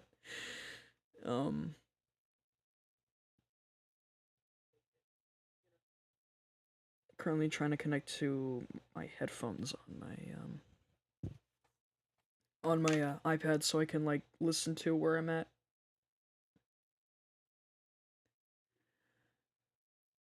Okay.